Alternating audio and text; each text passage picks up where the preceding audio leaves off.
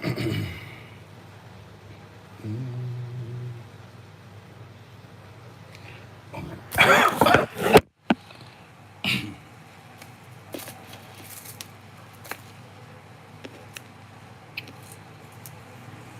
Oh, God.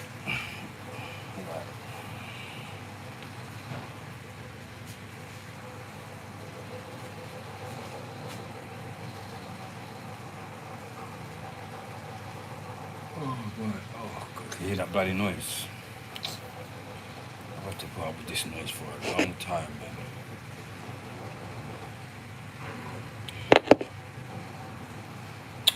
I will be on the camera. 5 minutes or so. Seems like I'll sort out.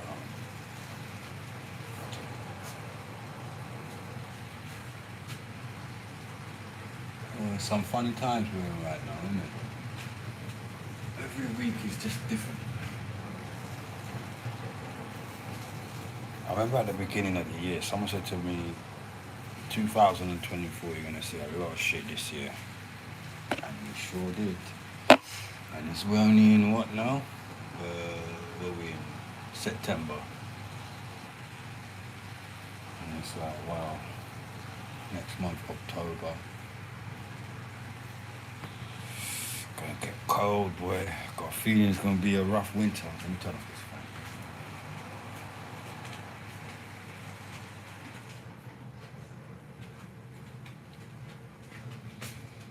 this fan. But you know, I've been thinking like, right now, life is definitely not for the weak-hearted people. It's different times we're in, you know. I read this post the other day and it was just like talking about like the millennium babies, and I was thinking like, where was I when the millennium started? And I remember it was like I remember that like yesterday, thinking, wow, it's strange leaving like the 19th century. And I used to, because I was a little bit into history, I always used to look at people like that and think like, is it better to be born in the same century, or like, do you get what I'm saying? Because what I'm trying to say is, it's like I used to look at people who were born in the 1800s and all that, and I wondered what it felt like to be born in like the 1800s. Like, I suppose it depends what part of it you're born. A bit like me, being born in 1983, didn't get to really see all of it, but I did see enough to know that, yeah, that was just a whole different time. And it is strange, like, especially when you've got a daughter that's gonna be, a teenager, and you're thinking, wow, you have no idea what life. And this is just funny about life. Is just what's gonna continue to go on and on and on and on.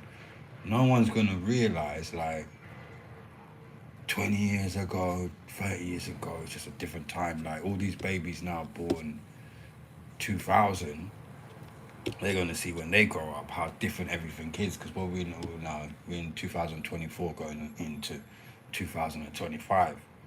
And it's just such a strange, like, because like when you've lived, like when you get to nearly 50, you realize that, wow, that's a long time, to be on this planet.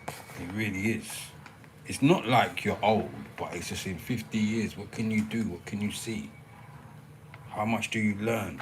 Everyone thinks about gaining, like materials, which is good, can be helpful, but I don't know, it's just like when I look back sometimes I think it's the experience of life, you know what I mean? Like all those trials, tests and tribulations and the things you had to learn and the mistakes and the ups and the downs and everything, man. It's just amazing, like, life still amazes me every day. Every day I'm still amazed by life. Still what asking questions till I suppose you'll never stop until the day you die. That's what it's meant to be. And a lot of the reason why I do this internet and stuff is because I I had a premonition one day that if I didn't keep using my brain somehow, some way, there's a lot of people you can read that will help one part of your brain, but I believe talking is probably one of the most important things. And you know what I worked out? You are better off talking to yourself sometimes. Like, you really are. Like, if anybody listens, that's just a bonus, yeah. But you know, like, a lot of people, they feel like they need people. That's the good thing with the internet, because it's like, with me, I can take it or leave it. I'm not, like, desperate for the attention. I'm not desperate to be noticed. I'm not desperate for anything. All I know is it's a good outlet for talking. Sometimes you could get on the phone, you could call a family member, but they might be going through some shit and they might not want to hear your shit. Whereas on the internet, it's free for all, innit?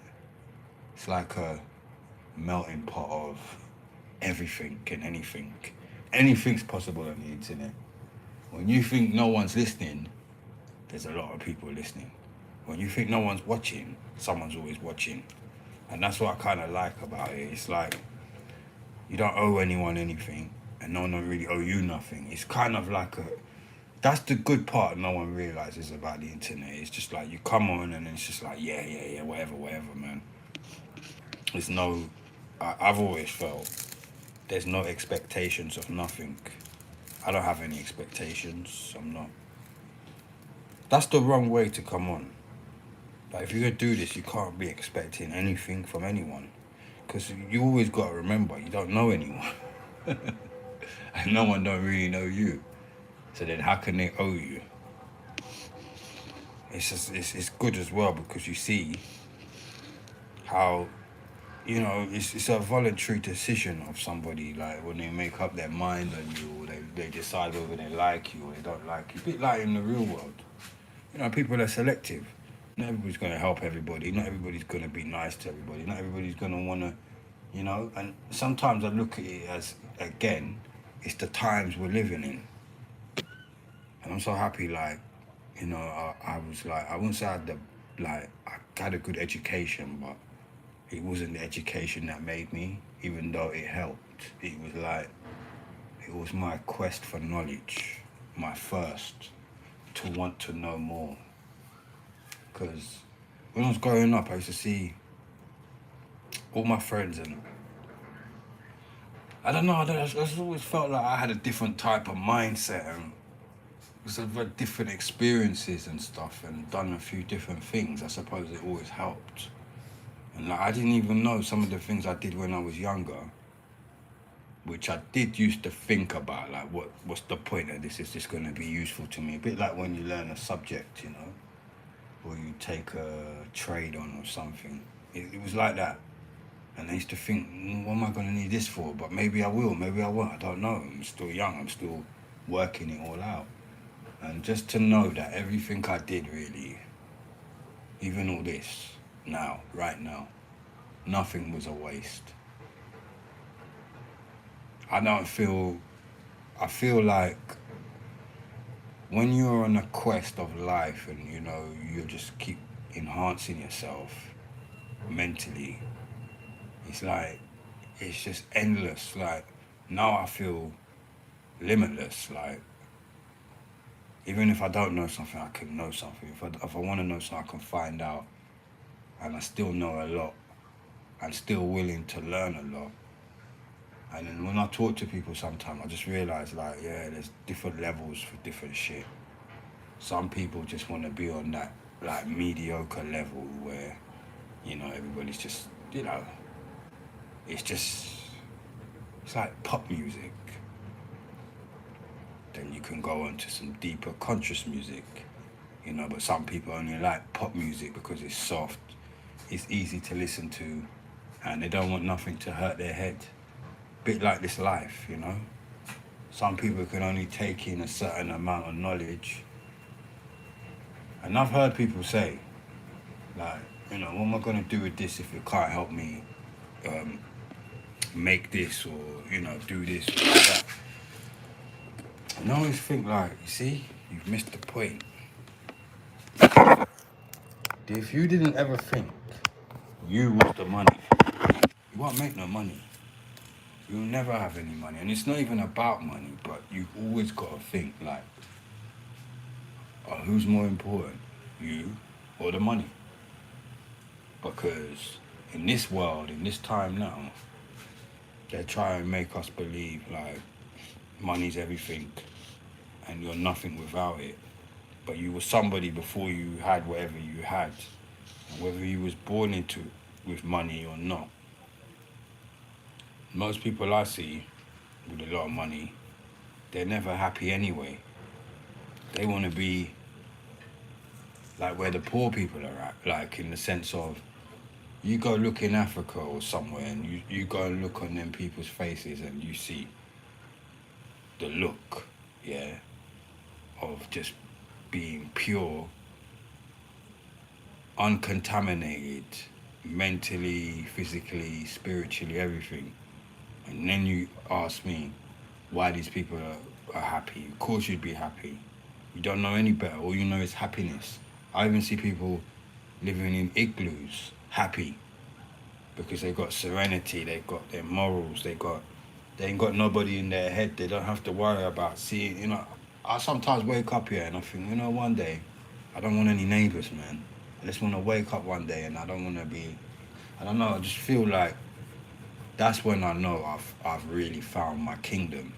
Because it won't be, I don't want to see you, I don't want to see you, I don't want to speak to you. I won't have to deal with none of that no more. And I think that is my ultimate push in life. Because I never thought I could get to that point where I could live in that way. But I am living that way right now. The only thing that's making me not live like that to an extent is the internet. And I'm quite happy and proud of it. A lot of people are ashamed. Like, I never found, as I got older, I realised there was no shame. Like, because every time I was out there and I was living my life, I realised there was nothing really out there,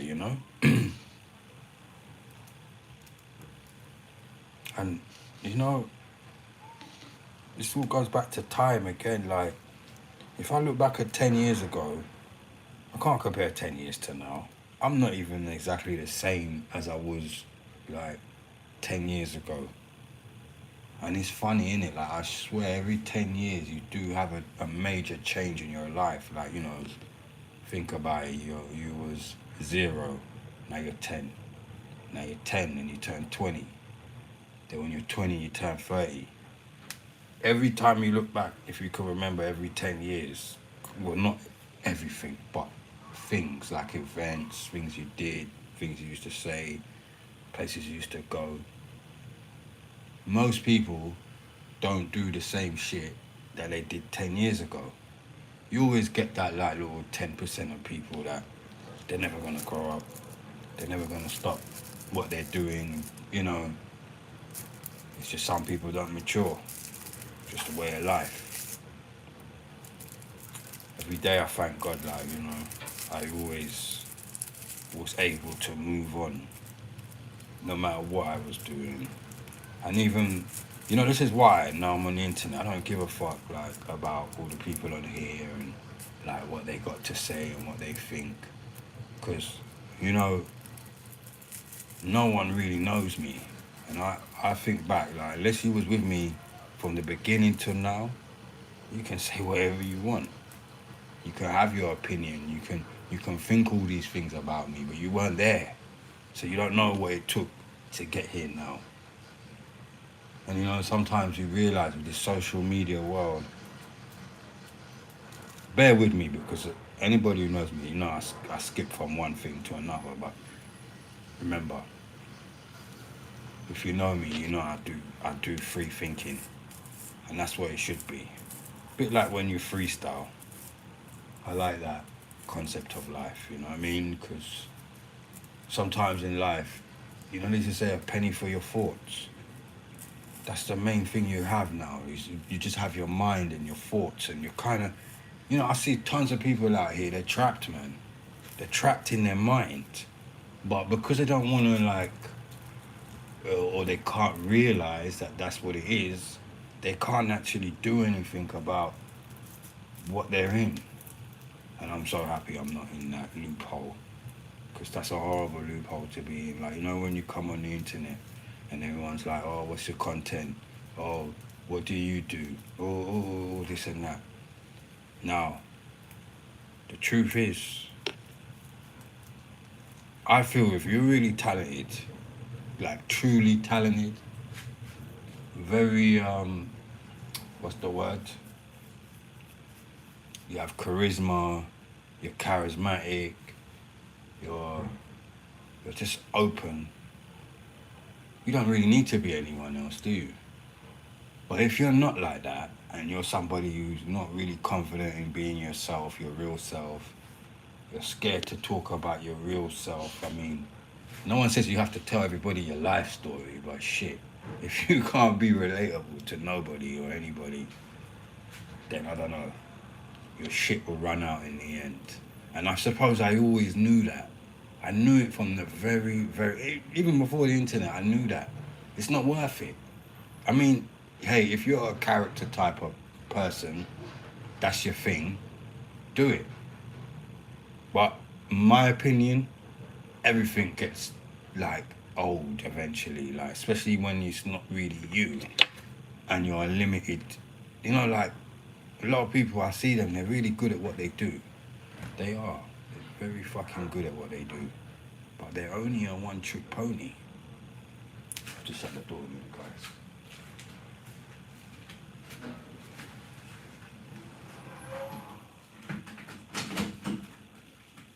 Yeah. I was even thinking today I should set up my microphone and all that. I'm gonna try it out for later. But yeah, like a lot of people, it's a one trick pony. And when them tricks run out, you wonder what they're gonna do sometimes. That's why I'm happy the way I am. Because I know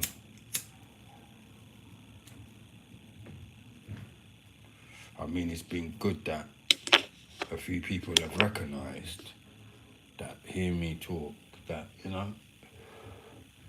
kind of unlimited with the conversations I can have and such and such. And I'm so happy that in like 2020, I joined this app and it was just about talking, podcasting, talking.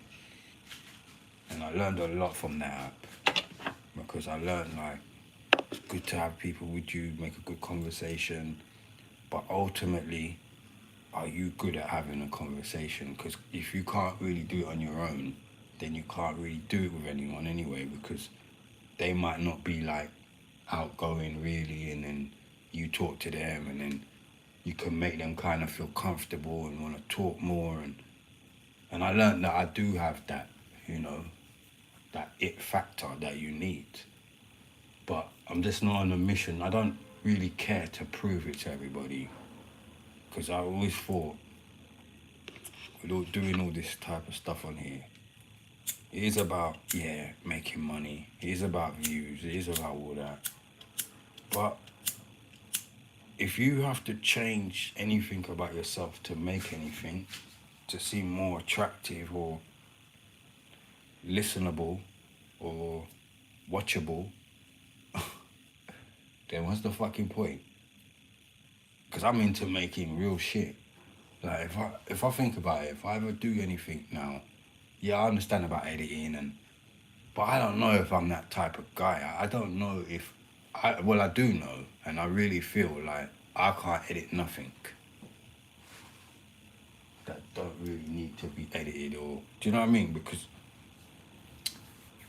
it's good to make mistakes. It's good for people to see you make mistakes or you get shit wrong. Like, well, why would I think that's my thing in life? I don't want to change that about myself. Like, like not trying to be perfect, not trying to sound too cool or too clever. Like, because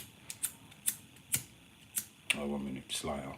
A lot of men do that, and I don't want to do that. I don't want to trick no one on this shit.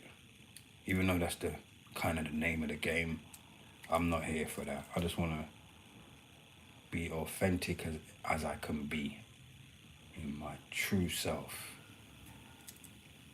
Because I like that. There's something about that. We don't see that anymore around. We've gone from this to that, to that, to that, to that. Where's it going to end? because I can't blame these kids of today. Our generation, a lot of us got lost in the sauce, man. Like the 80s and the 90s, I don't know. A lot of us got lost in the sauce. We lost what the older generation before us had, which they were followers to an extent. But I look back at like many things can go into so much things, from music to movies to wrestling to sports to everything. And the people were just, they were just so many individuals in that time. That's what made a lot of greats, you know? Because it was, maybe they had ideas from someone else, but they just wanted to be themselves. They wanted to mold themselves.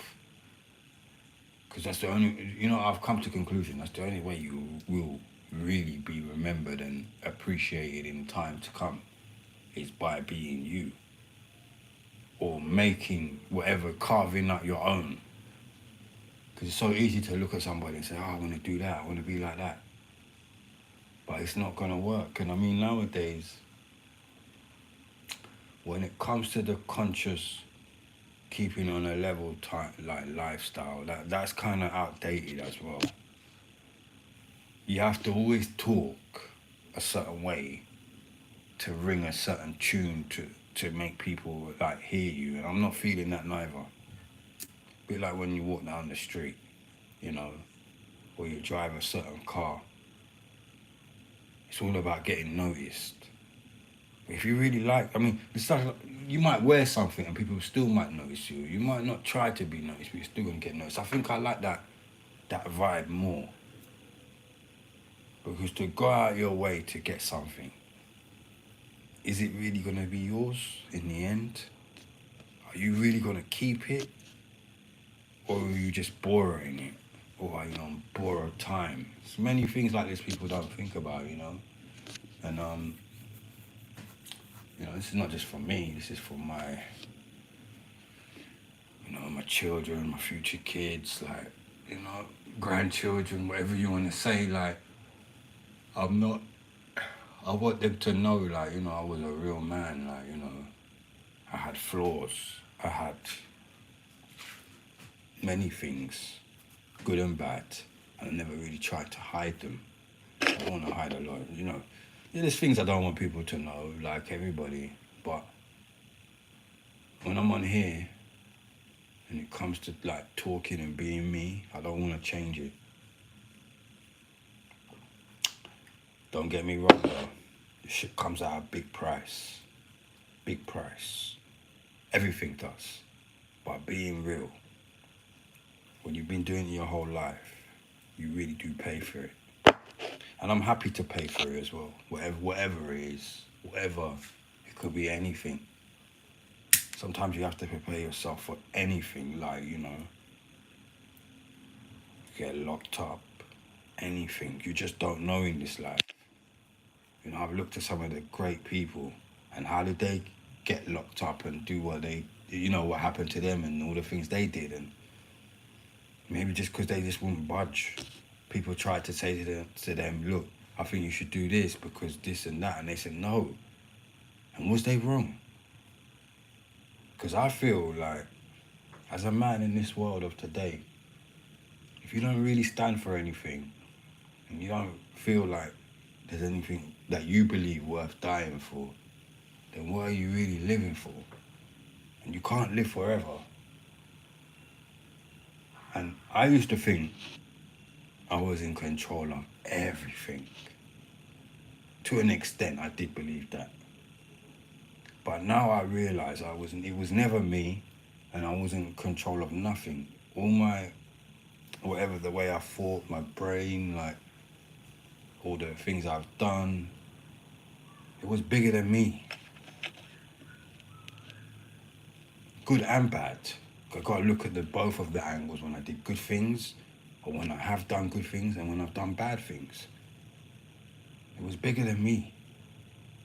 Even now, like, I say to myself every day, I say, you know what? This internet, me coming on here, me talking, it's bigger than me. And the sense of, I know that, you know, when you're doing good, It's one of the hardest things you'll ever do. And no one ever tells you that. Because most people who say they're doing good, they're doing bad. But when you actually really, you're trying your hardest not to go down a certain road, you don't want to mislead nobody, you don't want to lie to no one, you don't want to fabricate anything. Yes, on the internet you may exaggerate things a little bit. I think everyone does. But what I mean is like, I don't want to tell no one like bogus stories to get a response. So there's so many things I've watched over the years, and I said, nah, I'm not doing it. I'm not doing it. I'm not doing it to the people, man. The people deserve more than that. Sometimes they don't even know what's good for them. But I say to myself, you know what? I do what I can live with in life. Just because I'm on digital and I'm on a digital platform and all this shit, it don't mean I have to change every single thing about myself and every aspect about myself just because I want to get something out of it or whatever you want to say. Nah, not doing it.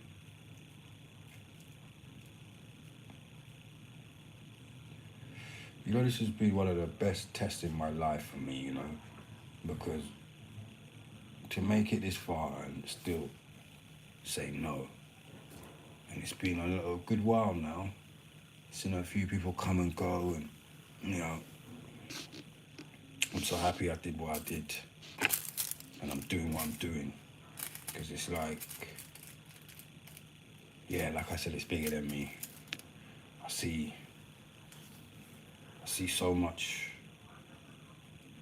good and bad, and I don't want to be on that. I just, what it is, right? When the time comes and my time comes in life and my calling comes, I just want to go easy, I just want to go easy. I don't want to go with all this shit on my head and all these, because for the things I've done bad, I tried to make it right.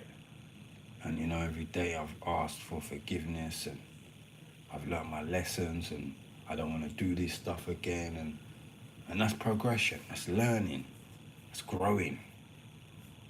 And I just suppose I don't ever want to stop growing, because there will come a time when, maybe I won't be able to grow anymore, but I hope every day, with God's grace and God's will, I will be able to do that for as long as possible. So to use and keep, it's a privilege to keep using my brain. And I don't think a lot of people take advantage of having that. Or the free info, like, how many years I've encouraged people and said to them, look, man, just read a little bit, man. You don't have to love reading. Like, I'm not even going to sit here and tell people I read every single minute of the day and I'm in the books all the time. I'm not. But what about the past? And still, even now, I have. More when your brain is younger, that's the time to go crazy on the information. Because the way you will put that in your memory bank and if you've got a good memory, the way you will be able to store that shit better than a computer. And then when you get older, you'll be able to download it more easier. So it really is like that. I suppose the Matrix and those movies were right. Like, it's just, you can download, like, now we've got the internet. I suppose no one's got any excuse about, you want to make your health, you want to improve your health, you want to improve your lifestyle, your knowledge, you don't know. You can learn anything on here, especially on YouTube. You can take tutorials all day, every day, and in a year, see how much things you've learned. That's why I've got a big affiliation with YouTube. I love YouTube. I'm not gonna lie, I love YouTube. I really do, because YouTube gave me life again. You know what I mean? It made me feel like, you know what, Jay? You need to ask no one for shit. Google it or YouTube it, and then there might be 5 people on here, and only 3 of them are any good. The rest of 2 are just trying to, con you for the views. to keep gassing you on the video. But that's life, isn't it? Everything's a hustle in life. Some people are going to give you the real. It's like when you go shops. Some people give you good deals and some people give you bad deals. The one who gives you the good deal, you're going to go back and keep shopping with them and you're going to appreciate them a lot more. But the one who gives you the bad deal, it might take you a little time to realize, oh shit, I was getting a bit ripped off here. But when you realize, you can go to the people who treat you good. So I suppose that's the same thing I'm implementing with my conduct and the way I conduct myself and how I see things. You know, I don't want to change nothing. And it took me a long while to like get past all this. Oh, you know, you need this to do this, and if you don't get any views, it's not worth it, and all. And now I don't even care. I'm so happy I don't care. That's the shit that was holding me back from everything. Stupid thoughts. Because isn't it funny how you could be such a strong person and know so much shit? Politics are everywhere and they're in everything you do. Until you rise above it and realize that shit ain't important. Why am I living for other people's perception, like, you know, and I didn't even realize it at the time. It's only when you take a step back, you say to yourself, damn, I wasn't living for myself, I was living for other people. But I still probably thought at the time I wasn't, but I was. You know, I'll tell you the truth, man, I don't even care who listens to me anymore. I used to, a long time ago. But lockdown taught me a lot. I suppose that was the one time in life where you realise, like, there was tons of people on the internet every day. And it's a bit like in real life. You go out there and you try and do something good, and you know what I mean? And then you realise, like, sometimes you see a man, like, he's preaching the gospel every day on the corner. Whether you're a Christian or not, he still might have something to say that you can relate to or resonates with you. But 9 times out of 10, no one ain't gonna listen. They're gonna walk past that man and say he was mad. There was people on the internet, in music, warning people years ago about certain things, events that were gonna happen. No one never really spoke about it. People only speak about you and speak about shit when it actually happens, the events happen. And then when I realised that, before and during lockdown, I said, you know what, Jay? Just accept the world, man. The world is a fucked up place with a lot of fucked up people, and there's nothing you can do about it. Because unfortunately, a lot of people have been corrupted. And you know, corruption is in so many forms now. Like, when people, most people, they're institutionalized. Like, whether it's from their jobs, they've been locked up all their life. Some people have never gone anywhere, like never left the local area. You know. And I thank every day God, you know, that I wasn't one of them. Because when you become a primitive thinker and a person, you can only go so far. I don't care what you know. It doesn't matter. You can only go so far. And now being on this internet, I realise, like, you know, you speak to tons of people and you see so many people, you realise, man, this person's got potential, but they don't know that. And because they don't believe in themselves, they can't go anywhere.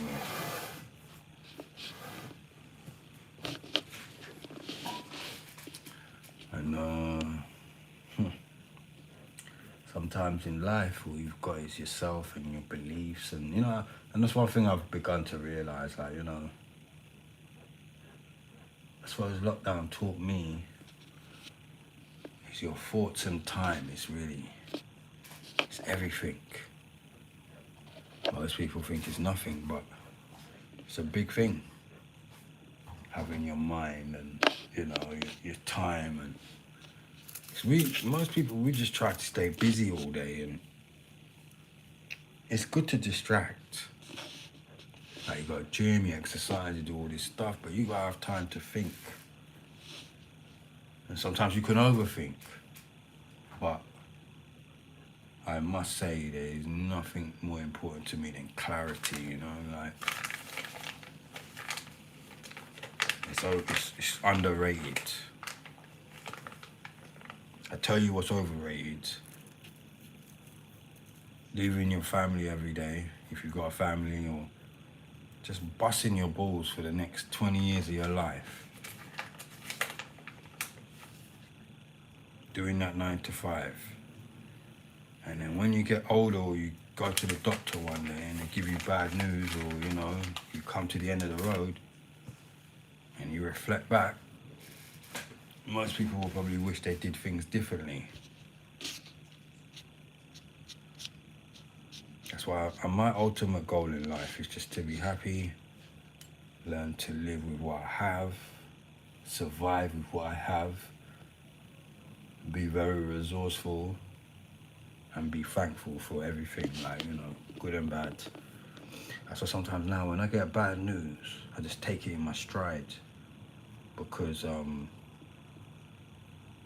and when I get good news, I don't get too happy, and I found that's a good balance. So when you're happy, you're not always gonna show, like, it's good not to always show people, oh, you've got this in the bank, or you've got this new job. Like, just stay on a level.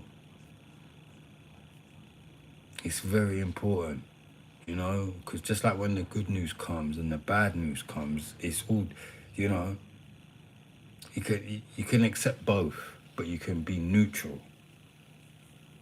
I suppose that's what I'm trying to say. Like, I learned how to just keep the joy inside, and sometimes even when shit's killing me inside, just have to just take it. Because when I had the good days, I was enjoying them. So when I'm having the bad days, okay, they might not be as enjoyable, but I've learned that in some crazy mad way, you do have to learn to enjoy your suffering, your days of sufferation. And I've even learned, like, sometimes you have to go out your way to make yourself suffer, to never forget what it's like to suffer. Because, I don't know, it's just like sweating. I was even saying to myself, I need to really start sweating heavy every day. Because there's something about when you sweat and you have your shower, you get dressed, you just feel like a different person. So, I suppose all these things we do, exercise, sweat, use our brain, it's all for a reason. We get up every day, we brush our teeth, we wash our face, we have a wash,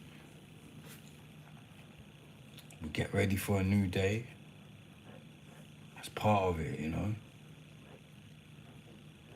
I can't imagine lying in bed for more than a day. Even a day is like too much to just stay in bed all day. I always say to myself, it must be a real shit time if I can't get out of bed for 2 days. 2 days pushing it. Maybe you're sick, or you're under the weather, or you just got no energy. But there's something about staying down. It don't fit my life. And to have mental strength is everything. Because nowadays you see people just want to be physically strong. Nothing wrong with that. But I know, see, I got to a point in life when I realised, I said, you know what? What would you rather? Would you rather be physically strong, or both, or have physical and mental? But if you had to pick one, which one would be the ultimate? Mental. You know, you look at people like Steve Hawkins and them people there, and his body was no good. He was paralyzed. But the one thing they could never take away or kill was his mind. And his mind was powerful, you know? The man was basically a vegetable, and his brain was still ticking. So it shows you, like, you know, your brain is everything, man. Like, your brain could keep you alive. Imagine that. Good to train your body, but your brain is the thing you need to focus on the most, because without a good brain, I don't think there's nothing. Sometimes I talk to people and I feel, oh, what a good looking person, what a nice person, but the brain ain't right. And that stops you sometimes, you know. Takes away shit from you, you know, makes you less of a person sometimes, you know. Less understanding, less compassion. You don't understand anything. That's too hard. Now, I'm not saying I know everything, because I definitely, clearly don't. But I feel like, because of the way I am, I can just reach many levels, you know, and I can even go above my level, because I look at it like this. They say only a well, I don't know which well it is, I must find out, can only go to the bottom of the sea, where nobody, because this is the funny thing about life. People have tried to go how many feet down, then they realized there's some seas that are like, it's like a bottomless pit. So therefore, nobody really knows what's right at the bottom. But that well, because who's the king of the sea? It's the killer whale, isn't it? You know, they control that shit. The biggest, one of the cleverest, a bit like the elephants, innit? Ain't it funny in the jungle how sometimes the biggest creatures or animals can be the smartest? All animals are smart, but I just noticed that, like, you know, an elephant, I've noticed something in the animal world. The elephant and the whale have the best memories. They got a crazy memory. Maybe the monkeys as well. I think monkeys too. Then you got dogs. Their memory is through scent, which makes them really clever. Ain't it funny with dogs? They're not clever, but they are clever. But with like an elephant, they're beyond clever. A monkey is just like on another level. And then you got a whale and a dolphin. Oh yeah. You know, in my mind, yeah, I just always got this picture of me, I don't know, sometimes like Tarzan, innit? Like, you know, Aquaman, Tarzan. And I'm none of these things really, but I don't know, I just always have this vision of me walking around with hardly, like, you know, just bare chest, and just around all the animals and shit. And I think I would be a very happy man. I think, you know, I believe I could communicate with a lot of animals and just nature in general. I really do believe that. I'd love to test it out though. Start with the small ones first. And then work my way up to the bigger ones. Yeah, but I mean, there's a lot of animals I'd still like to see. I'd still like to see dolphins, and always wanted to swim with the dolphins. I've seen sharks before, but I'd love to see a bear. Never seen a bear. Never seen a bear. Always wanted to see one of them. Have I seen a gorilla? No, I don't think I ever seen one of them. Seen the lions though. That was nice. But I don't know. I mean, went on like a semi-safari thing, but I don't think it's good to get too close to these animals. You know, in my opinion, I just feel like we should respect them. I don't even. I believe I don't even think animals should be caged. Like they should not be in zoos. They should be allowed to be free. See, us humans, man, we really do take the piss out of nature. You know, that's why sometimes I realize maybe that's why nature just fucks us over. Because we abuse everything. Man is he's very greedy. He wants everything. He wants to control every think of every facet, everything you can imagine of life. He wants to control. Sometimes man is his own worst enemy, because he don't stop.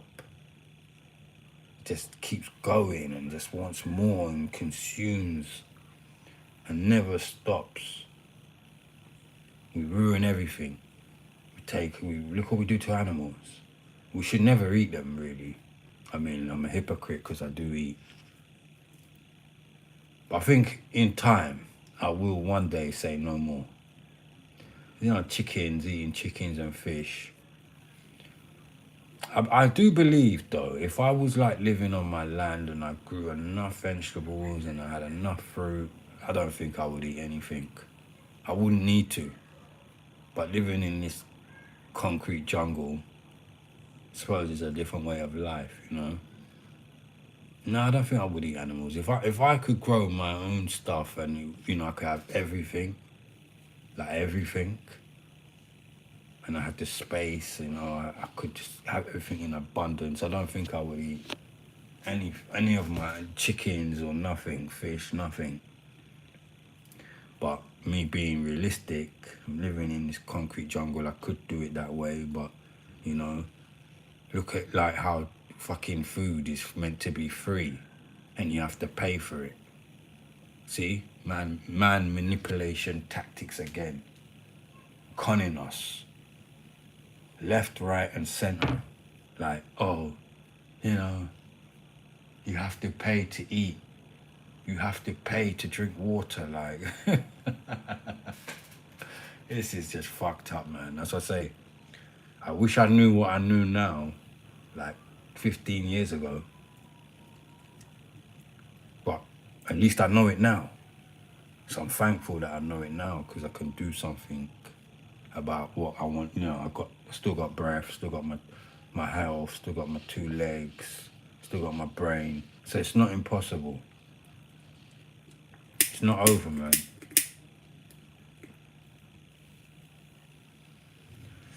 You know, I'm so thankful just to even have a balcony. Because I remember when I used to live in a Plymouth Mountain, last place before this place. And I used to just have to stick my head out the window sometimes, man. Just to get fucking air on a hot day like today. And I used to dream of having a balcony. But you see, this is another thing. See how we all fucked up in our own way? Now I've got a balcony, now I want more. Because it's not enough. Because even I know that's just the way we are. We can't even help ourselves sometimes. Because when I never had the balcony, I couldn't grow a stick. It would have been impossible. But now I've got the balcony, I say to myself, oh fuck man, I want to grow more. See? But really, I have to tell myself, don't be a fool. You never even had a balcony before. So how can you act like, but that's just the natural way a man is, like, you know. Until you talk to yourself, you won't even know when you're being greedy, like when you're just being a fool. Because, yes, I want these things, but I still also have to be grateful for what I have now, which I shouldn't take it for granted. I remember I was disrespecting my balcony. I wasn't using it. I wasn't doing anything good with it. It was just a dumping spot. But then this year, I said to myself, nah, man, can't do that. Gotta, let's see some plants and try and grow something, even if it's a fucking potato. Just one potato. Just see if you can do it. Because we're going into some medieval times, and it is gonna be hard out here.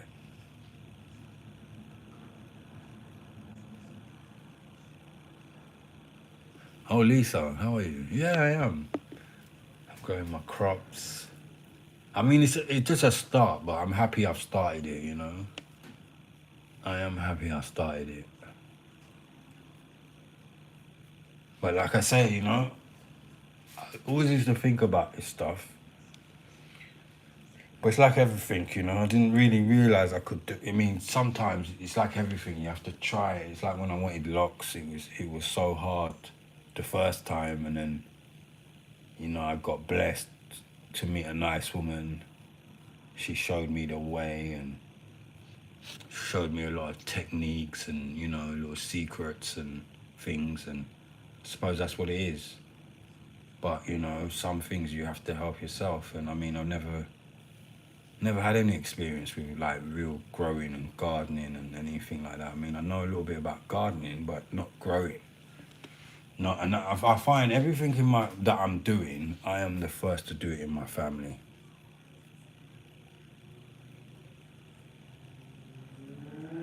Yeah, you can even grow inside, which I never tried to do. But people used to tell me like, you can grow inside as well.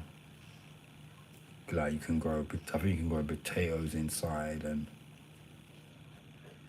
so I've never been a person to really have plants in my house. No, I've never. In all the years I know myself, I have never gone out and bought plants for the house. Might have to make some changes.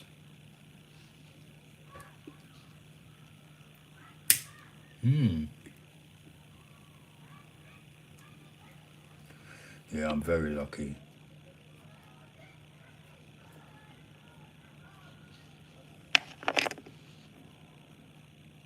Had the nice view though before. The view was lovely. The view was so good. But I swapped the view for for the balcony. Really, really. But the balcony was all I ever wanted, really. And I got blessed. So yeah, definitely.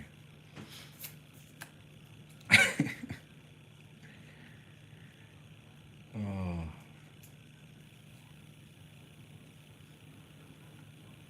And I like where I live as well because I get to hear the kids, and it's nice, man. Like, there's a big park, nice little field. I'm very lucky. Like, I live in a nice, like I say, I live in London, but it's like I'm not living in London, which I love that. I suppose London is kind of magical like that. It's got parts of it where you can live there. It's not like you're in the, especially when you live like where I live, like in West London, It's nice to not be in the main mix because London can be such a busy, hectic place and stressful, man. But when you're kind of out of the way, or you can be out of the way, it helps you a lot.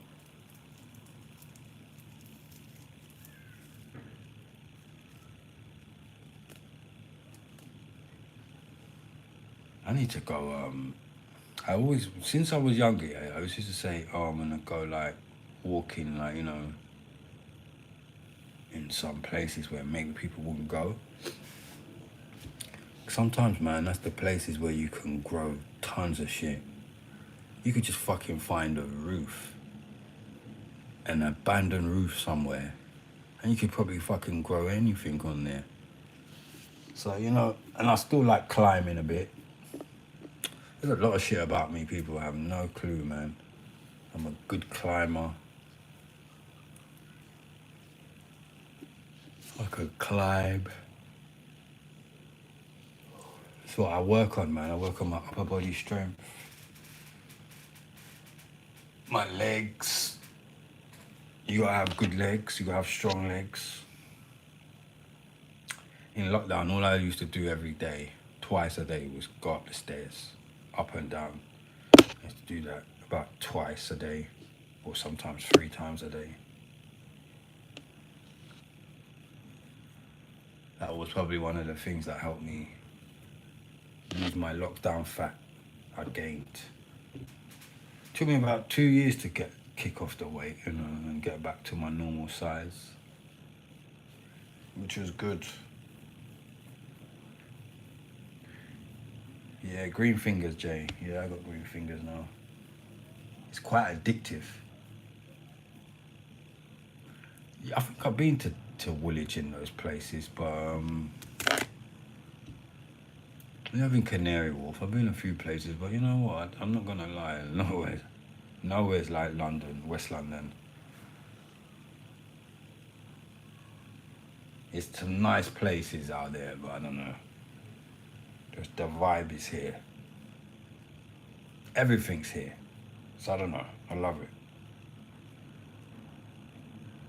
Can't imagine ever living anywhere else in London or I don't know. West London's got everything more or less there, so you don't really care. You got the you know the rivers, the parks.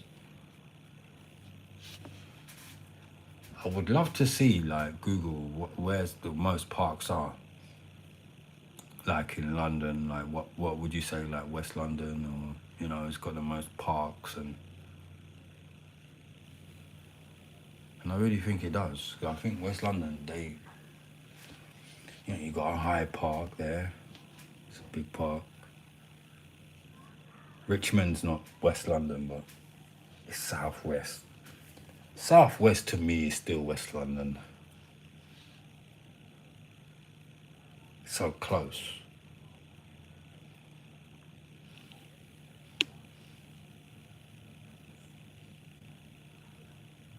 I'll tell you this now though, if I ever leave London, I'm not having any neighbours. I don't want to know anyone, like, I won't want to be friends like much with people if I left London. Because I would be going to start a life of just seclusion. So they'd probably say, oh, this black guy moved in, man, with locks, and he don't want to talk to no one. He just goes to buy his stuff, and, we don't see him, and blah, blah, blah. I would live off grid now. Yeah, that's the only way I'll ever move out of London. If I can, if I could live off grid, then I would move out of London. But I would never move out of London to have neighbours and stuff like that. And nah, because I haven't got nothing against country people, but I'm just like, after fucking having this type of culture for so long, I don't want to put up with no one else's culture. It's all about my culture. I don't care for anyone else's culture. Like, wherever their culture is, whatever their culture is, I don't want to know.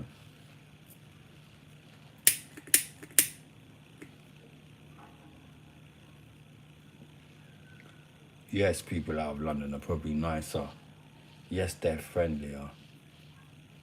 But there's a lot of politics you got to put up with too. And I don't want to put up with none of it.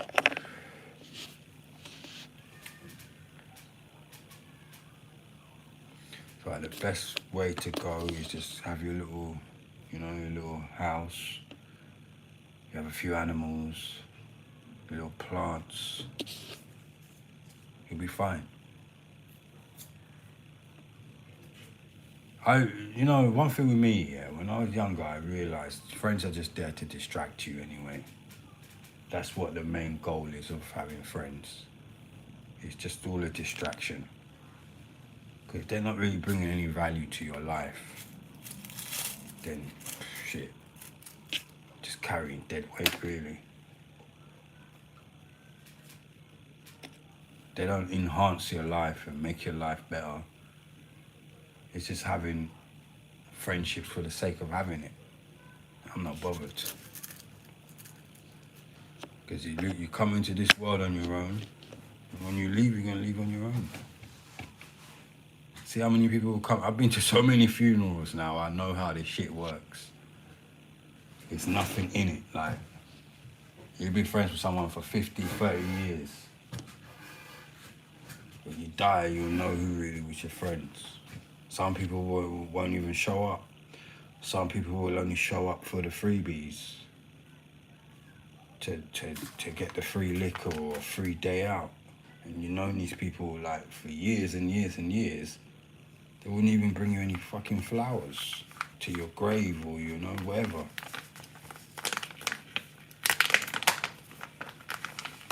It's quite sad, actually.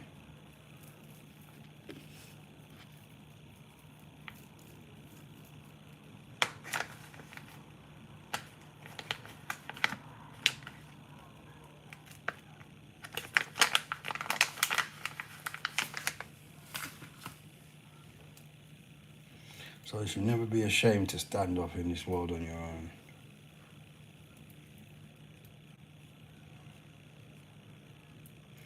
Yeah, solitude. Yeah, that's what I think that's when I'll be my most happiest, when I don't have to worry anymore about all of that shit. See, I never knew that dealing with people would become such a problem, like, you know, like, it's so fucking difficult. I never knew that. But now I know, I'm just like, oh, fucking hell. Get me out of here. Yeah, I'll leave it tomorrow.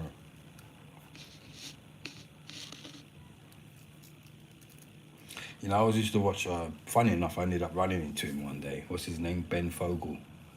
Fucking hell. He probably didn't have a clue I knew who he was. And I was just watching him thinking, I watch you all the time. And what I found interesting was, we were in the shop and we were queuing up.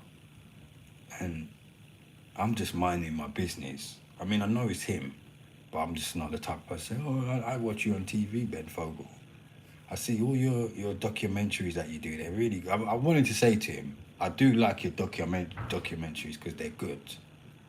I like that you go places that no one would ever think of going, or they wouldn't want to go, or whatever.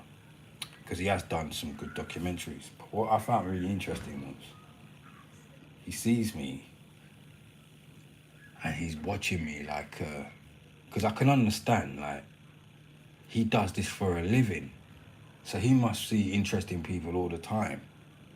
And then to know that, I know that man found me interesting. That's why I don't give a fuck about this internet shit. Because when I'm out there, when celebrities and real people see me, they want to know me. So I don't give a fuck about the internet.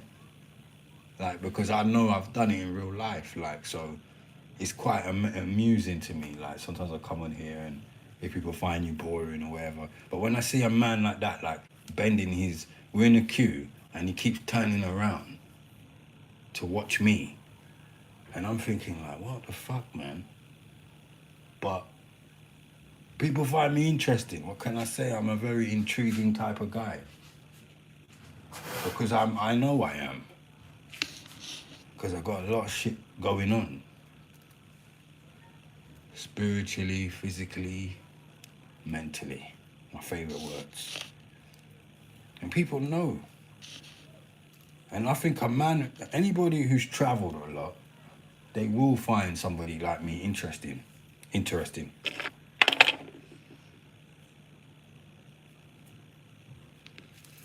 Oh yeah, definitely. But people who see me in my everyday life, like locally, they know, like, you know. It's quite funny, like the way I'm on the internet and the way I'm off it. Because it's like, there's no acting here. It's like, it's just the real shit. Like, you know, people see me sometimes when I'm in the shop. Unless I'm with family or whatever, which I'm not really, I mean, My family's got their life, I've got my life, you know. And I live close, but not too close. Probably about to my mum and aunt, about 3.5, 4 miles away. Seems like nothing, but walk it and find out, you know. But through 3 miles or 4 miles is not a lot, but it is a lot. Like, you know, most people, I've walked there. It's a nice walk.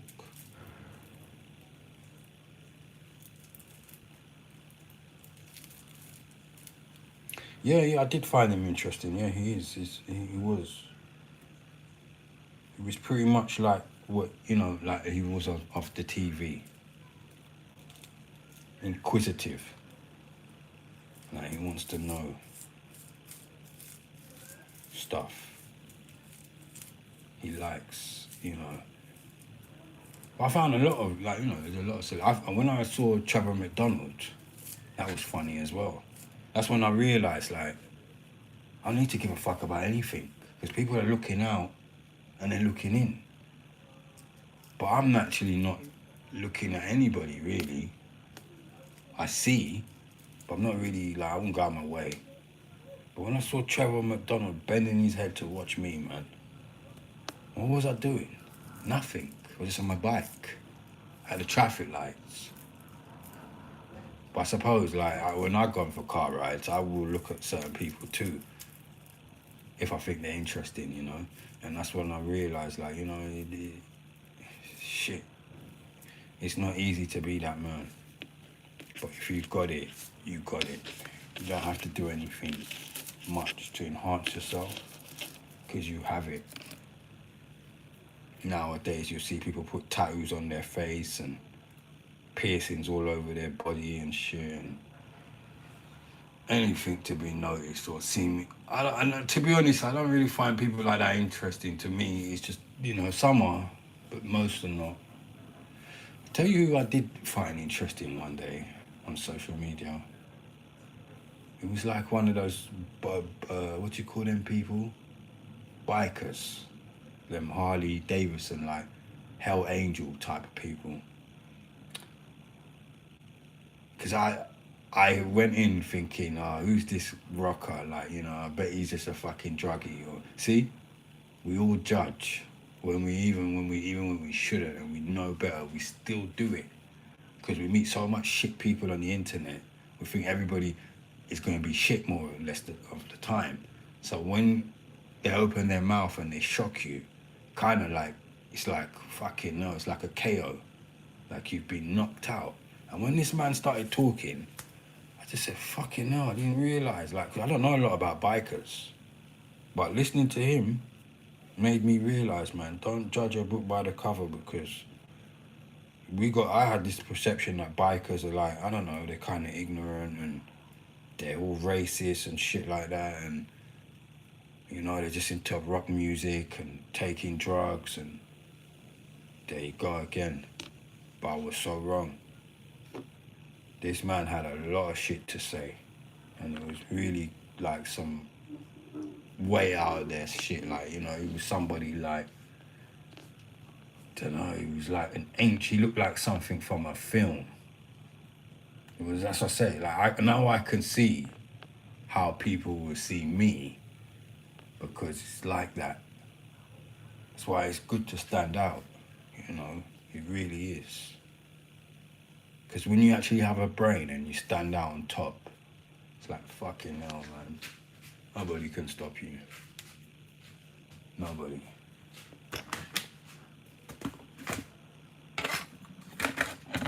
And yeah, I just remember that conversation with him. I mean, I don't remember what we spoke about. I just remember thinking, like, wow, like, left. I mean, and that's what it is sometimes. Even if you just never speak to someone again.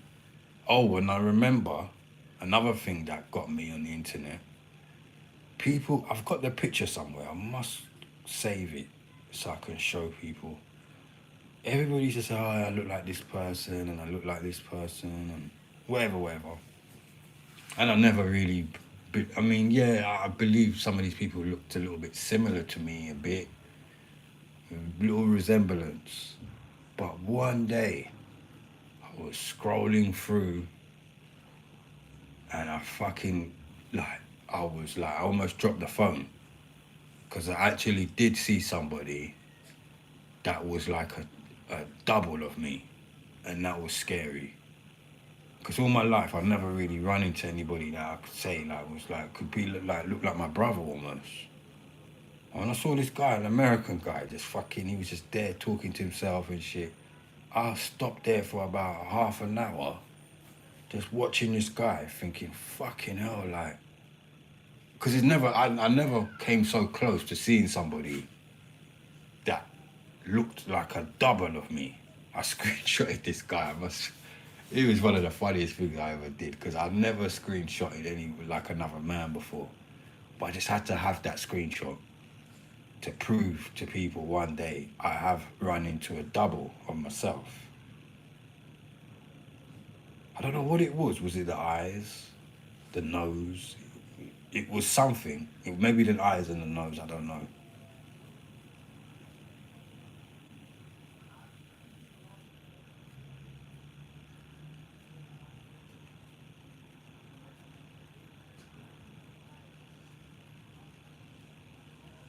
Yeah, yeah. No, because Trevor McDonald, I remember like it's strange because I've seen him from a kid. See, I've done some different things in my life. Like I'm happy some of the things that have happened. Like I find all the people that I have shown an interest in. Like I remember reading about Hugh Grant in the paper. When I was telling that story about the girl from the T4, Nikita, whatever her name is. I used to watch her a lot. Had a little crush on her when I was younger. Ran into her several times. Used to watch Mel and Sue. Ended up working in her house. What was her name? Is it Mel? And she was really just like I would never would have thought she was that nice, and she just was so real. It was not. It was a nice feeling to see that. So if I never see another celebrity like her again, I wouldn't care, because it's like just to meet one that was as like her was good. And who else? Oh, Trevor McDonald. Yeah, I said him. And Ben Fogle. So there's been a good few people, and I've even seen the guy who done the designing. I forgot his name. He does all different type of designs, and he's a Scottish guy, I think he is, or somebody. I'm sure he's Scottish. Big guy. Forgot his name. I don't know his name well. Ran into him. Oh, I tell you who I ran into. The woman who used to be in the bill. I remember when I was younger, I used to like her too. She did used to look like a dolly. And then I think, did she go in EastEnders? I can't remember, but then she went on Loose Women. I forgot her name. I remember working one day and I said, oh, fucking hell, that's the woman from the bill. Well, yeah, it's all good. I mean, shit, they're just human, innit? But it's just it's interesting when you see the people who, like when I saw Lennox Lewis and I remember reading his book, and, I studied his career, and I saw George Best, and, but you know what? They're just people, man. But it's a good feeling to see them, like, they're not I don't have an idol. There's none of these people I idolize or nothing, but sometimes you see as well, like, money don't make people happy as well, man. They have the same wants like what you want. Yeah, doppelganger, yeah, that's what it is. It was different. But like I say, I've never ran into no one like that before.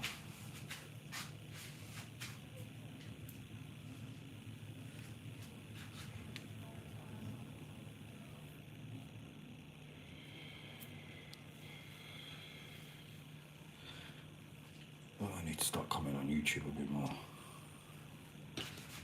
Last time I was coming on here, I said, oh, I'll be back on here and da da da.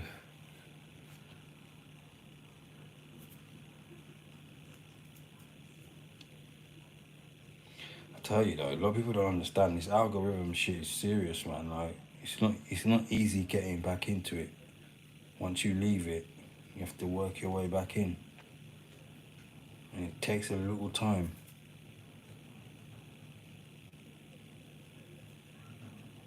But it's understandable, isn't it? You know, that's how life is.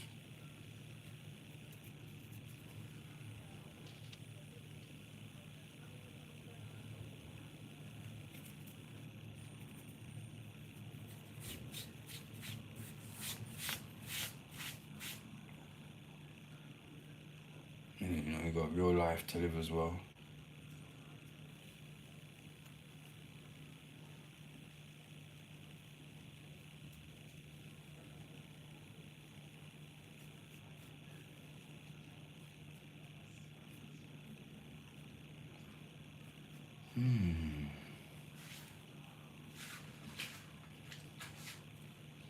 Oh, I put up that thing now. I should show you. Let me see if I can show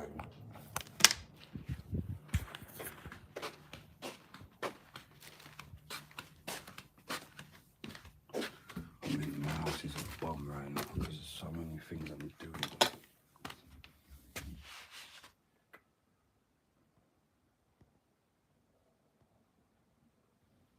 So this is it. So what I had to do, just stack them up. But it wasn't easy though, because like I said, some of the pieces were missing, yeah. You know, I'm happy with this. Because, but this is all my stuff, like, you know, there's more than this. It's all my music. Kept all my, been collecting some of this stuff for years. It's like a library, that's not even everything.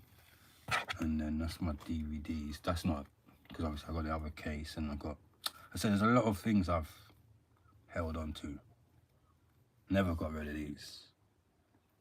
Still got my PlayStation 2 games there, more than that. Xbox. I mean, all my books. Look at that. Look at the type of people I've read. Cass. The Runaway. The Unforgivable Blackness. That's Jack Johnson, first black boxer.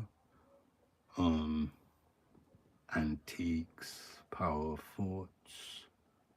Understanding Dreams. What's this? Home Encyclopedia. And that was my daughter's. DIY manual. Everything.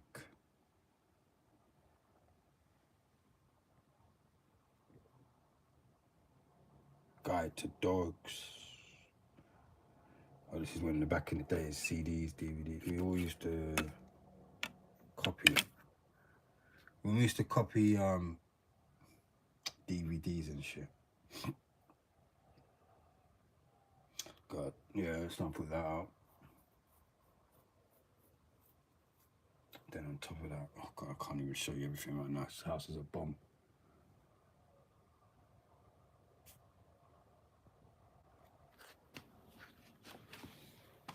It's only problem when you start sorting shit out, yeah. There's a lot of things you have to fucking go through. And it's like it's not like moving, but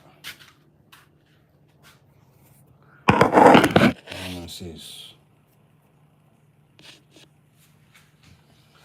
because the house was so tidy, and then I had to just, because basically like what I'm doing, all them CDs and stuff, they were just taking up too much space, like DVDs and all that. That's why I got the first bookcase.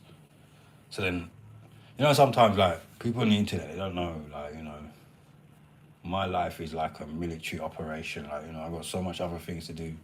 Got to pay bills, do other shit, then there's other shit I have to buy, like, you know, and still have to live. Like, it's not easy. Sometimes things don't happen straight away, so it takes a little time. But I've had to buy like so much storage things. Like, was it from this year? Like, I bought two chest little. They like, what do you call them? Like, I don't know how to explain them. They're like chest cases, yeah. Bought two of them. That weren't enough. Got the bookcase. I think that was it this year, last year? I set it out. Can't remember. Maybe it was last year. I can't remember now. So I bought that. And that's just all to just alleviate a lot of space. Oh yeah, on the door, yeah, of course. I was telling you about my upper body training, yeah, that's what I do. So I can do my pull-ups and that. Yeah, because it's important to me to stay in shape and, you know, be strong and have fitness. So I do about like 10 in the morning, 10 in the afternoon, 10 at night. Because I always want to make sure I can climb. Because it's like, there's a wall where I practice on. It's about 10 foot. And I can like run up the wall and like grab it. And then there's a video, I think there's a video, but the video didn't come out properly, but there's a video of me doing it, I think. Like, I'm running to the wall and I'm using all my upper body strength to pull myself up. That's something I don't ever want to lose. Well, for as long as possible, because I realised to be able to do that like in your 40s, and hopefully when I'm 50 I can still do it. It's important. Yeah, I just like, you know, like I say, I'm not ready to like give up in it, you know what I mean? I'm not gonna give up. So I have to, got my weights. I got a few things. I got a rowing machine, I got weights, I got a little baby. I did have a boxing bag. I had to let that go. There's no space for it. But I got a mini one. I want to get one you can put on the wall. I've got a little, I forgot what you call it. I've got the balls, the speed ball. I've got the one you put around your head. Like the little softball, tennis ball one. What else have I got? I've got the dumbbells, weights, kettle. You know forgot those things you called the jump, the white. I've got the rope. What I need to buy is some cones. Yeah, that's reminded me I need to order that shit. I've got to get the cones. I've got skipping rope. The cones is for like running. Get back into playing a little bit of basketball. I got the speed ball, like I got the I forgot what you call it, but it goes on your head. It's for like your neck, and you can put the weights on there to make your neck stronger. I got that for like my locks, because what I found is like the longer and heavier your locks get, you need to make sure your neck is strong. So sometimes when I feel like my neck's getting weak, I do that. I'll probably start doing that soon again. Got push-up bars. Got like a little fucking gym here. And I've got a, I know I need to get back into it, you know. I will. I say there's a lot of things I've passed, I have a phase of doing it and I kind of slow it down. Because I started riding my bike a lot, I stopped skipping. But I do like skipping, but I just need to get the proper skipping rope, a really expensive one. I think the cheap one is not. I mean, a rope is a rope, but I need the one with the speed, if you get what I mean. Because the one I got is good for what I paid for it, but it's not good enough. I need the one that can just flow.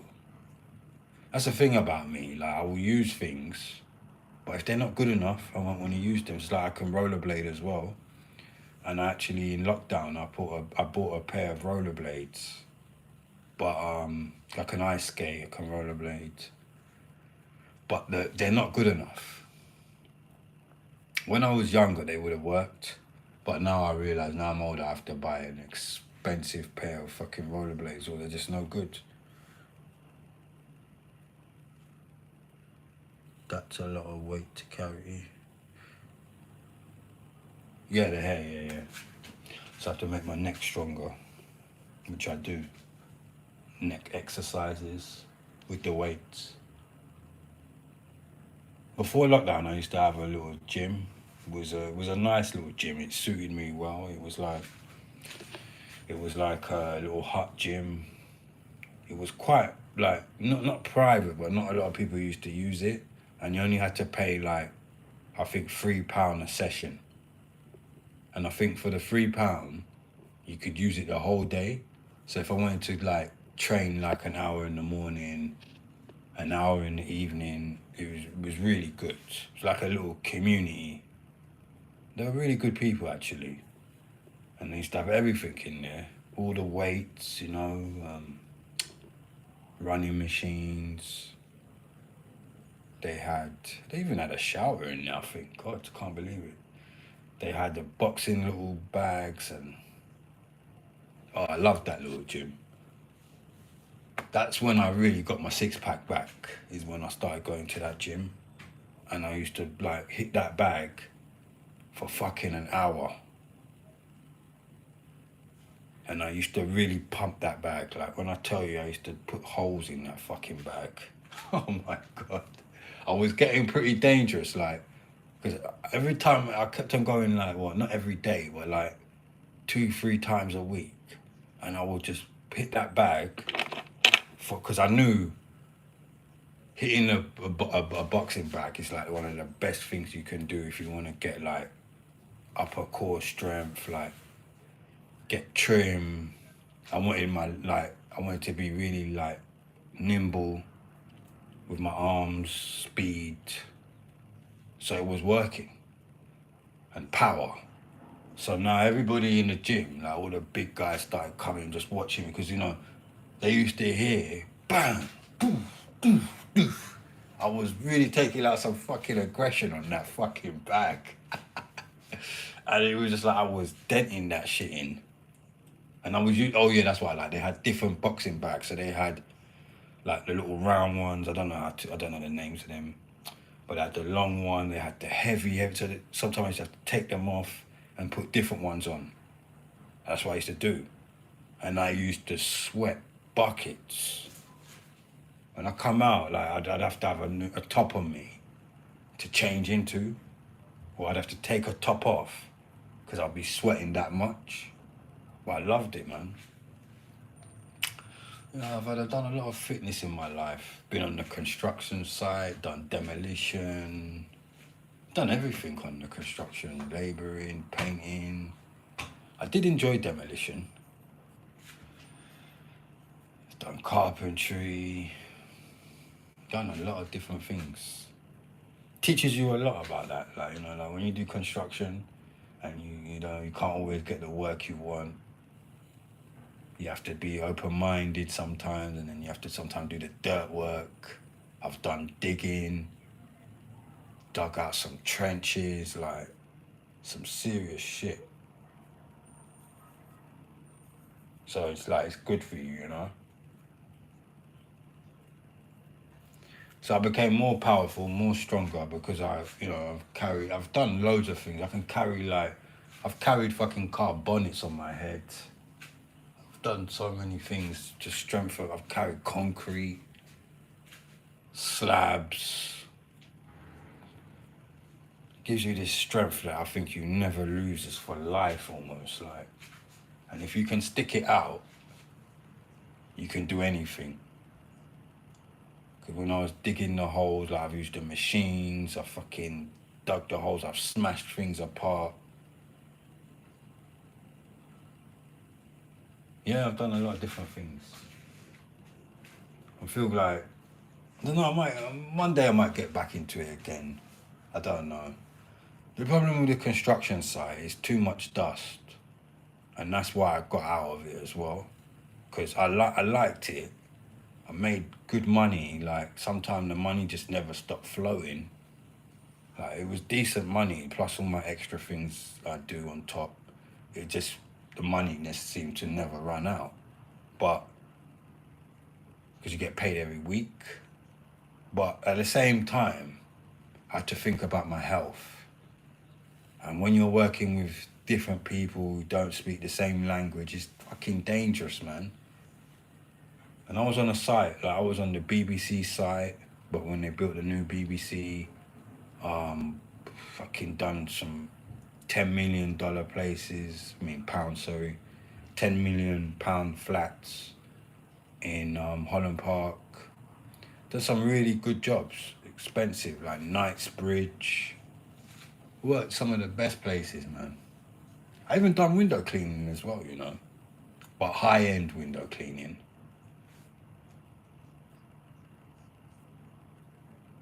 I never forget, fucking, if you go Wimbledon, there's these houses, they're like gated, proper gated in Wimbledon. I don't know if you know Wimbledon. And I always used to think, like, I wonder who fucking lives behind there, like. So anyhow, years I used to go past on the bus. Because with them days I used to go Croydon, and my dad used to live there. Mitcham. So I used to pass through Wimbledon. I used to pass through Wimbledon sometimes. And I used to think, like, I wonder who fucking, I'd love to see behind there. Because the bus used to go past there. So anyway, when I started working with my friend doing the window cleaning, he was a high-end window cleaner, which I never really knew they existed, these people. Because I just used to think normal window cleaners just do shop fronts. But he was getting houses, like big houses, big jobs. Not them little small shop fronts. So anyway, we went to this house. And when we went there, I tell you, to this day, this is the biggest house I've ever been to. It's like, it must have been a 10-bedroom house. Had fucking, it had fucking a tennis court, a basketball court, a swimming pool, a games room, and marble bath, that's the jacuzzi type. And I just remember thinking, I don't think I'll ever see a house like this again. And don't get me wrong, I've been privileged to work in and go, privileged and go to some nice houses and, you know, in my life. But this house was, it's like, fucking hell. And then one time I went to like a MP's house. That's when I knew I'm doing some different shit. This woman looked like fucking Margaret Thatcher. She looked like a cross between Margaret Thatcher and fucking Queen Elizabeth. Is it Queen Elizabeth II? Something like out of, it's just unbelievable. Like, that's when I realised you got posh and you got posh elite. These people had a house with the stairs that you see in the films. What's it called again? With the light? Oh, I forgot. The stairs in the middle. I forgot what the fuck you call it, man. But I remember thinking, oh my God, fucking... Cause this house is opposite Holland Park Station. You look at these houses from the outside, they look great. You go in the inside, you're like, whoa. Every single thing in that house was antique. I remember the man I was working with, he said to me, he warned me the first day I started, he said to me, I just want to tell you, you're going to be going in some expensive fucking houses and you're going to see some things maybe you've never seen before. And I want you to know you have to be very careful and just know these things are worth a lot of money. But whatever you do, don't touch nothing. He said, don't get tempted, nothing. Just leave everything as you see it. That was good advice he gave me.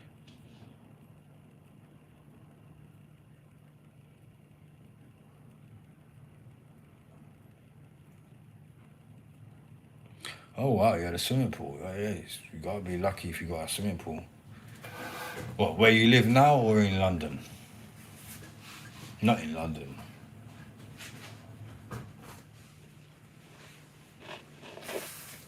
I mean, that's the thing, innit? Like, you go and get a big 3-bedroom house out of London with a lot of land, fucking land, big living room, maybe a 3-bedroom. You can get that anything from like 200,000 to plus 200,000 to like 500 grand. That's not bad. But you know, in London, if you get a nice 1-bedroom place in the right location, that's about fucking 500,000, $500,000 for a 1-bedroom. That's what people are paying. So that's what it is, really. But then I suppose the good thing is, in London, you know that property, you're liable to make a quicker, bigger profit.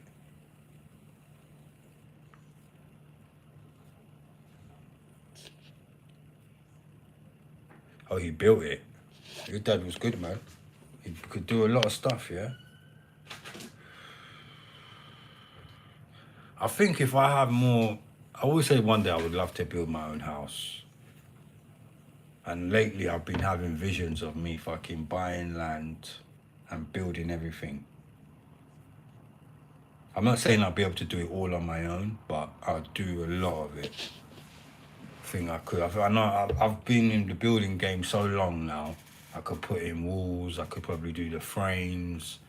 And me, I'm not saying like I have the full experience, but I've done all like dry lining, plastering.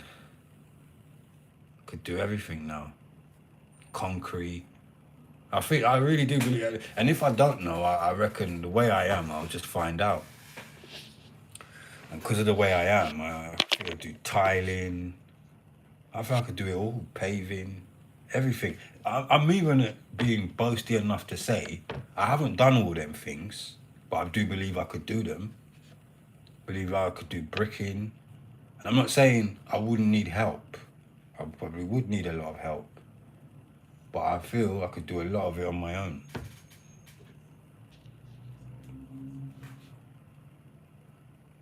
That's it. You get more for your money, definitely.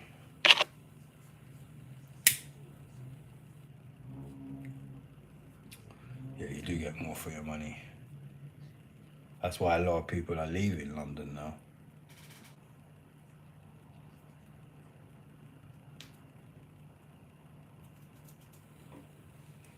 But I don't know. The only problem is like, it's true, but will those houses sell as quick?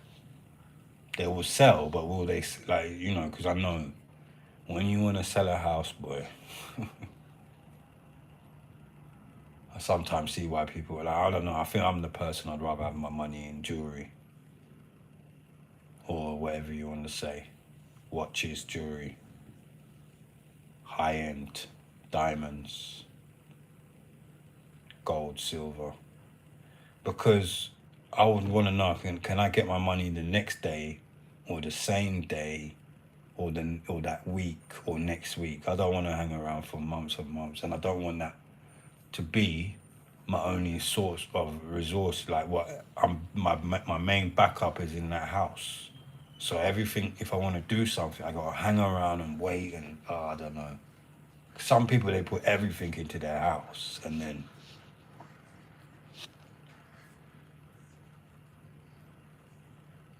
Well, I always said, you know, maybe what I would like to do one day is buy houses. Like, when I was talking to, you know, my American friends and that, I started looking at house prices and then I realized, like, fucking hell, like, you see what you could get for like $80,000, $100,000 in America.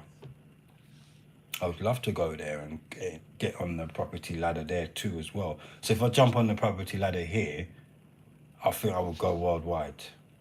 I have a big portfolio.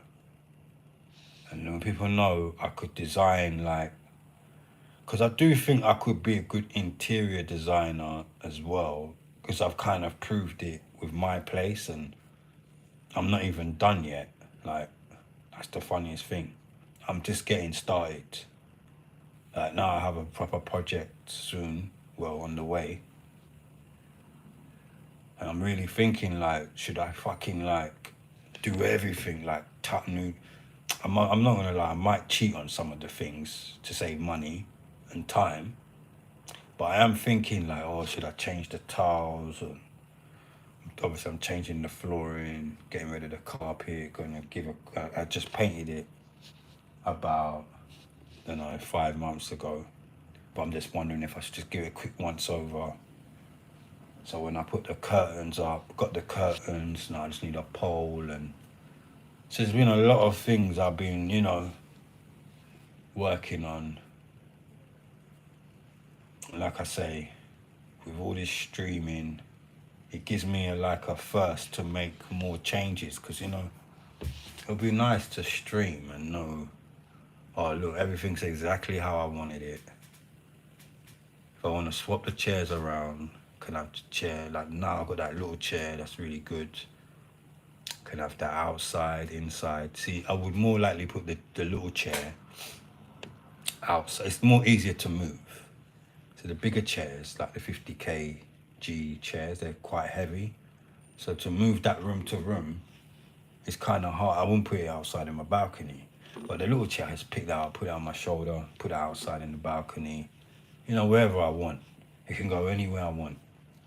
It's easy to maneuver. So I want to make a video, which I may make, when I get my drone. That's another thing. I've got a lot of plans, like, you know what I mean? Like, I want to shoot, because I was always into making videos, but I don't think anyone realised I've been working on my editing with the videos. Like, because I always wanted to know how you make music videos and shit like that, and all kind of videos. So, now I'm going to get this drone, just get a shit one to start off with, and then we'll see.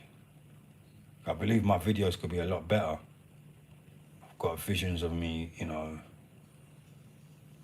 like I need to do this early in the morning one day with the drone, and me sitting on the throne and just like fucking in the middle of the park. It would be sick. But no one would ever think I would be thinking to do anything like that, And that's how I like it. So a lot of ideas how I want to, it's just all being creative, really. I don't know if you remember when I was showing you that TikToker, I just used to like how creative he was. And I think I had just got all my different colours, like clothing and that, but he was very good with the colours. I don't think I've ever seen a white person like wearing so many colours, if I'm honest. Like, he really is a multicolour dresser guy, and I like it. Because it's unusual to see someone wear a yellow tracksuit or whatever. A drone, yeah. Yeah, I want to get a few drones, actually. By the time I'm done, I'll probably have about 2 or 3. You never know what you could need them for. Videos is just one thing. They got way more uses than that.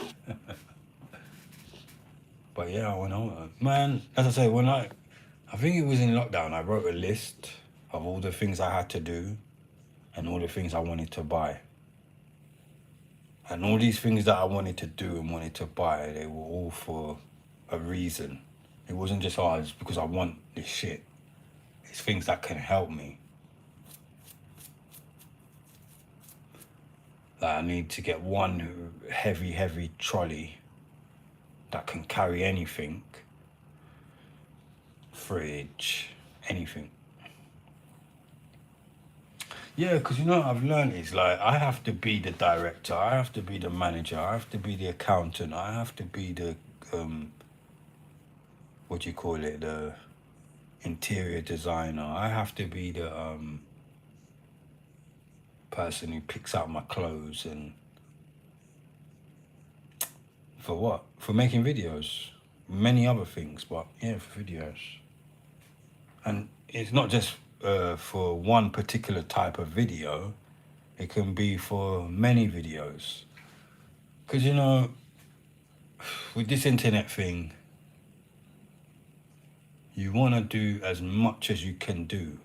You don't want to just do, like, okay, King J's a brand within a brand, let's say. But it's not guaranteed. Nothing's guaranteed. So I don't want to just be like, oh, well, it's King J or nothing. Because I want to be, I mean, I already could be. This is what I like about the internet. You never know. Like, you don't have to tell everybody what you're doing. You could have fucking 100 YouTube channels, 100 Instagram accounts, and no one will know. And I think it's better that way. Like, if you tell people everything you've got going on, number one, they won't probably believe you. Number two, fuck them. Like, best to move in silence, in the sense of, if you have these things, don't tell nobody. Just don't promote it. You promote, I'll promote King J. I might promote another couple other things, but I'm not gonna, like say if I was doing this channel about this, I'm not gonna tell anybody. There's no point. Because if that channel was making, I don't know, let's say £500 a day, we don't want anyone to know. Probably not. Because what is it gonna benefit me, letting people know my business? It never benefits you in life telling people all your details. Because the first thing people start doing is adding you up and start saying, oh, well, fucking hell. If you've got that channel and you're making a 500 there and 1,000 there, and then they start looking at your views and shit, you know how people are. So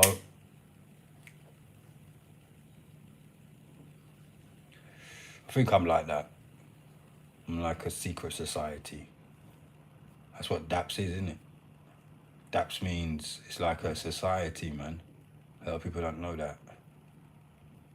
It's what did I say? It was Destiny Association People Society.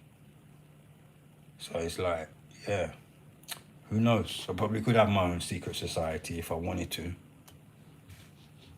Probably should have, but not. It's not. I mean, as long as I'm in it, it doesn't matter who else is in it.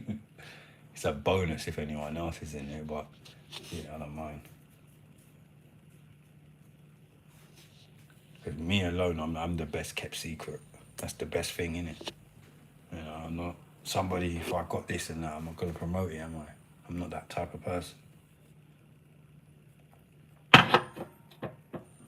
I got my music channel on YouTube. I don't promote it because I'm not really into it. It was just something that I picked up and I thought, oh, I might give this a go. Why not? But I knew I wouldn't really be somebody who would want to really I would just if that channel or the music, whatever, took off, it just took off. That's how I see myself, like that. So if I plant something over here and I leave it and it grows, obviously I have to keep watering it. But if it grows, yeah, good. I'm happy, but I'm not gonna come on TikTok and start talking about, oh guys, I do I might say it the odd time, but I've never really gone on there and played any of my music or my podcasts or anything, because I'm not really into stuff like that.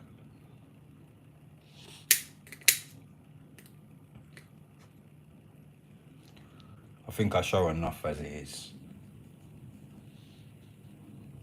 I think in this country as well, people can't handle when you do too many things at once. So you have to be a bit more careful how much things you show people, because you'll just give them a headache. So that's what I realise as well. Yeah, I don't. And as you get older, you don't want, you realise it's better to talk less. Shit, I talk enough as it is.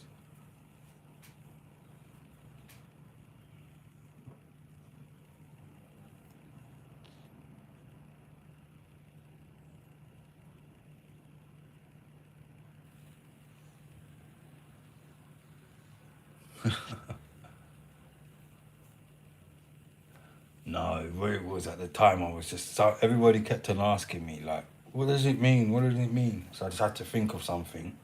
Took me about a day. I think I put it on a T-shirt, didn't I? Yeah, I did at the time. I don't know if I still got the T-shirt. Got the T-shirt printed. And that's what I'm saying. When the time's right, I will pay for a little bit of printing, and then I'll buy my own printing machine. Um, yeah, I will. Especially because for my people who want to just buy it, there's a site where you can just buy the T-shirts and whatever the merchandise, and I get a cut. I get a cut off it. But for the T-shirts and things like that, and maybe like the mugs, the little things I've shown, and maybe some key rings. I don't know, all little things that I want to eventually have. Key rings. So say it takes a lot of time when you're trying to do what I'm trying to do. Like I'm gonna have cushions, bed sheets. I'm going for gold, definitely. Like it's just, and part of it is just for me. Like I didn't just do it just because I want to show. Like no, I wanted to have a. I've seen other people have houses like that, and I always thought, yeah, well, fuck that. One day I'll have my house like that with my name on it and my logo, because I'm taking the logo seriously. Like the logo was something I designed in lockdown, and I thought, right, I'm gonna use this logo like Batman and fucking Superman and whatever. I'm gonna have this logo, and it's not just for people; it's for me as well. Like I said, doing the stuff like the mug, the what is it called, the dog chain that I made, the initials on the other chain. It was just to see, like, what can I do? How will it look? I don't know. Maybe one day people will love to have one of them chains. You just don't know, do you? But first of all, I did it for myself. So, all the stuff I want to do is really for me first, for my enjoyment. Like me wearing my clothes and stuff and having my name on them and like on bags. I don't know. But I've done like the face mask. I've done a lot of different things with the logo on it just because I just wanted to see. Like they're like samples and what it would look like, and then it's good. 'Cause I'm a person like that. I would want to have everything. Probably would want to have my own fucking Rizzlers, for example. My fucking strain of weed. Legal. Don't know what it would be called, but no one's really done it here. They only do this type of stuff in America.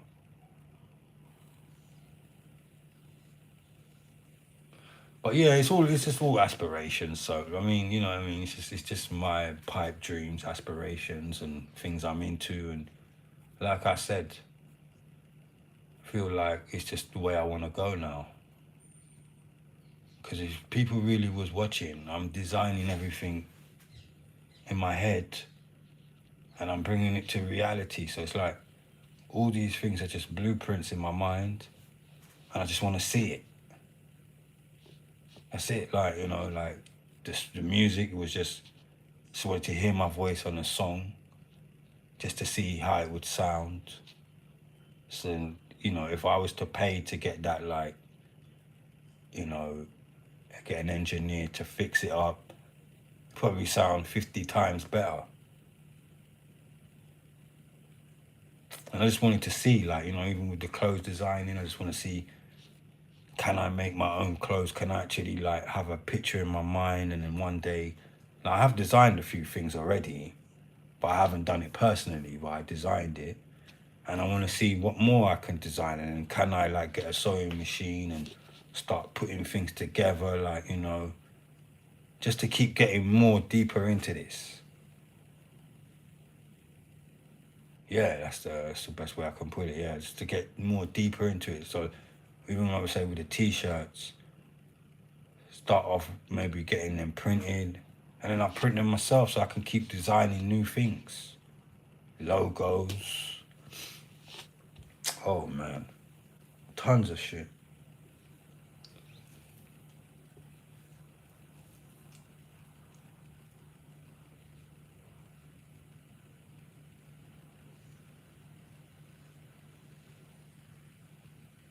Yeah, it's dreams, man. It's all right now. It's just all pipe dreams. But you know, I like to turn.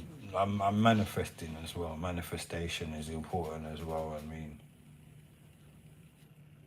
you have to become it to be it. You can't just be it. It don't work like that, you know. So I realize that, you know, in the process, and I'm willing to endure it. It's punishing. It's excruciating at times. It is. Sometimes you say to yourself, "Oh, you know, you just want to let go and give it up." But I'm not a person to just fucking do that. I don't walk away from shit easily.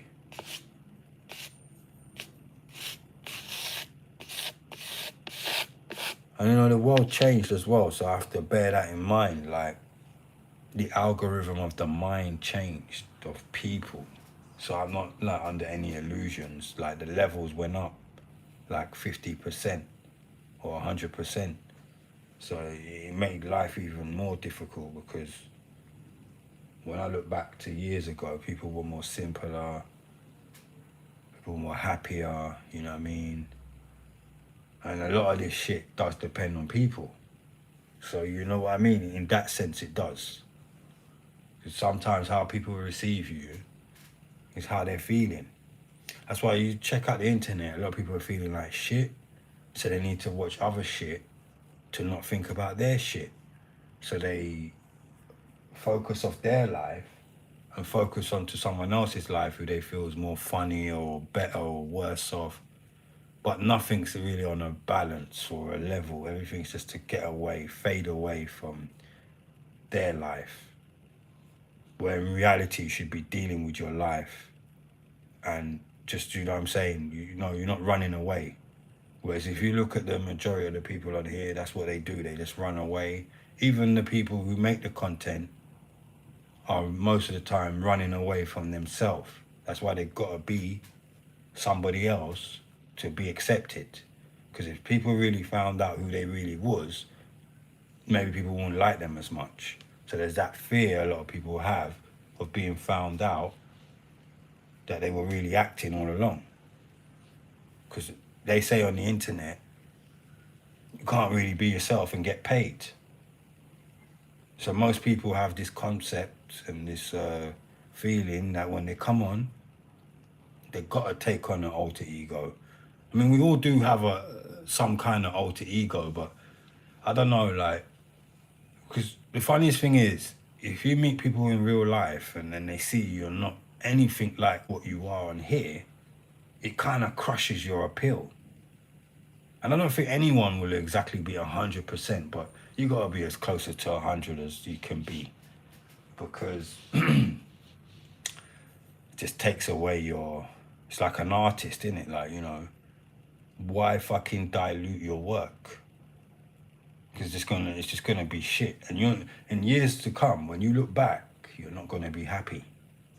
I want to be fucking like, oh my god, like, you know, I used to sound like this, now I sound like that, and I want to be able to look back at it and say, you know what, that was progression. I was learning, I was moving up. I wasn't just staying down and fucking. That's why I'm very unorthodox, you know. And it might come across like I'm awkward to some people, but I don't know. I just don't want to follow the regime. Because back in the days, I would have got fucking medals for what I'm doing now. Do you get what I'm saying? But I mean, I know I'm going to get my medals, but I mean, it would have come a lot more easier, because people would have been like, oh, well, you know what? He's real. But you got to think, no one wants that now. So I'm doing a niche. Well, I am a niche within a niche. But what I mean is, this niche is quite outdated. And I know it. But you got to think, the resilience to do something when you know that it's not really, it's not worth, like, I would say it's not worth it, but then if Banksy did what, like, because I always got to refer back to Banksy because shit, when I discovered this guy's work, nobody was talking about this guy. And I learned a lot from him. I don't know the man, I don't know anything about him personally. I just know him as an artist. And I remember thinking, this is fucking different.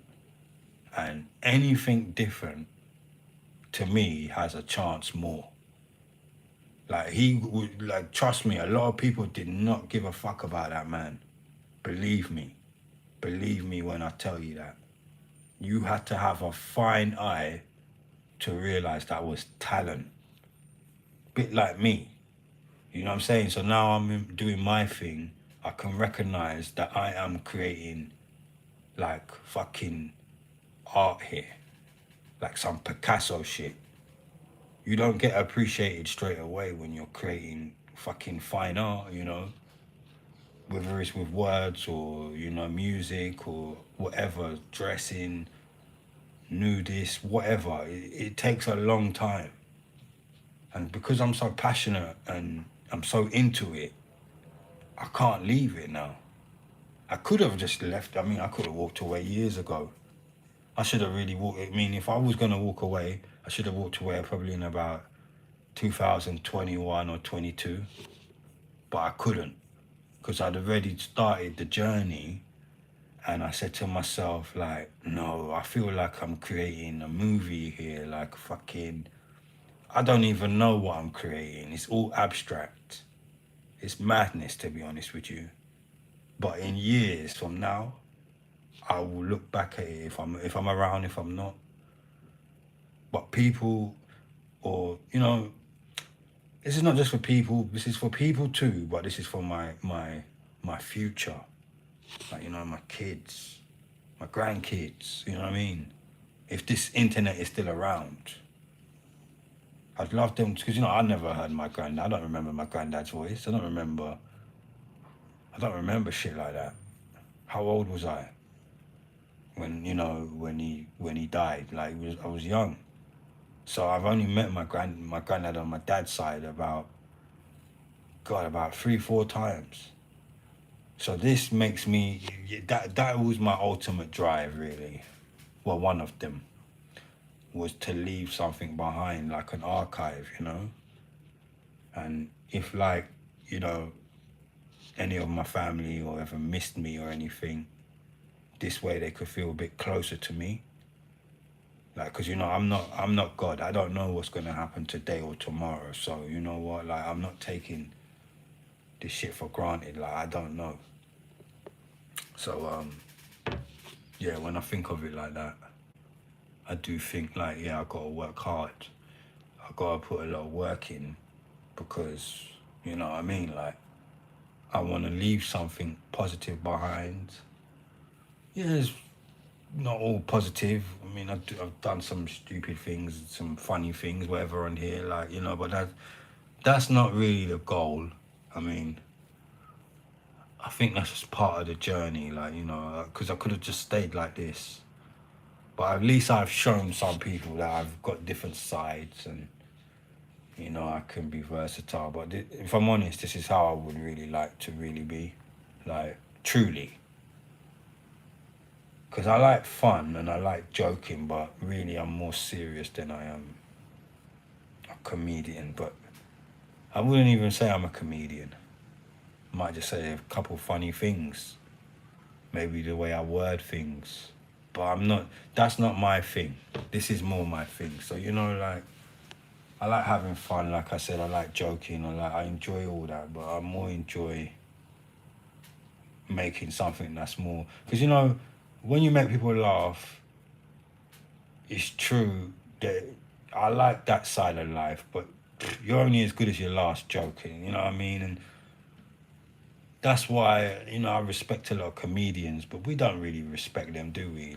Not really. We appreciate them, but we go to them when we want to have a laugh. There's nothing wrong with that. But I don't want to be just a laugh. I want to be a bit of everything. But more importantly, I want people to remember me for serious, tackling subjects that other people ran away from, having a multiple range of like conversations, just topics, like just unlimited. Like that's what I wanted. Always felt like there's no limit to me, and I don't want to stop that. I just want to keep going. Yeah, I know, but that's just not what I'm trying to say. Is I don't. That's not what I started off with the intentions of being. You know, this was more what I wanted. But like everything, you discover, oh, well, people actually think I can be. Some people find me funny. Wow, but I would have never guessed that in the beginning. So there's a lot of things you find out about yourself. I didn't think my voice would have been that catchy, to be honest with you, in the beginning, if it really is that catchy. Because people tell you a lot, but one thing with the internet is, I believe probably 40% of what people say, but I never get too caught up in the hype. Because sometimes, you'll be a fool if you believe everything people tell you. You really will be. Because it don't work like that way. Yeah, you can't, and this is why you can't believe in your own hype. You just can't. I think it's the beginning of the end for you. When you really think, yeah, and then you start getting too taken in by whatever people tell you. It's like people can say, oh, he's a nice guy. I'd be a fool if I believe that. It could just mean he's a fucking mug. But they're really disguising it. Because let's be real, a lot of people hide behind their words. They use nice words to be pleasing to the ear. Bit like when people eat food. They want everything sweet. No one wants to eat anything bitter because it don't taste good. So a bit like when people hear nice words or they say nice words, they think they're doing you a favor sometimes. No, I know, but Lisa, like, this is something I always think about. If you're putting in, like, say you're putting in, like, fucking, you can't give gold to swines. They don't know what to do with it. So, they may say it's nice, but just like, so you can invite someone over for dinner and they say your dinner was nice. But will they want to eat it the third and fourth time? Will they want that dinner every time they go away? Will they think about your food? Man, to me, words nowadays is just a means to an end. It's just a means to an end. Because if I really believed it, everything people told me, man, I'd be in a madhouse by now. I'd be like, why the fuck haven't I made it? These fuckers, man, they built me up for a fool. They told me I was the fucking best. They told me I had potential. They told me I could do this. They told me I could do that. Why the fuck is nothing happening? See? See how that sounds? That don't sound right, does it? But the whole thing don't sound right. Because nothing is right. Like, everybody's just out here to bullshit you and make you believe in your own bullshit. But to me, the only truth is in the pudding. And the truth, they say, man, I don't know nowadays. I don't know if people really keep it real anymore. Do they really mean what they say? And do they do what they do from the heart? And is anything really from the heart anymore anyhow?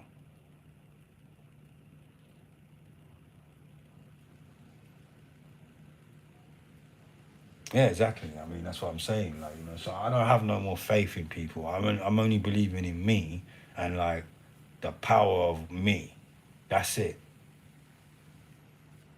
Because, boy, you could be on this internet for years and people will tell you the same thing. But they're not doing anything to help you get anywhere. Some of this shit, I wouldn't even look at it as help. I'll just look at it like, oh, it's the right thing to do. Ain't it? You find something good, don't you share it around? Don't you tell people? Don't you let people know about it? Or this person? Don't you want to help this? But like, fuck all that. That's why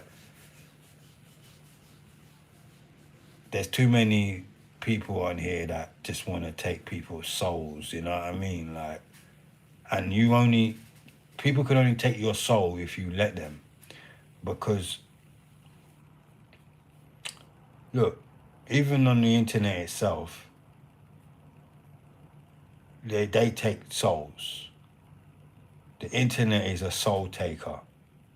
So let alone the consumers, if the consumers are not really for you, it doesn't matter what they tell you, because by the way they act and the way they flex, you will know that this person is they're not really digging you, man.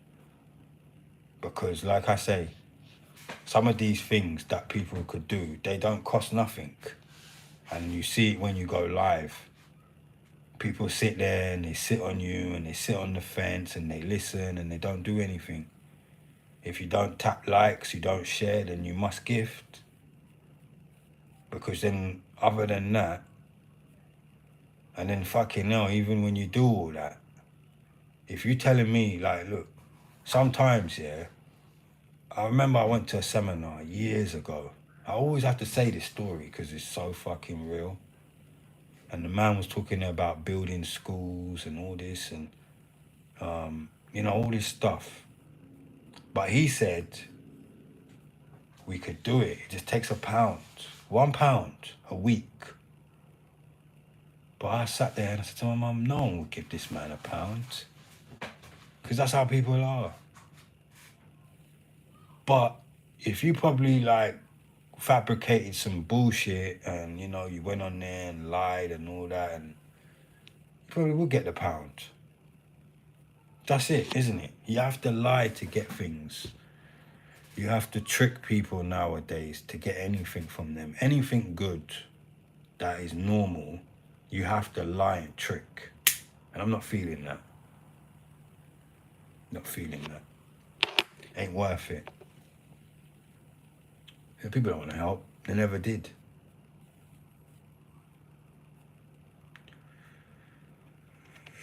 Because you see, sometimes helping someone don't even cost anything. That's another thing. So I don't even get food no more. Help is help.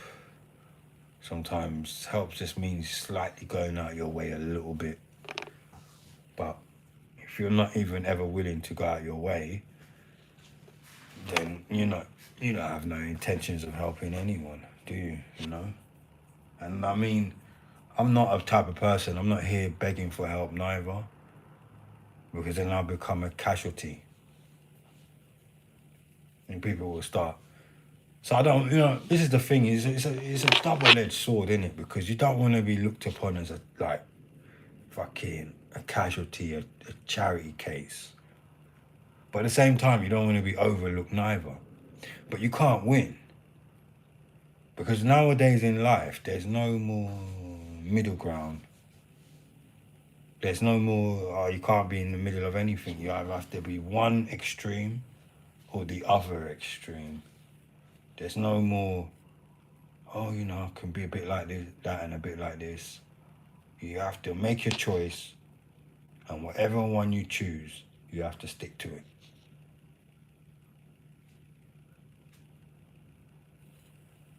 That's it.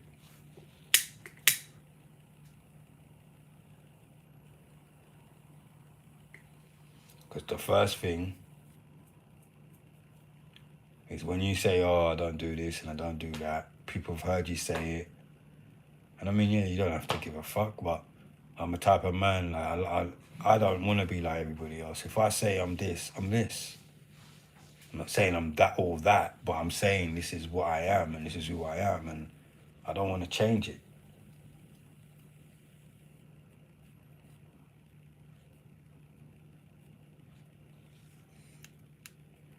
Yeah, but even when they say they're getting something, what are they getting?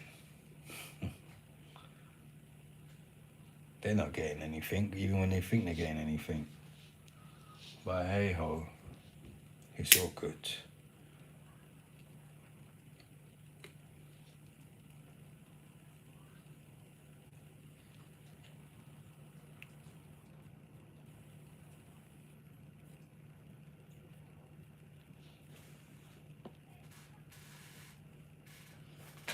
You know, best thing, whenever I think of anything I want or I don't have, I think, Jay, this is all bonuses. Like, you know, you have enough. You have somewhere to live. You got clothes, you got your house, you got your health, you got your animals, you got your family. You got enough. And you got a few other things. But all this is just a bonus, really. So that's how I treat it. That's why I never put my 100% into it. Maybe I'm saying I don't put my 100%, but I put what I feel is sufficient. And I wouldn't want to put 100% into this because then that's everything. And I can't give it everything because I've got to be open to all things, winning, failing, maybe going up, going down, you know, all things are possible, you know, and I don't want to like say to myself, oh, you know, like, because if this don't work, something else will work. Yeah, well, it's just like I heard someone the other day talking about morals, and I said, yeah, morals is a funny thing, morals. Some people say they got morals, and when they get tested, they don't really have any morals. Some people don't have any, and they don't say they do, and, you know, it's a funny one. And everyone gets their own tests in their own way. And if you're going to do this, or be on this, you will get tested. And if you say you have morals, but then when money's around or you can get this and then you drop it, it's a funny one. It's like, it's there to test you and expose you.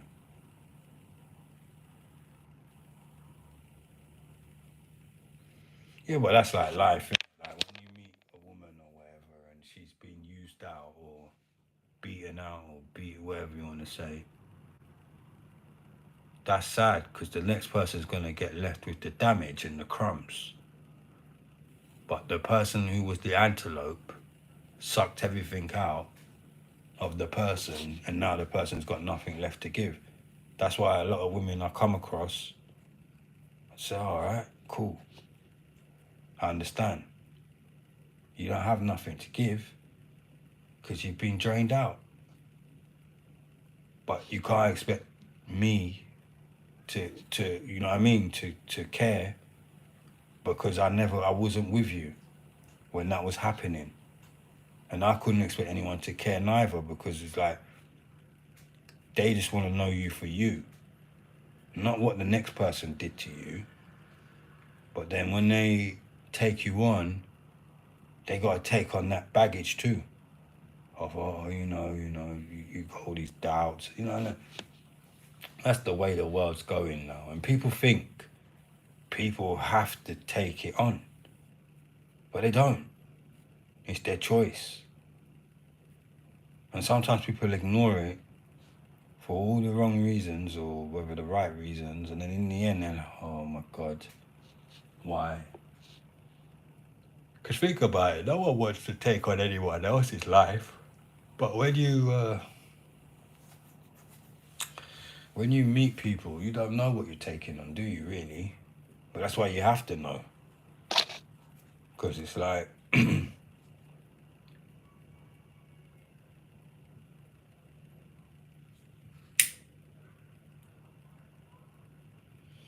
yeah, but what happens is people who have given a lot or give a lot, they end up becoming like the people who took, who now They don't want, you know what I mean? It's just a cycle. This is what happens in life. This is why life's getting messed up, because, you know, if someone's had a bad experience, they're more than likely going to bring that bad experience into the new, whatever new they're doing. It could be a relationship, a friendship. People just bring their old baggage, and then, you know, it never ends. Because not a lot of people can separate, well, this person was this person and that person's this person. Or maybe they just made a lot of bad choices and they've picked similar people to the people that they had in the past, and they never learn. So when they get something nice or good, they don't know what to do with it because they never really had it.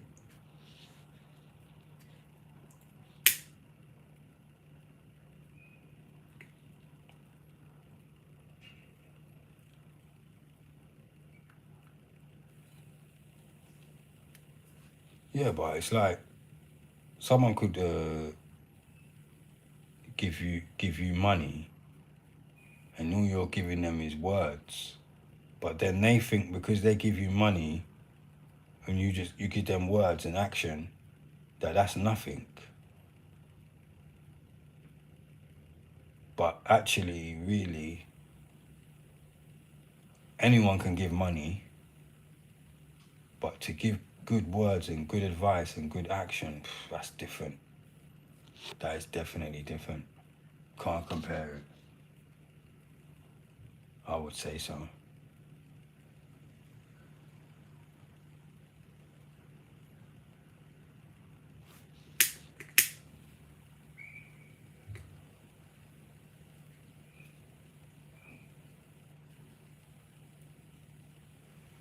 Sometimes a man, he just tells you one thing and it could set you up for the rest of your life.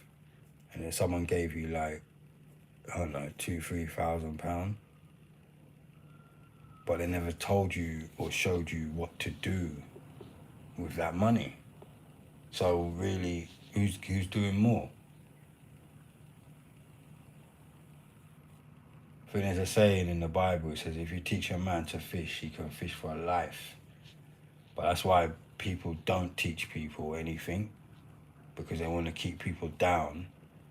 And when you keep people down, teaching and giving good information could feed someone and their family for the rest of their life. Just one person who was in a good position could tell you one thing, like buy silver in bulk, non-stop, for the next 10 years. See where you'll be. Someone could say that to someone. Invest all your money in silver and gold and cash it out in 15, 20 years from now. Because gold's going to keep going up and up and up, and silver's going to go up and up and up and up. Invest in it. Someone who could really know, who's experienced it, like, you know, they've done it for fucking 30 years or whatever, and they've made it. They could tell you that, but they never would they? Because people don't just do that.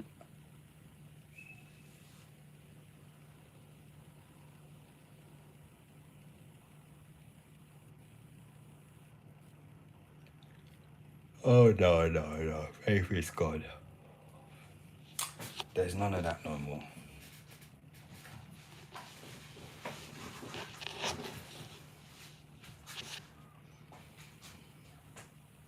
People only believe what they see and hear now. But not what they really hear, more what they see. They believe in that more. You know, I forgot I gotta get chicken now. Yeah, definitely.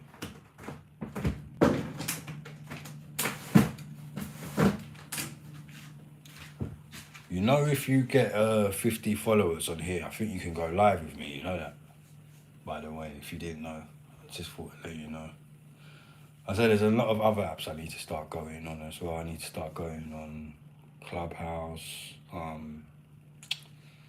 Rumble, Kick, and Twitch, and back on, and probably Instagram and Facebook. I need to try to start streaming on them all. But what I have to do is when I stream on them all, can't play music on here. You can't play music on Instagram, and you can't play music on Facebook. It's too. It's a lot of copyright issues, you know.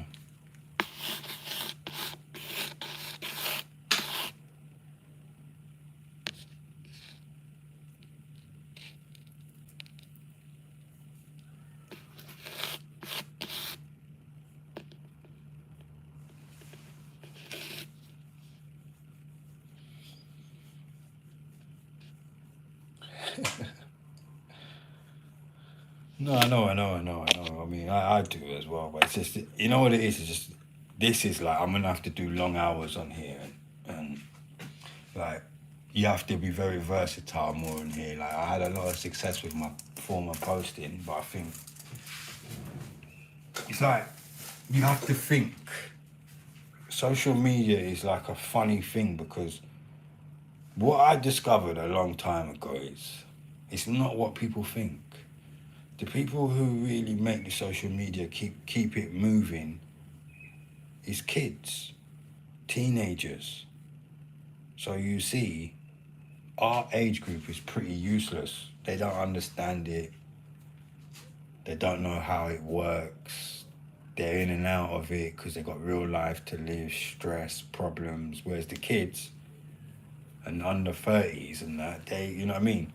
They can just, you know what I mean? It's their world, their time. Some kids don't go to school, or they're on holidays. Like, because I did notice, like, every time when it's holidays, everything works differently. You get more views, but people don't know, like, because it's not, I don't think it's the adults really, like, maintaining the social, no, I mean on a whole level, like, not, of course there's a lot of adults on here, but the more I've studied it, I've realised, like, with the TikTok, for example, if you've noticed, it's gone a bit quiet because of the kids. It's the kids really that build all these platforms and make, because no one will use social media like a child would. You know, like, they're really into it. They watch everything and anything, don't they? That's how they learn. If they want to learn, depends what they want to learn.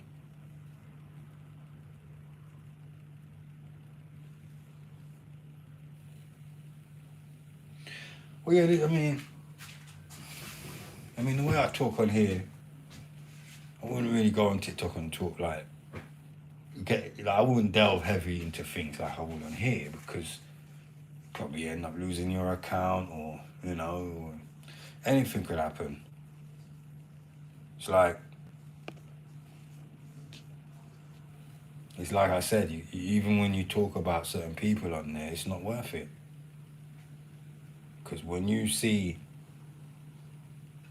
their stats against your stats, you don't stand a chance. Especially like they're a household name. It's fucking crazy, like, you know, because that's the problem. That's the thing when you're a celebrity, like, you know, not every celebrity is good with the social media, but some, when they're good at it, and they get good at it because they've done media work before and they understand it, they're pretty good.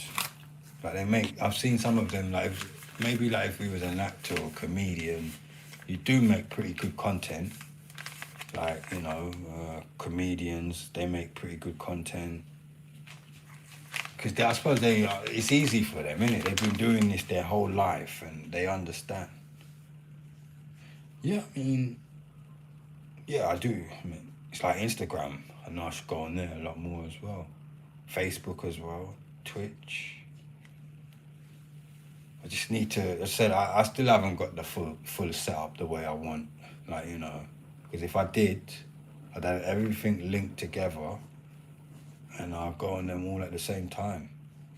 But I'm looking into it because, you know, these things take money as well. It's not just as simple as that. Like, you can't just do everything all at once, because just to probably go on all these platforms, you probably have to pay something. I don't think it's free. And especially if you want to go on all of them at the same time, on one device, that is not free.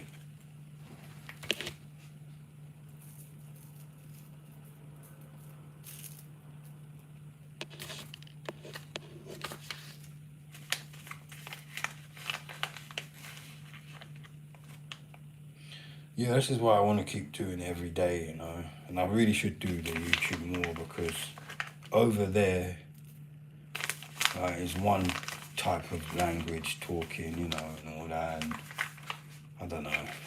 It does get boring. So I probably like to just let people talk more and play music, because I don't know. I've just never really seen what good you can do with it. I've had some really good conversations over there, but I realised it was more empty. Didn't really go anywhere, if you know what I mean. Nothing really. Everything you do over there is more forgotten. Yeah, it's the best way to put it. People won't remember it.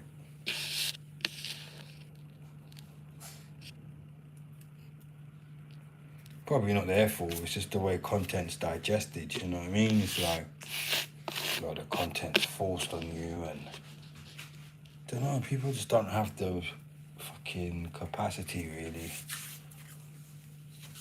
So I suppose someone who wants to stream like me, it doesn't help me.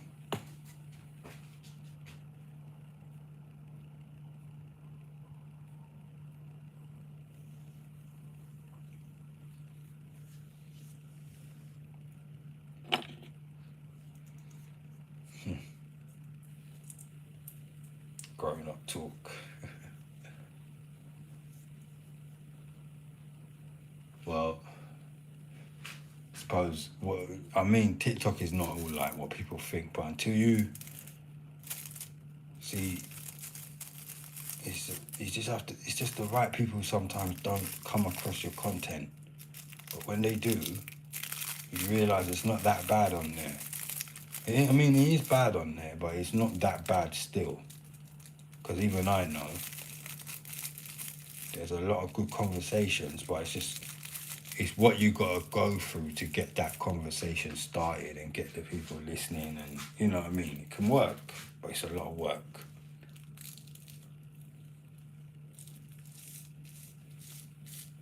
Whereas I think with over on YouTube, you just got to kind of build it up, get in the algorithm, come on more. But when I've had good conversations on here, there hasn't been a lot of people in here, but the people who usually were here, I was like, wow.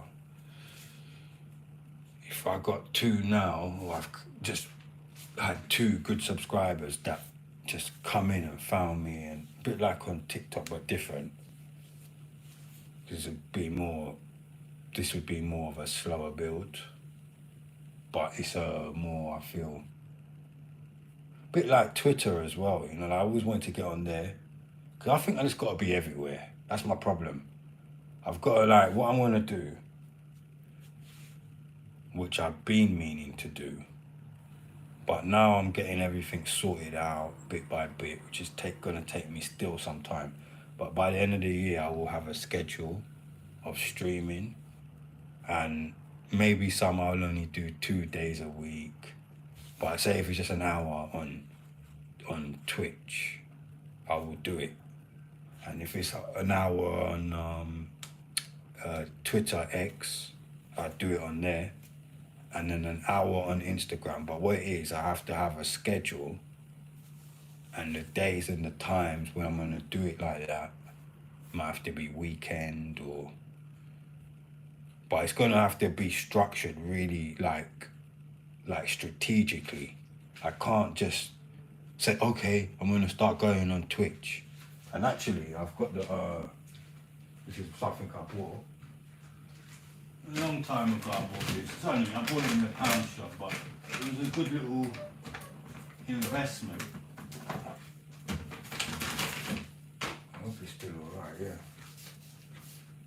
Because it's like a little board. And this little board I will have it all like structured, so it might change week to week, but I can write it down where I can see it. Sometimes you do need to have these things in big writing, and I used a permanent pen on it. Well, I'll wipe it off, and that's what I'll do. I'm determined to set up my schedule, man, and start streaming everywhere. Because the thing with TikTok is you get too comfortable with streaming on there, and I don't really like that. Don't like getting too comfortable anywhere with anything or anyone. So now, once I set this schedule up, that's it, boy. I'm not looking back. And there's be more places than one place. Makes sense.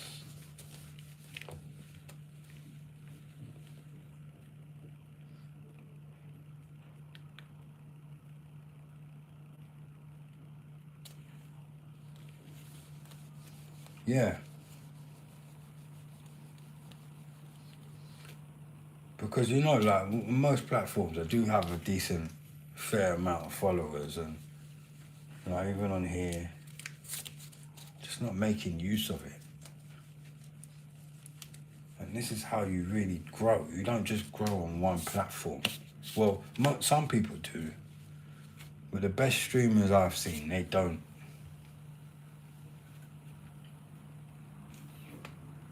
What was that? This is just my board, isn't it? This is a board that I bought for like £1. You know, like you got a blackboard or the teacher has a board. This is just a board. I'm just wiping off.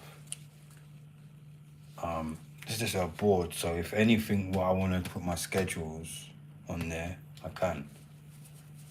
Like, you know, like say, okay, I'm gonna go on I don't know, Twitch on Thursday, 1 hour. Then put the reminder in my phone. So, because when you want to do a lot of streaming and like you, like what I'm trying to get into now, it's a big commitment. But I can't do them all. Like even with my TikTok, I feel I'm gonna have to start cutting back the hours. I was doing some long hours, and I still will every so often. But I think like I've wasted a lot of hours there, and that's what I say. That's why I stopped doing my YouTube. But now I'm looking here and I'm thinking, fuck. Because now I have to start. So basically, what I'm trying to say is, whereas I concentrated on the TikTok, I've lost my. Like I felt like I was getting in the algorithm a little bit here, because I kind of took a backtrack, whatever you want to say, backtracked. It set me back.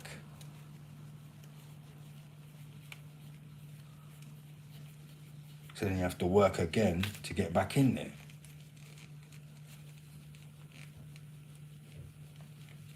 And there's no point having all these platforms and you don't use them, like, you know what I mean? And TikTok is good at taking over. They're very good at taking over.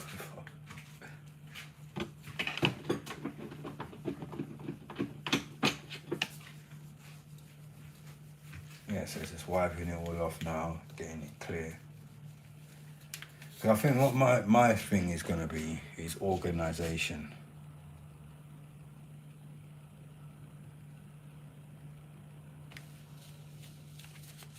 Mood board. You mean like blackboard? This is going to be very important to me. This all being organised, you know, consistent, organised. I suppose that's one of the things anyone will struggle with is consistency, especially if you're doing multiple platforms. It's not going to be easy to be consistent. But like I say,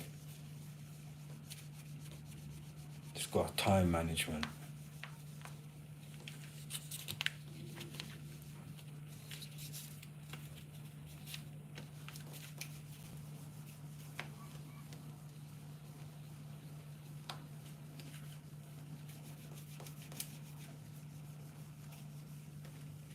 think I used a permanent marker, you know, that's what it is. So it's a bit hard, I gotta scrub it off. It's coming off.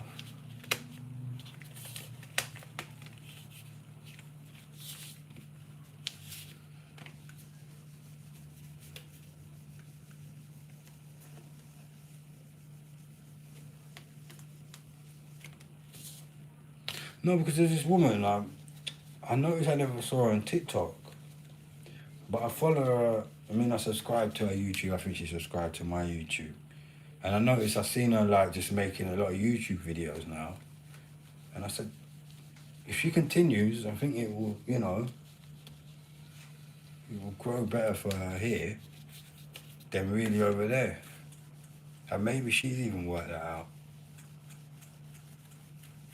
But I wouldn't stop doing any of them because they're all useful. It's like I used to love Instagram, and then Instagram got a bit, you know, you still have to, because what happens is you might have followers over there that don't want to use TikTok, and you're kind of blighting yourself a bit, I would say, by just sticking in the one.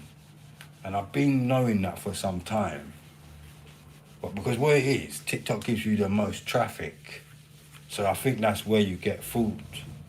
Because you get the traffic, but what's the traffic really doing? Not much. And most people know that the traffic is good, but it's shit. It's shit traffic. I mean, there's good traffic on there, but there's a lot of shit traffic as well.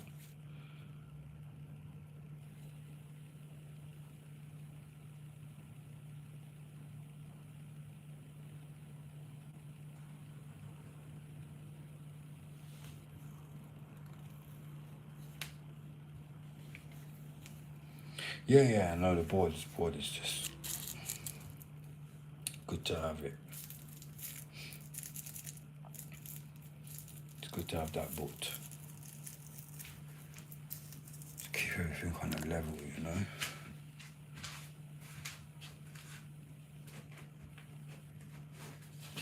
And you can hang it up as well.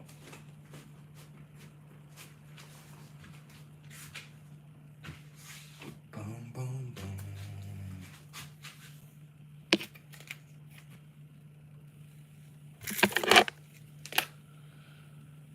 Yeah, I don't know, lately I've just been thinking about a lot of shit, man. You know, I just want to be organised, even more organised. I mean, winter's coming. I want to work a lot differently than I did last year. And I still want to be on TikTok, but just got to have it more patterned up the way I need to have it.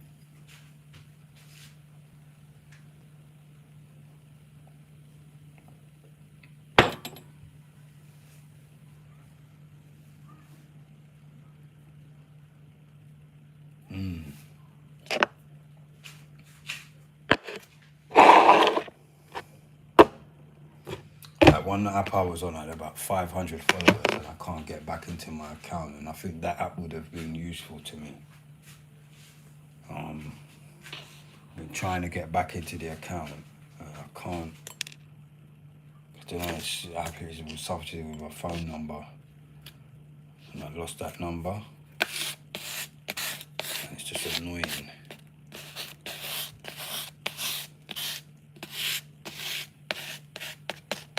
But I'll probably be more using Twitter now as well. Cause I don't know, Twitter is fucking, it's good for free speech, you know, and Instagram's nice. You see, that's another thing. Instagram, you can go live and smoke in the camera, but they won't let you play music like on. But I do need to come out of that thing with always needing the music, because I must admit, sometimes when you put music on all the time, it fucks up your content, because copyright. So say you wanted to post a video, you could post it, but you got the music in the background. That's no good. So that's why some people, if you go in there live and they've never got music on, you can't blame them.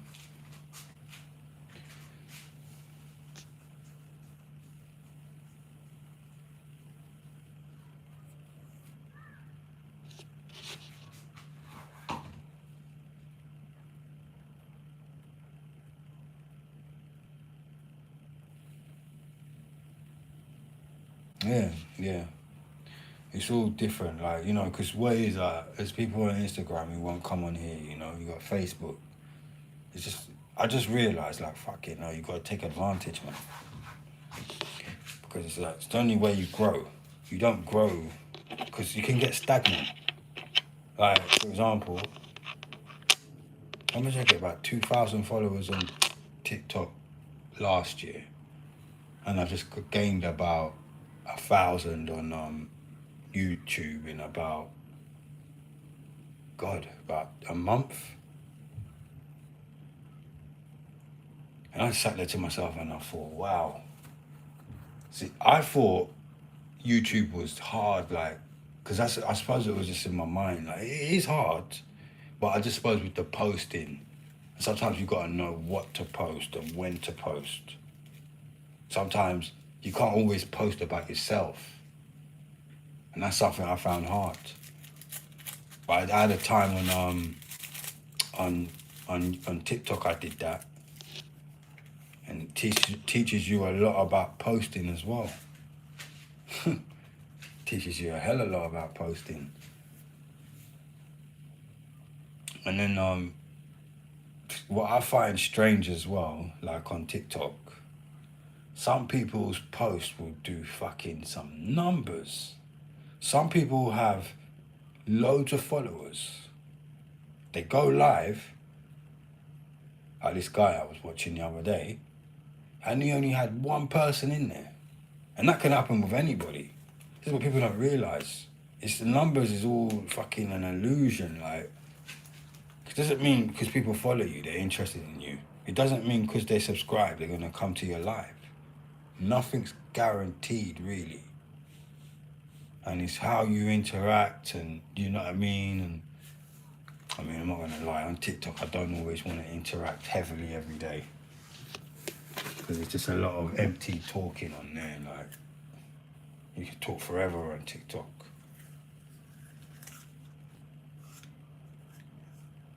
Yeah, it's a show, yeah.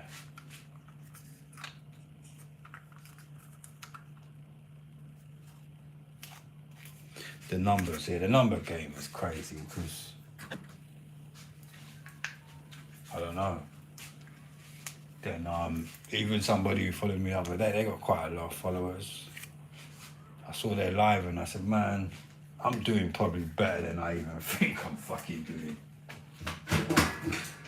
Because I'm not getting new followers all the time and I could still get a decent amount. But then again, if you have fucking 20 people in your live and you can't even get 10 shares, you're doing shit still.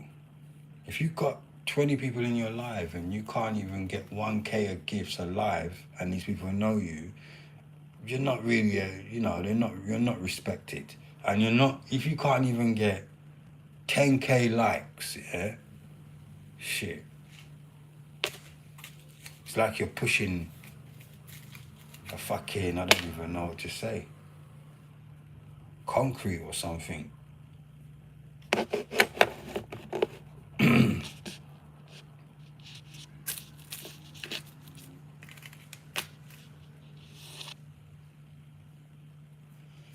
It's a lot of work. It's a fucking mental battle, really. Oh, yeah.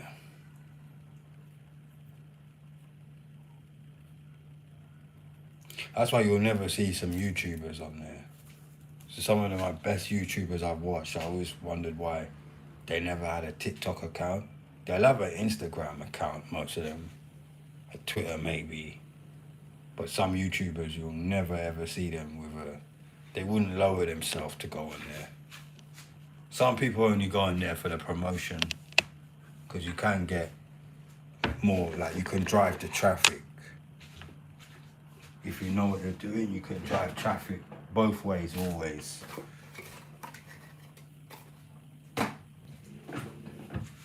If you know what I'm saying.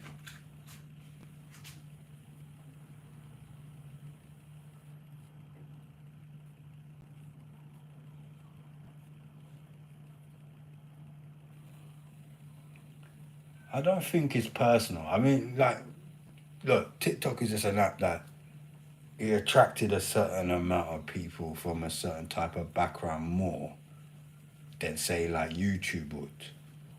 Because a lot of the type of people like go on TikTok on YouTube, I'm not saying they won't find it interesting, but they wouldn't spend all those hours on YouTube like they would on TikTok. The lives don't work the same. You know, that's what you find. It's like when you go on Instagram and Facebook, it's got its own people who are on there, but the lives would never be like how they would on because you know TikTok's its own type of app. It comes with its pros and cons. It's good for exposure to a certain extent, depending on what you're posting and who you are. But yeah.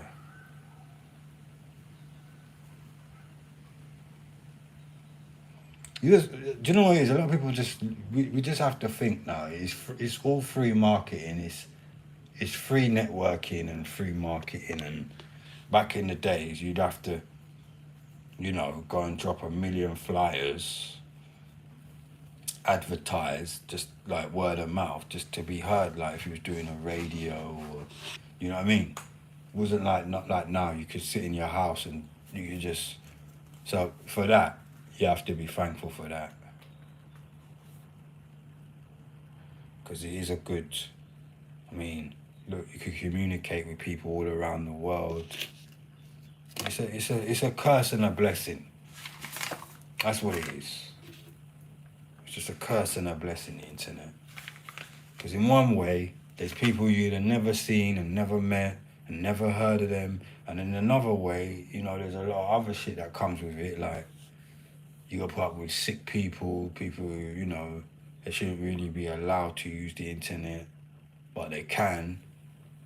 So, you know what I mean? It comes with its good things and its bad things. It's got a lot of more ignorant people on the internet than people. Because some people who really are brainy or clever, they would never come on here, would they? You got more people with a brain that won't use the internet than people with a brain that use it. So when you look at it like that, you can't really get pissed off sometimes, because sometimes you realise this was more made for fools, like people who are not that clever.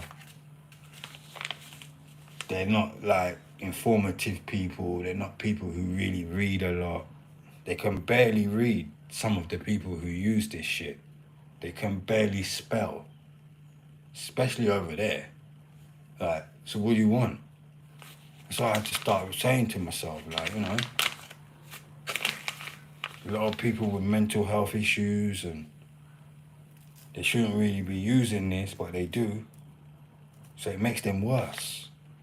And then if they don't have mental health issues, by the time they're done, they fucking do. So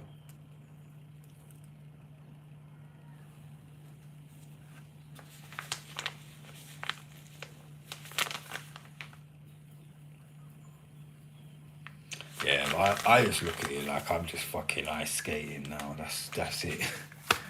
I'm not fucking loyal to. I mean, obviously, this is my baby. This is my first love. This is where I really want to be. But even that, I can't put myself in just one place right now. Maybe one day I will be able to, but not right now. And sometimes they say you should focus on one thing at a time, but I've always found in my life I have to do multiple things at once, and some will do well, some do good, some do shit, some never get me anywhere, but you have to do it.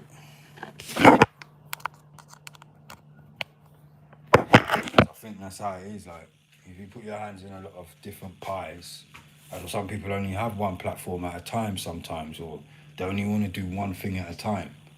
I can't. It don't work out for me. And I don't have time to master one thing. I don't have that luxury in life. I have to master a lot of things or semi-master it, and then move on, because that might get old, and I got to go into the next, or that might not be getting me anything right now, so I have to go back to it later, or juggle it. Just a hustle, really. If I'm honest, like, you know, life's a hustle. Well, my life's a hustle. I don't know about anyone else's life.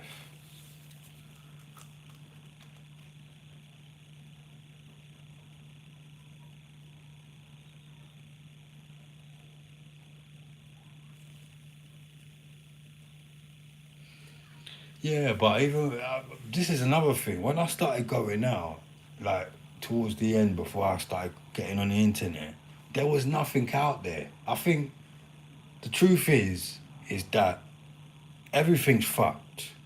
Everything.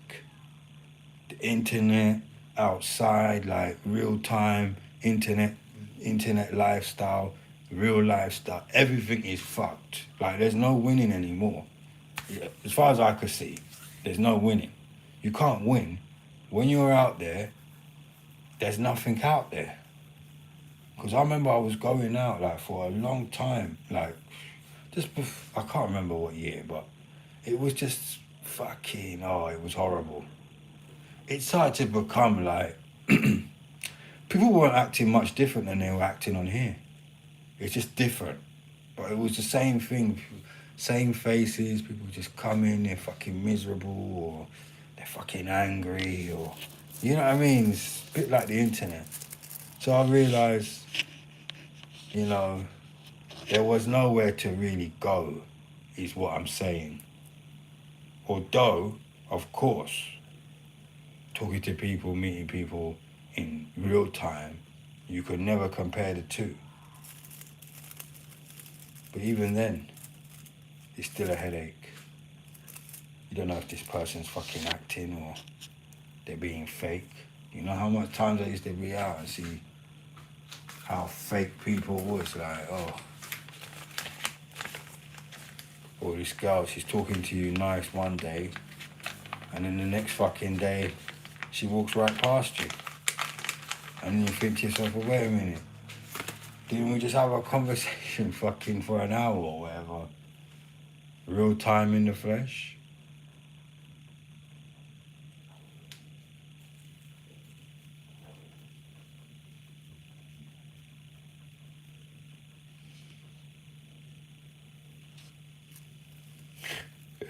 Well, we don't actually know, Lisa, because I mean, to be honest, there's no one really here, is there? So it's not. I mean, obviously, it's a bit more nicer like that, but you'll only really know, I suppose, when other people come in, and then and I suspect the crowd, what you can bring here, or the people you attract will be better. But you'll only know, like I say, when you see the full interaction of people. And I don't know this app. It takes a long time to build your lives, on here more.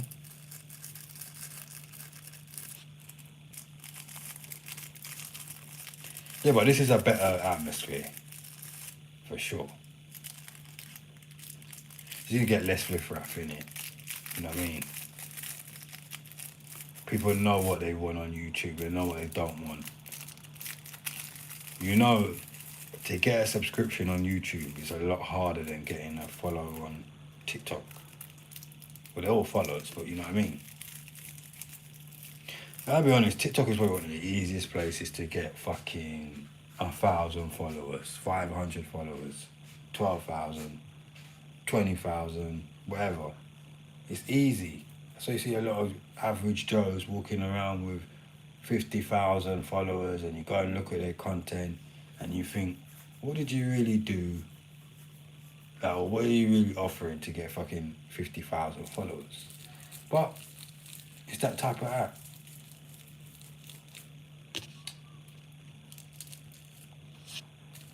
I'd rather be somewhere where it's harder though. It's harder to make it. But if you do and when, it was more worth it.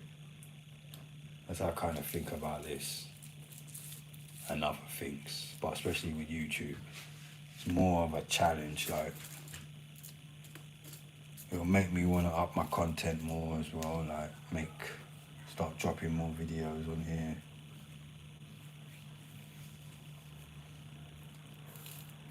Well, I'm not gonna lie, last couple of years I've been thinking about so many things I want to do, but when it came to executing it, it's too slow. But now I gotta be a bit more speedier, I gotta be more organized. It's like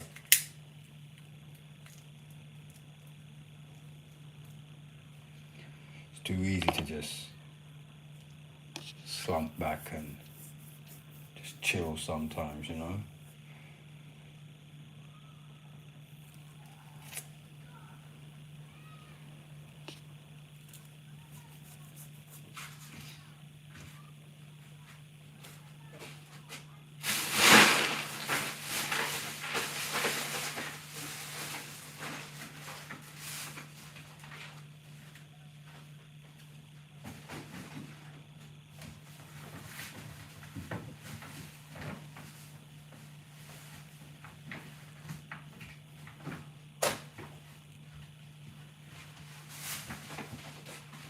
I've got my new rug. Don't know if I might buy one more rug. This rug would look nice. Some, let me show you, Persian, real Persian. If you can see it. Some of these needs to be dry cleaned. Some of these fucking rugs are worth a lot of money.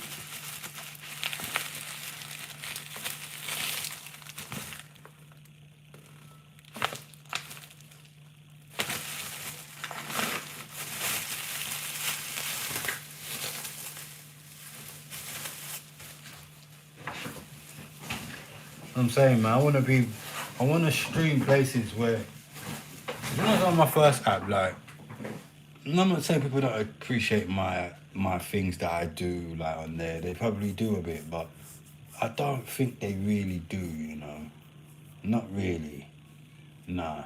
Not 100%, but before the first time, like, I only had one fucking chair.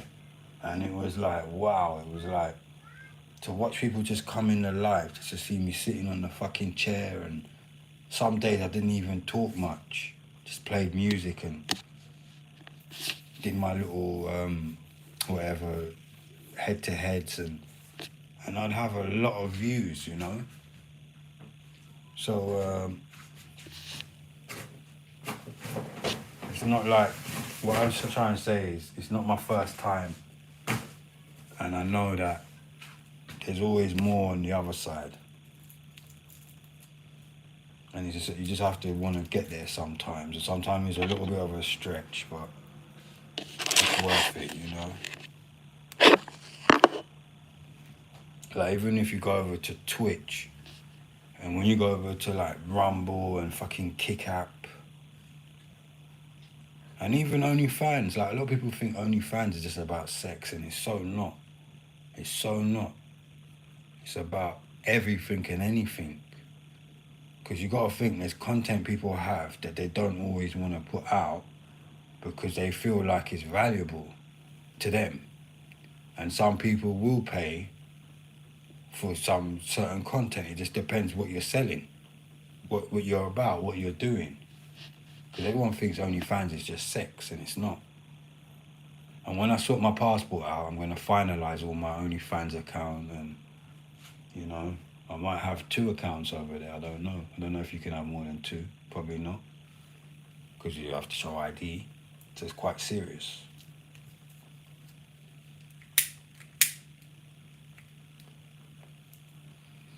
Like, that might be where I discuss a lot of intimate things, like with their hair, and start talking about oils, and like all my regimes that I'm into, and what I do, and some personal shit, like with their hair, and you know, because when that girl came in my life the other day, and she was like, to me, oh, like, I want to know my son, and I was thinking, listen, I'd never tell you everything I've done and what I do and all my secrets, because that shit is like KFC fried chicken. Yeah, I am not fucking giving away that for free. Because there was a woman that used to come to my live years ago. I'll never forget this. All she used to ask me about is, oh, what do you use in your hair? What grease do you use? What shampoo do you use? What do you do? What da, da, da, da. And all she wanted that for was so she could write down notes and put it in her kids' hair. And I'm not being funny or nothing. She said her child had locks and they weren't looked after very nicely. And I said, oh, I see why she wants all my little secrets, you know, like what I use, this grease, this shampoo, whatever.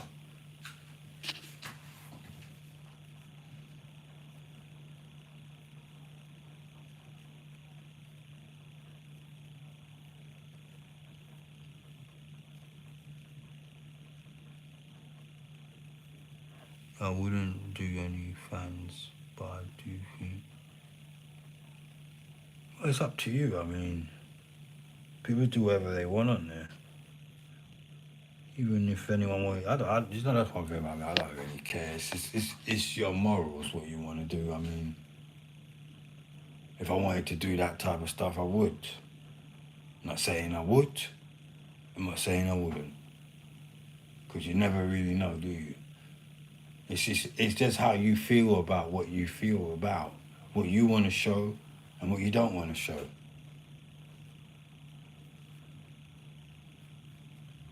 It's what you can live with, I suppose. What you want to show. And I think OnlyFans has been taken out of context as well. It's not all about sex, like I said. But people have their perception because a lot of females use it now and they make a ton of money from it. That's all it is. But it's not.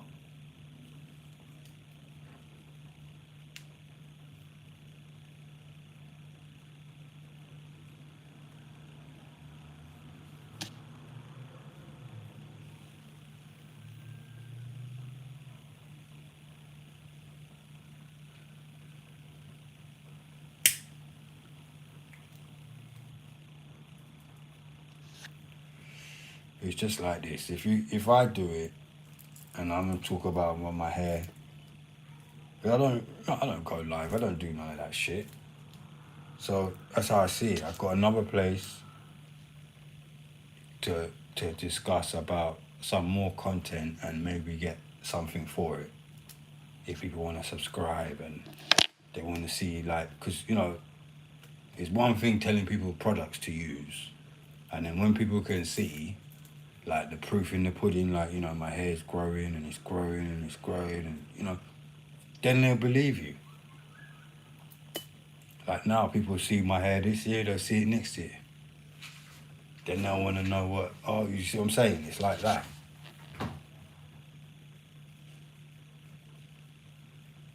It doesn't mean the products are gonna work for them, but that's how people are. They just want to know, like, what do you use? Da, da, da, da. Then they'll try and use it, or they'll want to know.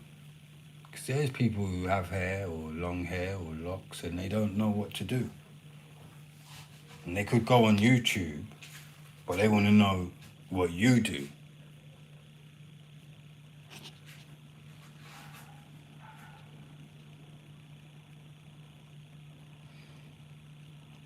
Sometimes in life, no one knows what they're going to do. I mean, people do what they want to do. I don't mind what anyone wants to do. Just like if I want to do something, I'm doing what I want to do. And that's just it. I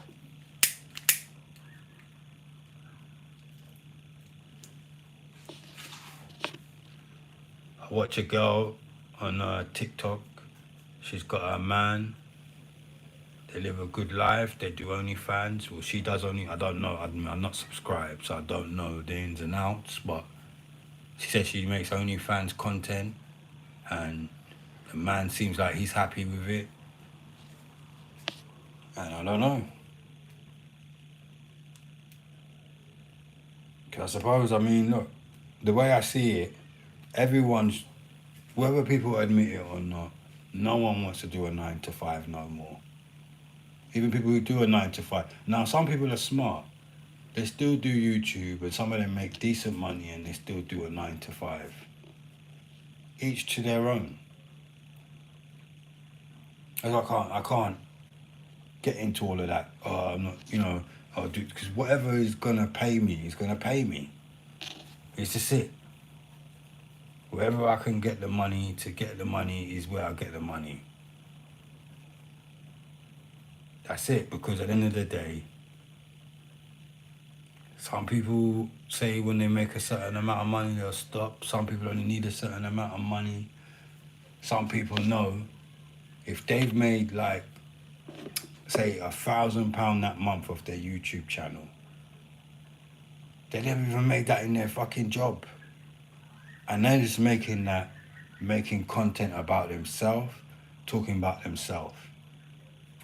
It's highly unlikely that person's going to want to work full-time again or work when they don't need to, are they? Because, they might now say to themselves, well, I'm going to keep making content and making better content and making more and more and more because it's moving.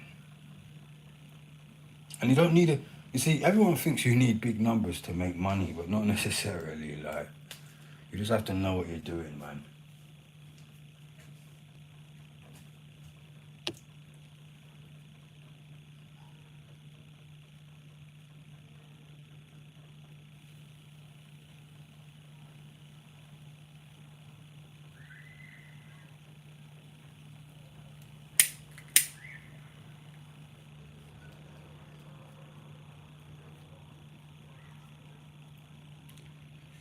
What do you mean you couldn't share your man? No, money's not important, but you need money to live, don't you? That's what it is. If you don't work or you're not making much money, like, you're not going to live a nice life. So, in that way, you need money. You have to have money to live. Because man can't live on bread alone, can he? Or can he? Not in this Western world. You can't just go to somewhere, just find a piece of land and say, oh, you know what, I'll build property on here and I'll be all right. Like, you can't do that. You can't just say, oh, I'll put this seed in the soil here and I'll water every day and just let it grow and all the crops will be mine. It's highly, it's not that likely you're going to be able to get away with all that. You can't live off the fat of the land.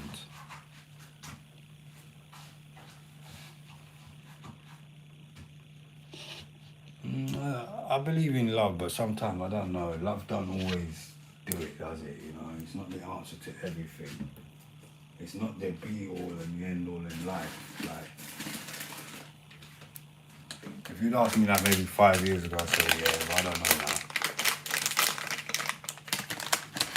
Love does not conquer everything like people say.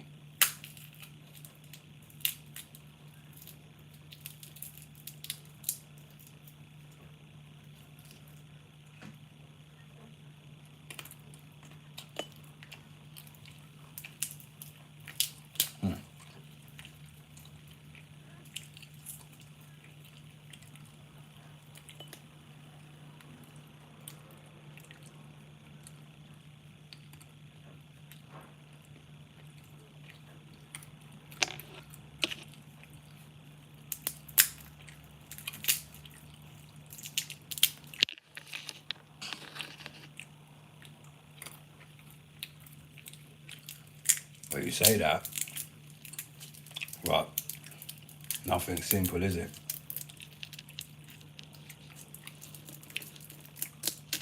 Because say you met a man and you really liked him, and he was a nice man, but he didn't have anything going for himself. And to make it even worse, he didn't even tell you he doesn't have nowhere to live. Maybe he just didn't want to share that. We've been going out for a while, maybe 3-4 months, and then he says, look, I've got nowhere to live. I just need to stay with you till I get myself back on my feet. Now, he's been with you for 6 months, nearly a year. Do you think you're gonna love him as much as you did in the beginning, because you said you don't want to live with no one.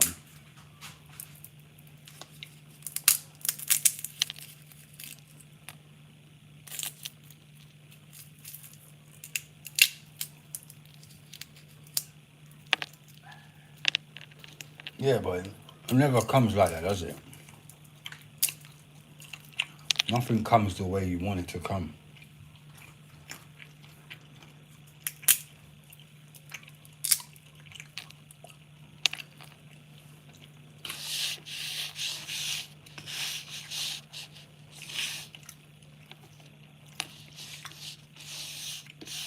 Like women, I don't believe them when they say they want a nice man. Because a nice man might not have nothing going for himself. He might not even have anywhere to live. But he could be the best man. She's still gonna want him. When he can't contribute anything, or he can't get a job, or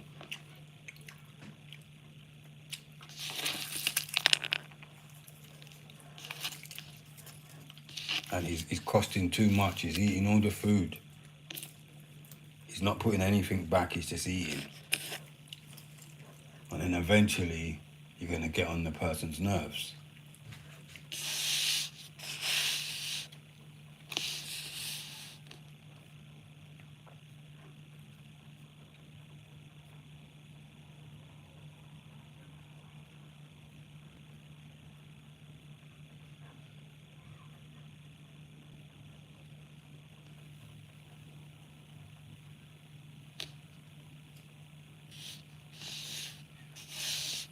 You would, but it's easy to say that. But when you're in the situation, it's not that easy. I mean, suppose it don't work out. And you want him gone. It's hard out here, man. That's what I say, like,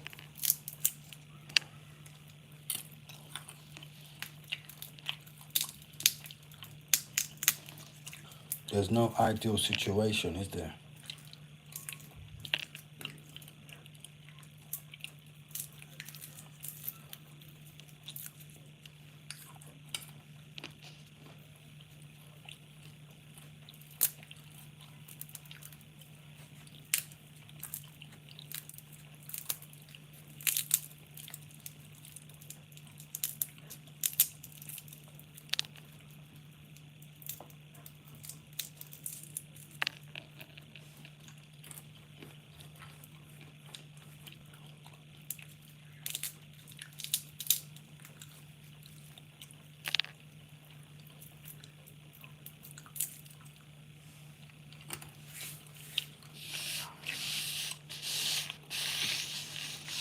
I don't know what I believe in no more.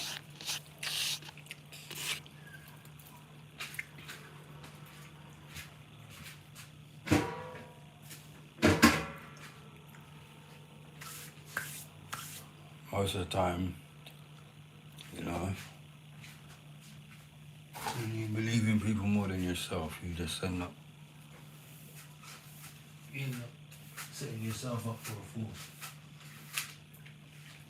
You have to really believe in yourself more.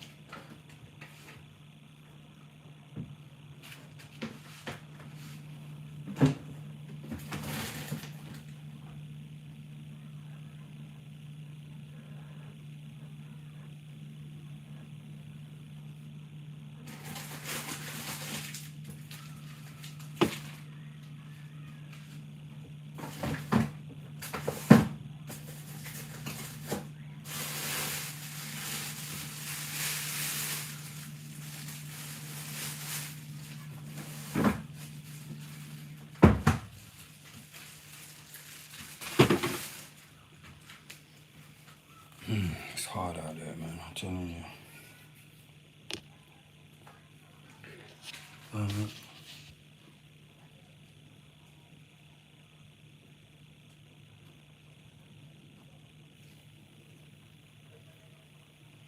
No, you shouldn't give it up. I mean, if you believe in it, it's just sometimes when you believe in something and then other people don't, They'll just sell you the dream you want. That's why I don't really do the compliment thing anymore. I mean, I take it, but I don't believe in it. Like I say, on this internet, you'll see people like to sell dreams on here. And then they break people. While they sell the dream to you, they break you at the same time. Quite a dangerous place, I'd say. But everything's dangerous now. You go down the road, you go for a date, you don't know.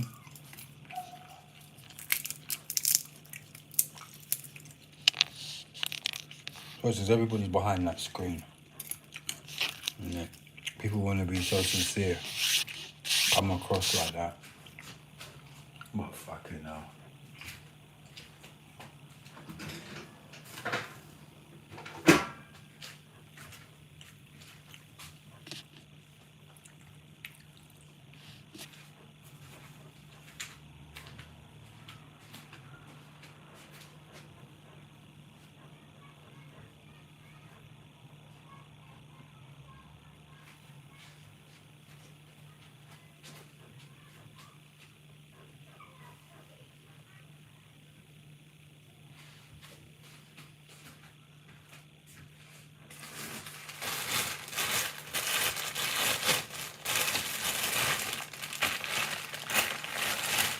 Who knows?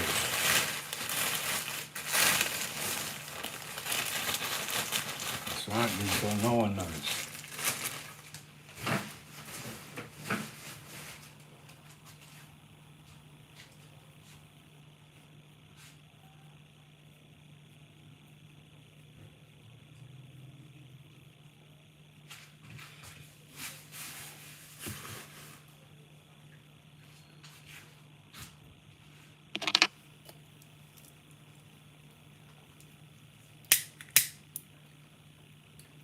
Nobody knows nothing. God, there's so many things I gotta do today. I don't know how I'm gonna do them all, you know. God, it's fucking difficult some days trying to cram everything in.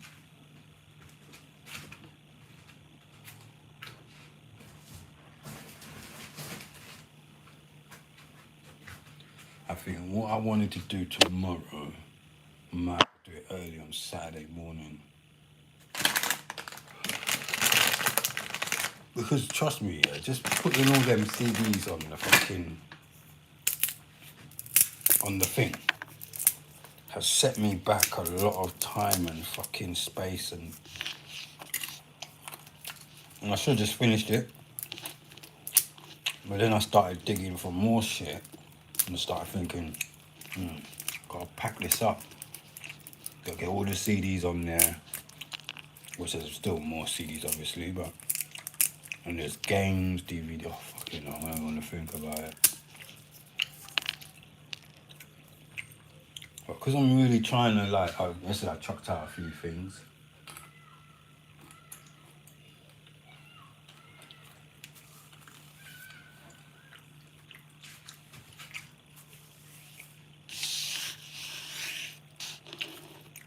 I tell you man, hoarding is horrible.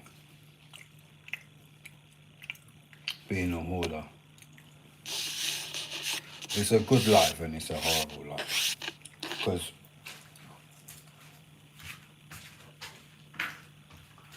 you know you shouldn't have all that shit, but you just fucking love it. I'm not a hoarder who hoards crap, junk. Well, probably some people would say it's junk. I know it's not. Like, one of the main reasons why I kept all them monkey nuts. One of the main reasons why I kept all that stuff, the CDs and stuff, was because at that time when the internet went down for a week, I would have had no access to music if I really wanted to listen to music. That's why I still got these as well.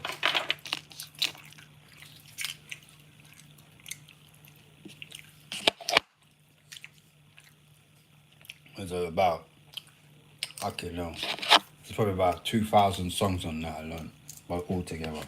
Maybe 3,000, who knows. A lot of people got rid of that.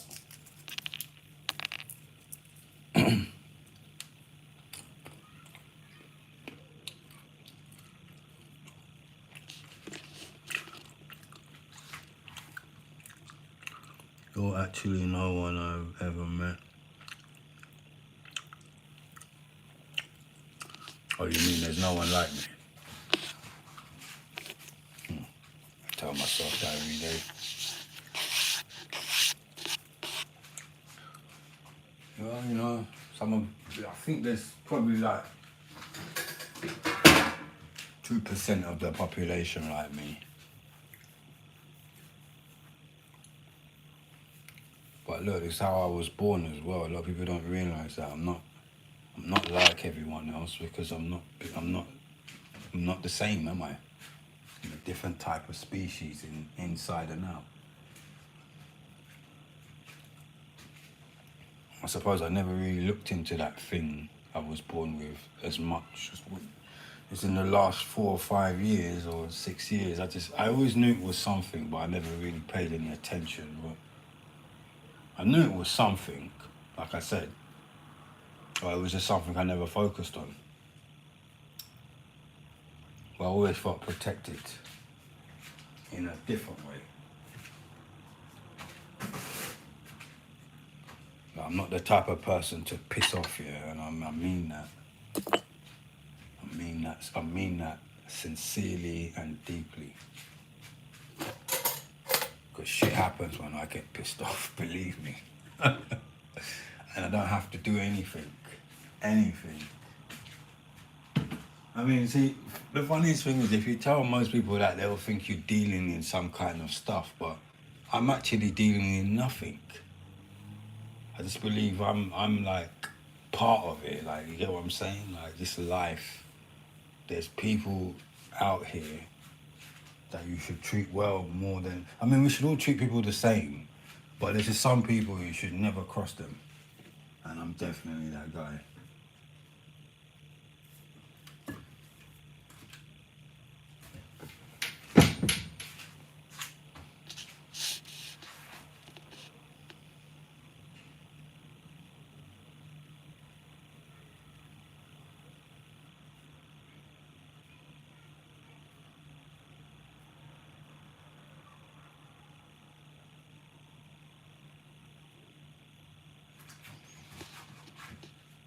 Well, I don't know, Lisa. I mean,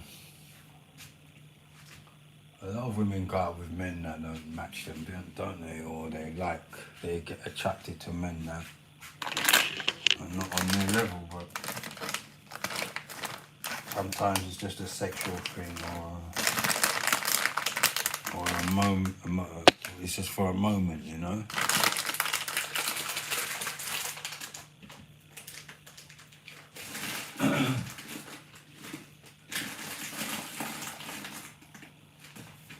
So when I get a lot of whatever, you know, people saying whatever, I don't even, I just take it with a pinch of salt, you know, because it's like, you don't know when people say things, they might be saying that to someone else. Like, even with their hair and all that shit.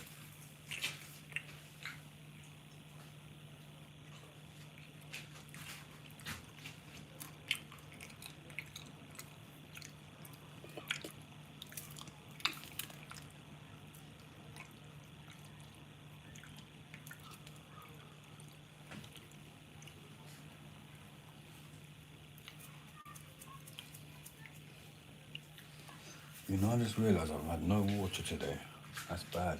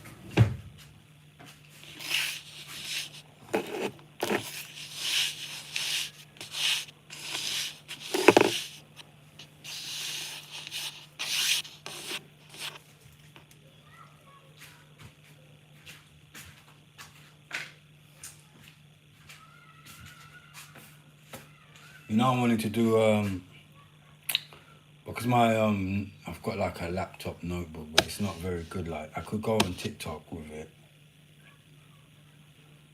because then I could do. Oh, I'd love to do that. Never done that yet. Like reaction videos. That would be good. Maybe I could go on YouTube. I'm not sure, but you can do like basically it's like I'll be in a little box, and you can see me, and then I can go and like do all the videos and stuff like that. Look on YouTube. It'd still be on TikTok and all that. Yeah. So you know, I was meant to get a desktop.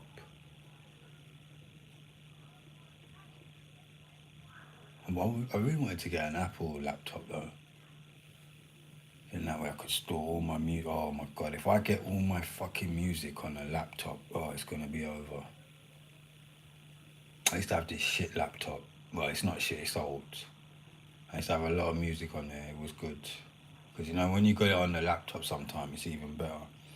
You know, a lot of people don't realise if I added all my music on, this is what I'm thinking now. I've got like sticks, and I've got some of the music stored on the cards, and then I've got the CDs. Oh my god, I was just going through them yesterday, and I was thinking, my god, like that's a lot of music. I even forgot about some of the music. I'm thinking of buying it's like a 3-in-1, a tape, record, and CD player. Old school kind of retro looking thing. I was thinking, yeah, that might be alright. I found a load of I chucked away. I regret chucking away a lot of those tapes I had a lot of good tapes there. Even sometimes it sounds weird, I miss watching a video, and I've got a couple of videos still, but I haven't got the player. I don't know if I could. I did chuck, as I said, I chucked away all that shit. I had a video, I had a TV with a video in there. I got rid of it. I say I had a lot of shit.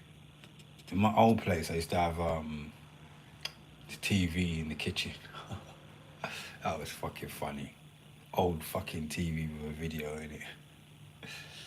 Oh man.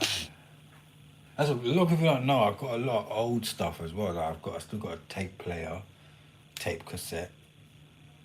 I bought that one day years ago. Fucking a CD player, portable.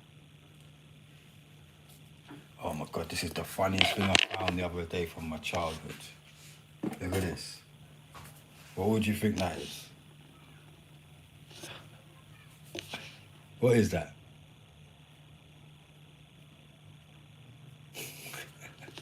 When I fucking found this, I said, oh my god, Jay, you still got that?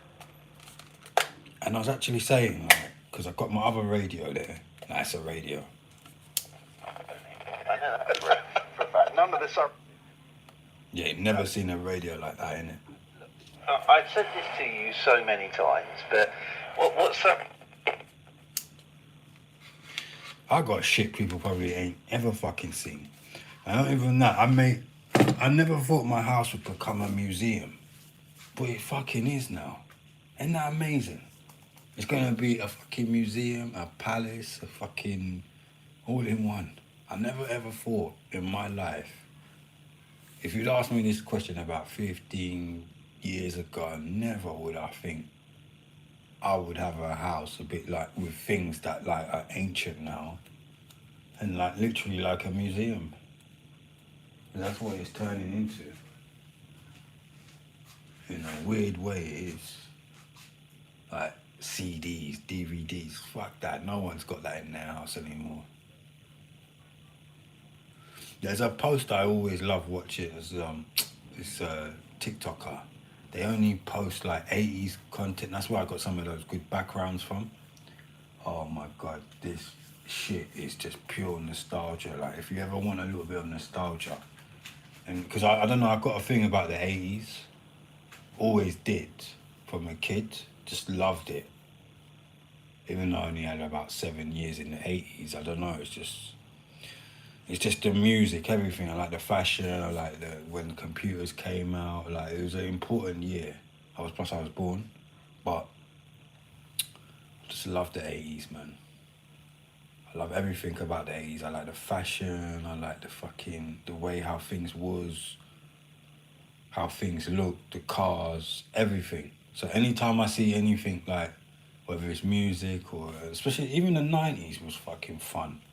I have to admit, those were probably some of the funnest years of my life. Because obviously I was a kid, but I don't know, this life, just everything looked different. When you watch it back, you realise that's fucking worlds apart from now.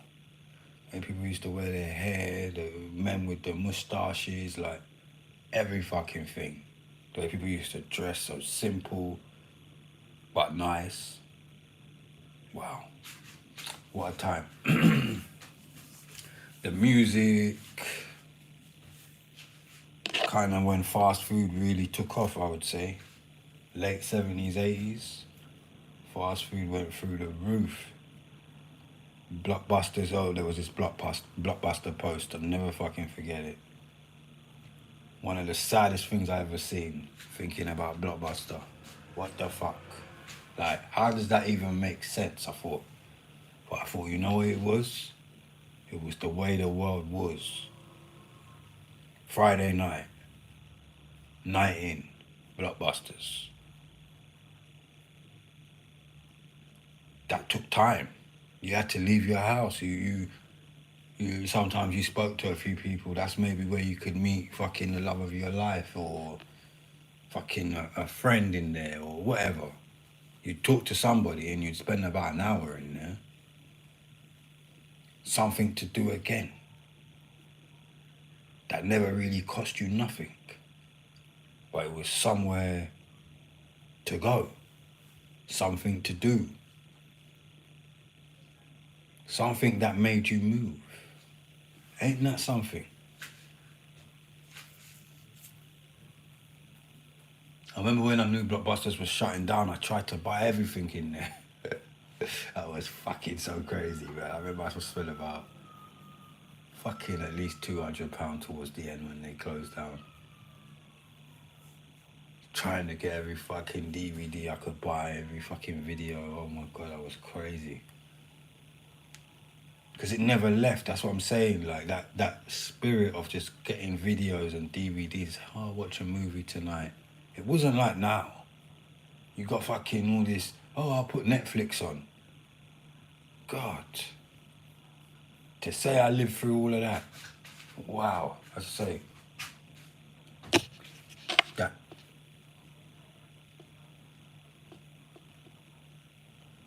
Oh no, I couldn't have it in alphabetical order. No, that's too much. I'm not that good.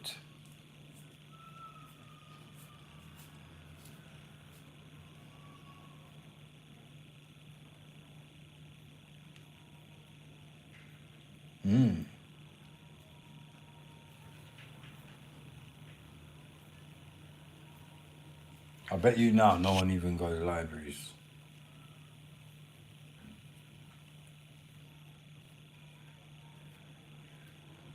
God, I gotta make my dog chicken tonight, man.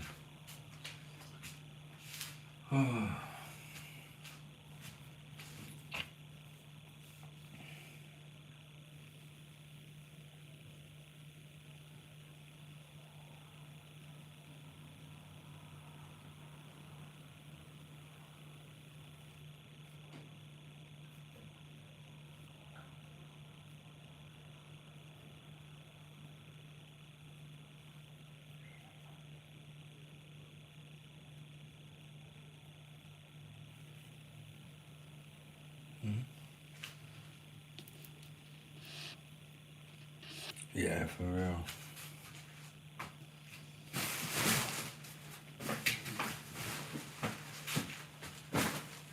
Oh look, I got some bigger pot. You know?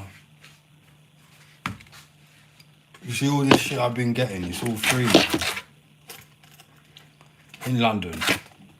See, a lot of people haven't caught on, yeah?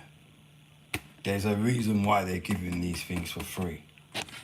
And I thank God I caught on quick. I caught on years ago, but I was just lazy. Like a lot of things I've had and had to do. Had so much other shit to do, trying to do on top. I've done pretty well. But, like I say, where I live, every day there's a trolley, and not even just where I live, near my mum's house, there's another place where you can go, you can get wood, you can get all these, they're all stacked up, and nobody wants them. You'd think people would be fucking rushing to get these free pots, but nobody gives a fuck. They don't want them, because they're looking at it like, what am I gonna do? What the fuck am I gonna grow? And you've got food banks giving away. Like the other day, one day I was going past a food bank at my mum's house. They laid out about 20 courgettes. I took about 5. And they were just there, so anybody could come and take them. And I said, I'm not gonna leave that shit there. Then another time, someone near my mum's house said, well, it's good to stay moving, because you never know what you'll see. There was a whole bale of mushrooms, what else? Peppers, red peppers, yellow peppers, sweet potatoes in the packet, what else? Some lettuce, crates of them, yeah, just dumped, because maybe it was for the food bank and they took too much or they had too much. And I'm telling you, no one was queuing up for that shit. It was just there. It was left there nearly all day and night. Luckily, I found it, saw what was there, grabbed a few things, and I thought, fucking hell, is this what's happening? Like, people can't even, I mean, sometimes the condition is kind of bad, but there's always some good things there, you know? Yeah, but it's crazy. You people don't realise, if you get fresh produce, you're quite lucky.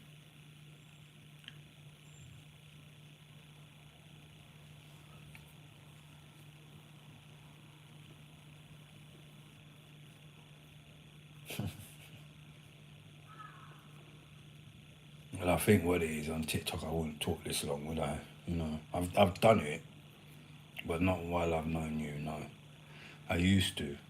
I used to talk non-stop on there. That's what I don't think a lot of people realise. If you haven't been watching me, you will know. But yeah, over the years, I slowed down and I slowed down and I slowed down. I take a break, come back, play music, talk, stop. You know, like I never done, like, for a good few years. I mean, the last time I remember streaming on that intensity, like, to that intensity, was like 2022.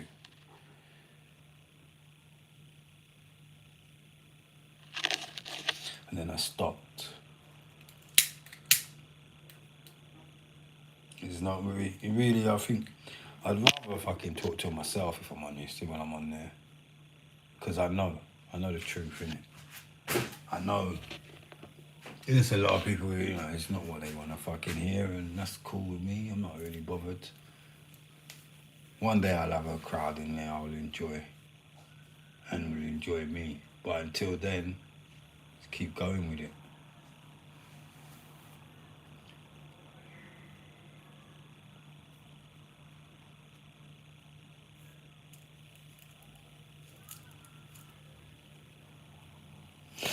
Well, maybe because you are by yourself, really, at least, so it's easier.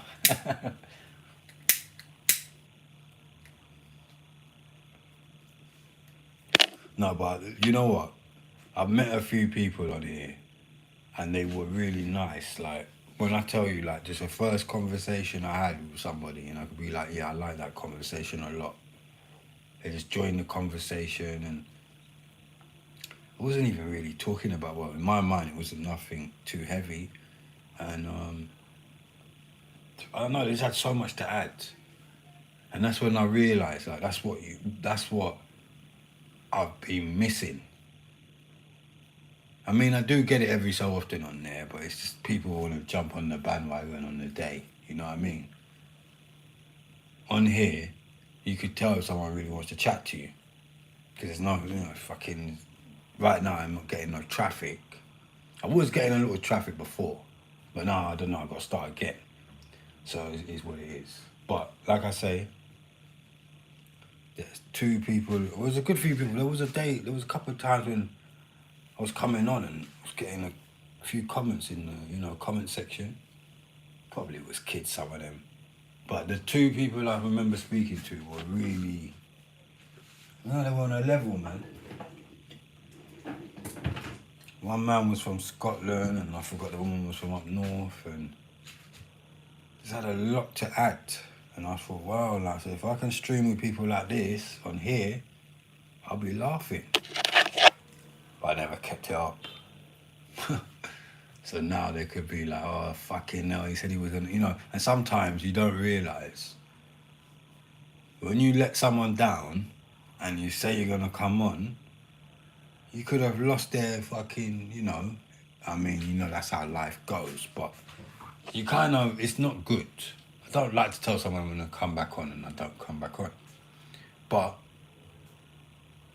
if they really like you, they'll come back and find you again.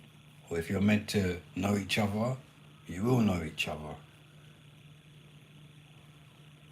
Yeah, but it was nice though. Just even if it was just for then, or just to get me started, and give me that little confidence in like coming on here, it was enough. Because I mean, with an app like this, you wonder will you ever be seen or heard? A bit like TikTok, but a lot harder, obviously. But that gave me a lot of faith. So, all right, well, obviously a few people have seen me now, continue. Whether you get no one in your life for a while again, just keep going. There's a few apps like this though, where you have to keep, you know what I mean? Well, all apps really, but you got to keep coming back and putting in the work.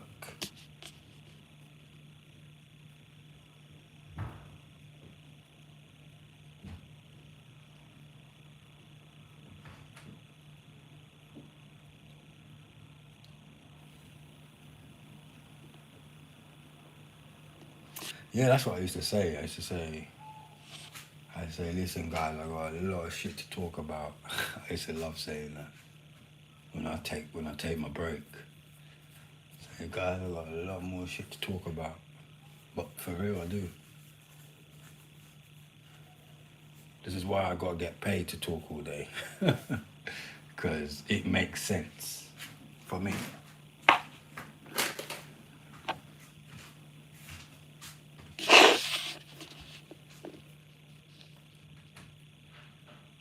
I can see your hand. Oh, you meant to see my hand, innit? Doing that, you mean? Yeah, sometimes I want to come on the camera and sometimes I can't be bothered. I don't know. Like that a lot. I might come on in a minute. I don't know.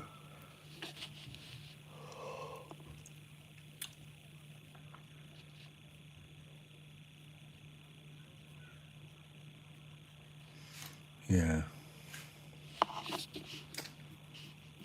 Yeah, I feel when I'm on the camera, sometimes I'm just zapping my energy. I'm not saying you, but sometimes I'm just giving my energy out and really feel like it's powerful. Like when you study it and you've experienced what I've experienced, you know that you gotta control it. Because if not, it will control you. So sometimes, I know that's the name of the game, but I don't really want to do it. Because then you have to focus in the camera, and I'm not gonna lie, not all the time I want to do that.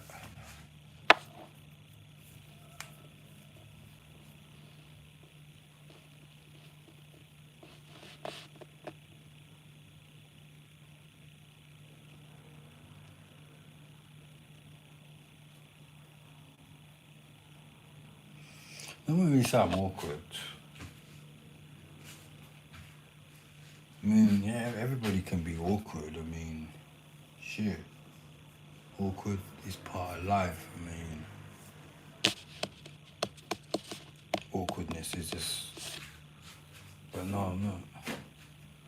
But it depends on the person, really, I suppose. But at this point in my life, I wouldn't meet anybody who would make me feel awkward or act awkward because I just can't be bothered.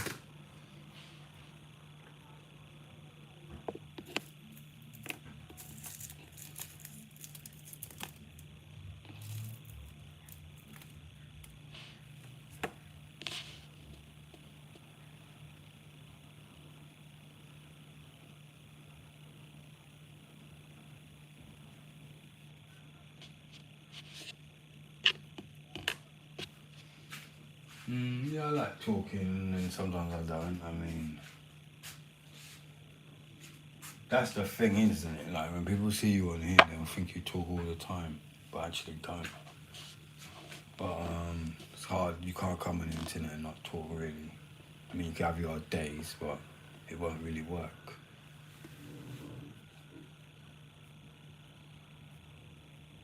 But I wouldn't want to be in a room and be stuck with someone that never talks, but then I wouldn't always also want to be in a room where I have to talk every minute of the day, if you know what I mean.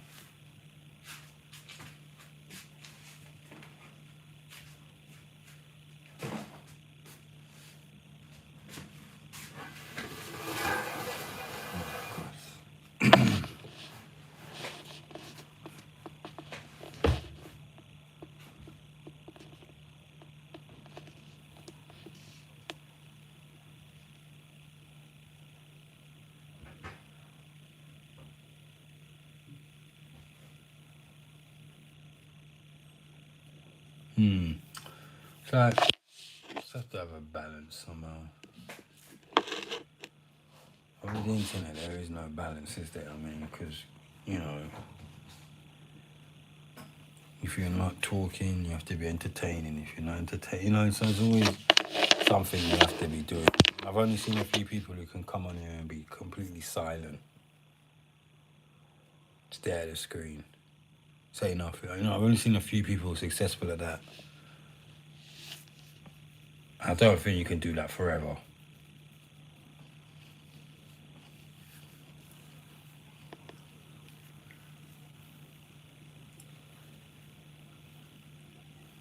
But talking, I do think you could do forever.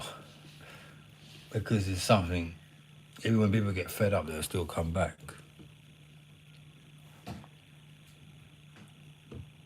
I think it's one of the best things on the internet. You do the art, because if you think about it, people get fed up of everything at some point or the other.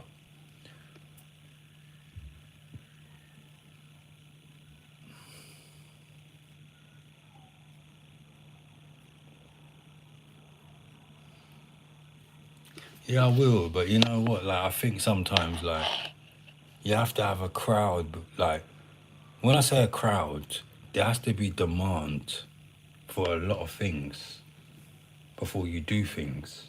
Because, I mean, I feel like I've done enough, you know. I haven't seen my Spotify go up significantly. I haven't seen my Apple, you know, I can check the stats. It's not up significantly. My YouTube's not up significantly.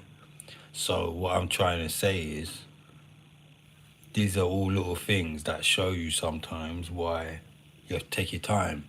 You can't rush and do all these things because it's still, if you're putting in time to this and that, and you put time into that, and then you could rush it, but still, it's not like you just put it out there and people just buy it. You have to promote it. And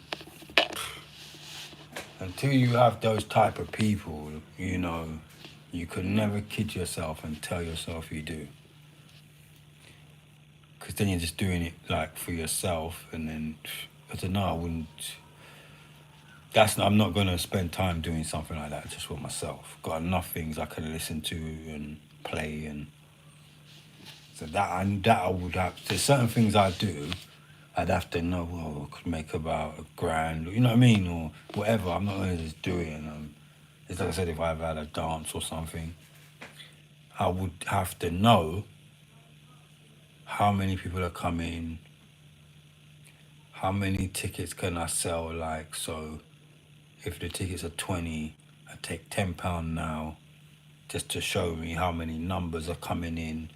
See, I'm a bit too calculated when it comes to things like that.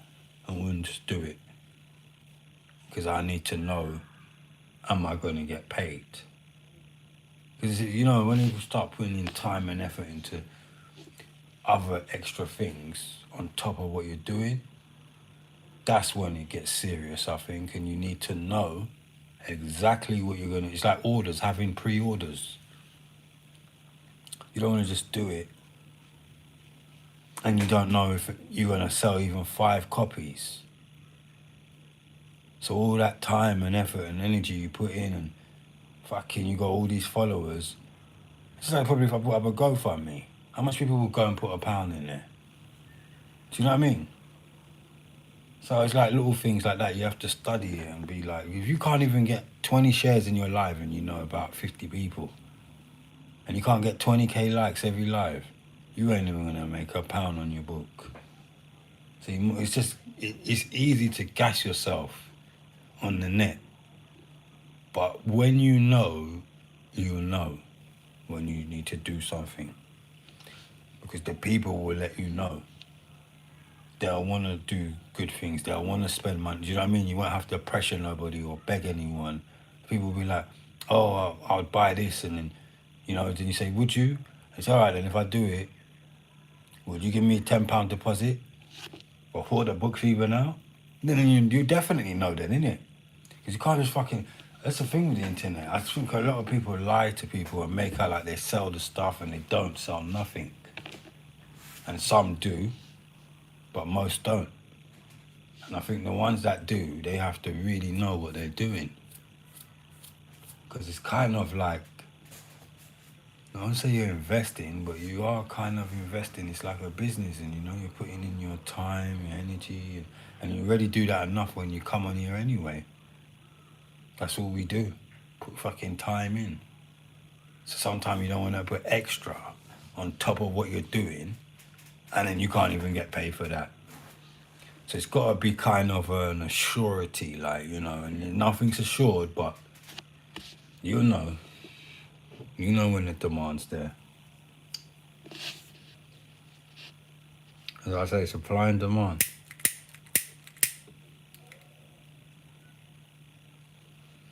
When there's a demand for something, you know. So far, it's just been a lot of chit-chat. Can't really see how that chit-chat's going to turn into money. Because that's all they've been doing is chit-chatting. And you can't even see, like, you got to see the logistics. Does it make sense? Is it worth it? Is it the right time? Am I doing this too early? Is this just an impulse feeling? Oh, I want an audiobook. I want to have books. I want to have merch. But if you don't really have no one really with you, supporting you to help you buy that merch, or, you know what I mean? Because then you're just gone and wasted a whole lot of money and time, and fucking you better off doing nothing.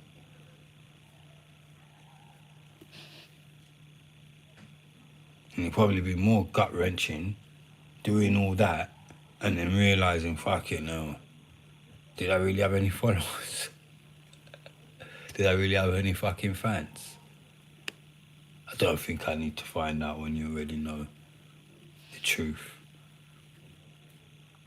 So you have to take your time.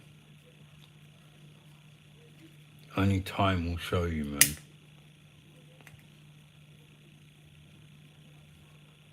First thing most people will say, oh, I get paid at the end of the month. Yeah, Jay. Fucking, they're gone, man. You never hear from them. They duck you. Oh, fuck that. That's what I even think about. It's giving me a headache. I'm not being funny, but if you see people can't even put £1 on you, how the fuck are they going to afford £30, £40, £20? It just ain't happening. Sometimes I don't even think it's got anything to do whether they got a job or not. It's just fucking, it's just the people, isn't it? You know?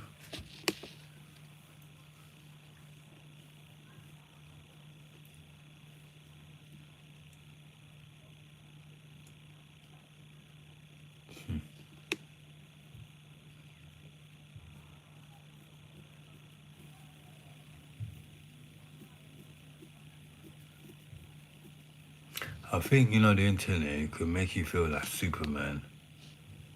And then when you find out you're not fucking Superman, you'll fucking be so devastated. Because it's there to get you caught up in the hype. I mean, there is a lot of people who have hype. You know, they got a lot of hype behind them. But it's the people who make the hype. Obviously, the person comes, gets them going. So you see, that's what I'm trying to say. I could never kid myself. And it's not to be negative. It's just to know that you don't want to waste your time and your energy when you could save that for another day and another time when it really is your time. Because, I mean, if you're popping, you know you're popping, innit? If your shit has popped off, you will know.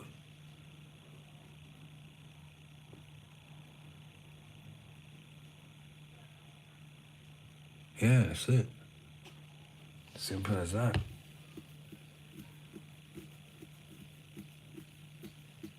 So there's a lot of gassing going on in this shit here.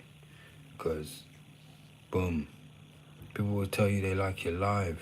Yeah, you do. Who wouldn't like a free live? Everyone loves a freebie. Or I can come in here and there's no pressure. Everybody likes that type of shit. Well, this is not YouTube. TikTok is not YouTube, is it? You don't sit on TikTok and people can come in. No, you have to like that shit. Where's the like button here?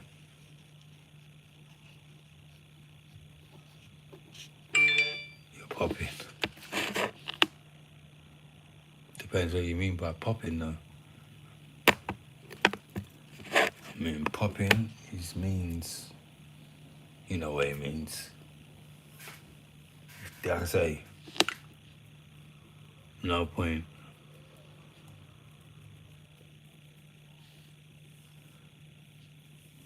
There's no point setting yourself up for a fall.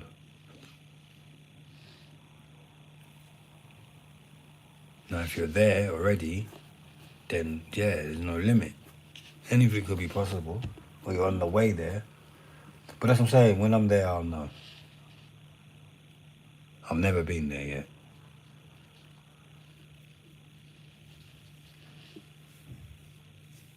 I think there's a few ingredients that might help. You know, like you need 1 or 2 viral videos.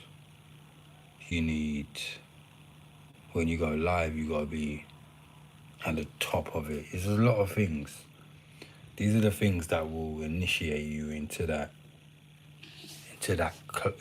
club, you know, where now you can start thinking a bit bigger. If you've got 200 people in your room and you come off and you've had, I don't know how many conversations and how many gifts, and it's consistent like that, maybe for 2 months, maybe you have a chance.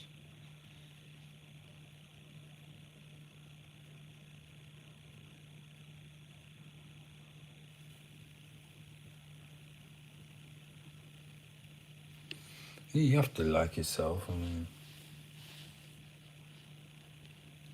only you can love yourself. I mean, can't depend on anybody to tell you you're a nice person, and say yourself.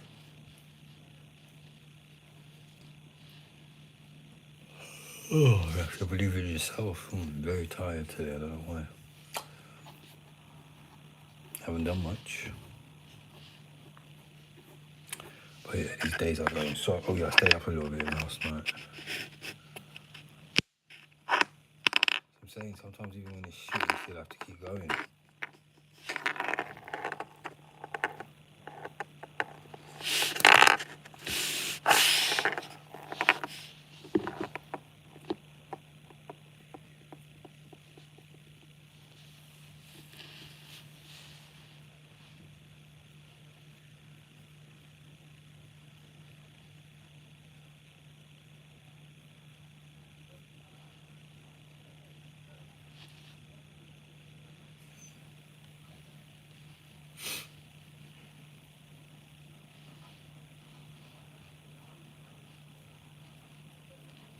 The train.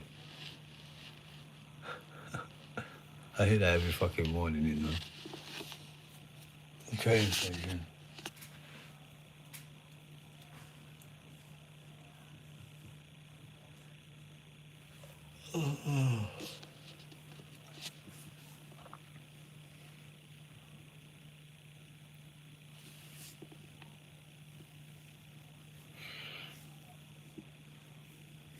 If I tell you, the only problem is if I go to sleep early, like, so I went to bed about 10, I probably would wake up about 2. So I can't really do it.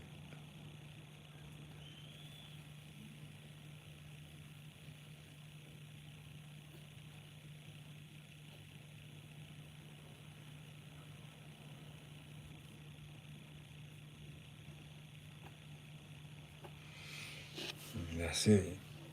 Lisa, you know. I really lad. That's it.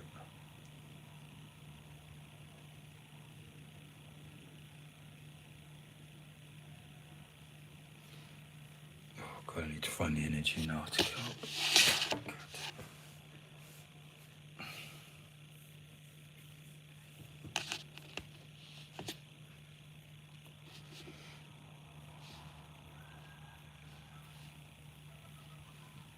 Yeah, I think I was saying earlier, what I think I was going to do tomorrow, I might have to leave to Saturday. I don't want to strain myself too much, you know. Sometimes trying to do all these things at once, oh God, it's fucking difficult.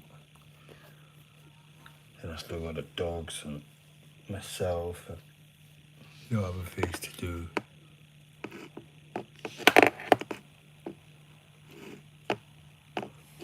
Sometimes even like cooking, it should be just a chore, but today I think I'm going to do noodles. It's gotta be an easy meal today, or it probably wouldn't happen. Could do like mackerel. I haven't eaten rice for about, God, all week. So that's a good feeling. No rice. The last rice I had was on Sunday or Monday. Thursday, yeah. I think Monday afternoon. I haven't had any rice since. I think, you know what, I'm going to keep it like that. Because noodles ain't really much better, but better than rice sometimes, so.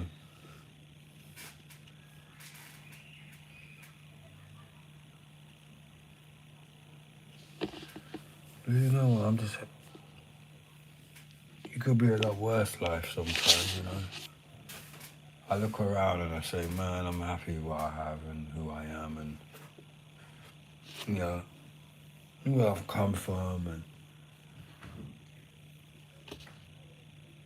where I'm at now. There's a lot of people that could never get to this level.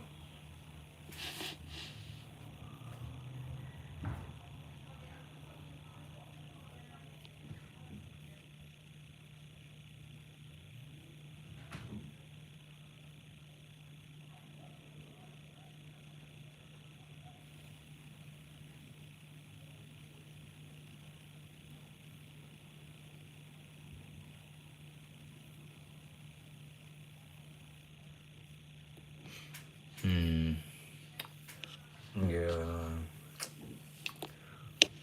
you know when you have to force yourself and then I have to quickly make my dog chicken, which I'm not looking forward. Well, it'll be easy, but it's just getting it going, you know. But I will get it going, as I always do. I have to make this shit happen all the time. Later, I might do an hour TikTok later. Then maybe come back on it.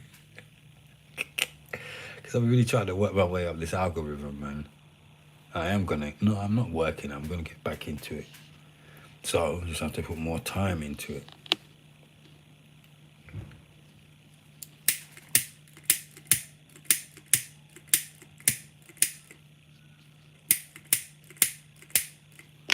All my lighters need to be filled up with gas. Now, even gas, one time, I spent like £5 on 5 bottles. I'm happy I did that shit. Because fucking when you got lighters, you realise you always need to have a gas, because they'll keep running out. They'll look full and they'll run out so fast. But when you buy a lot of gas, you don't have to worry. One day I'll show you, I've got fucking tons of lighters, boy. Over the years, used to be a lighter thief. Anybody used to give me that lighter, I got pocket. I didn't even realise. I might connect my mic today. I'm gonna try and connect it. This is Bluetooth.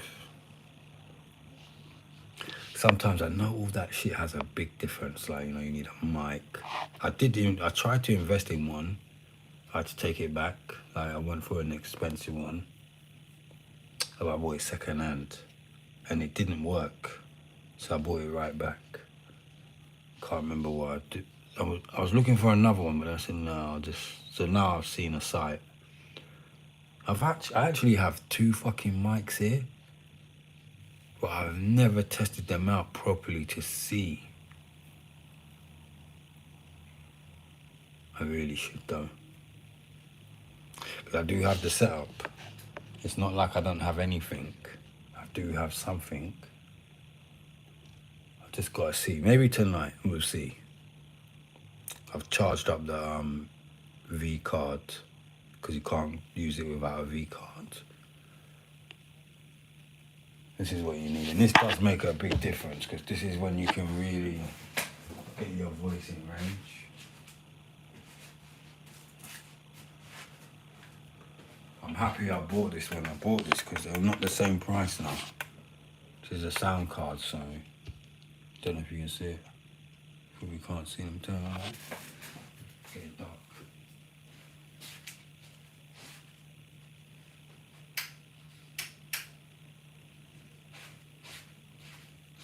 Dogs are getting annoyed about hurry up. Yeah, so I bought this, and this is Bluetooth. So all you have to do is connect the mic, headphones, earphones, whatever, at the back there. Then all the buttons, like, you know, it's got the volume, echo, treble, bass, back-in monitor.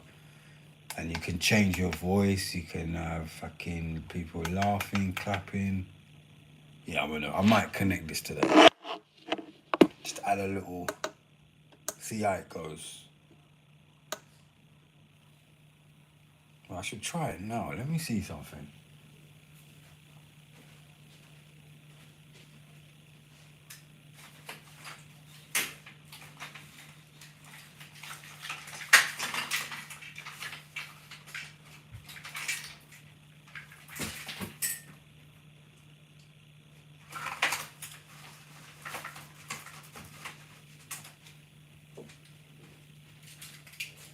Yeah, I bought 2 mics. This is this one, I don't know. Well, this was just a little one I got there.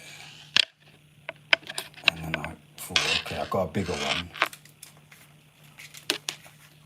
And then I got that. But I don't really know how they're gonna work. Let's see.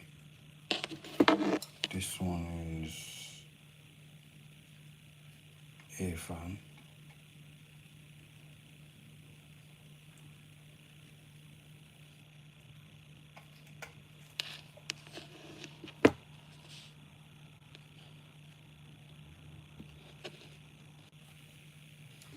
Wait, let's see. See, I was trying to record fucking my voice before I actually used it. But I don't know.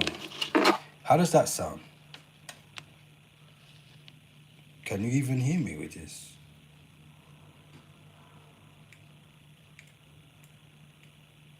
Show me. But can you hear me? Yes, no?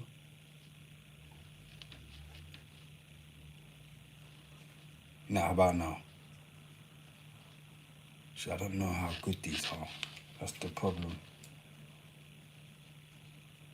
What's up there? Hello?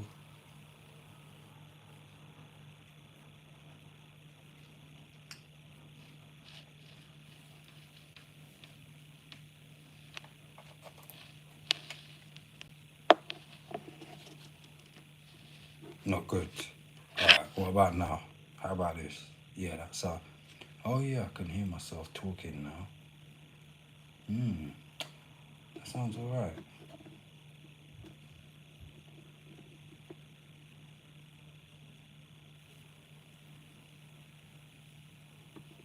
Can you hear me now, Lisa? God, you gotta fucking test all this shit out before you use it. But I can hear.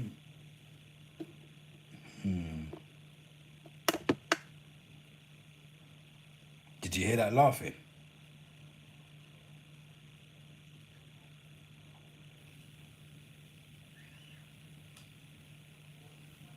I don't know. At one point you can hear that there.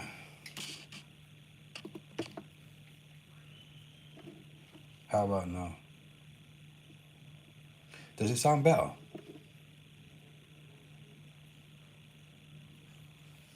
You gotta let me know exactly how it sounds. Oh, laughing, listen. That's not me. That's the effects of what it can do.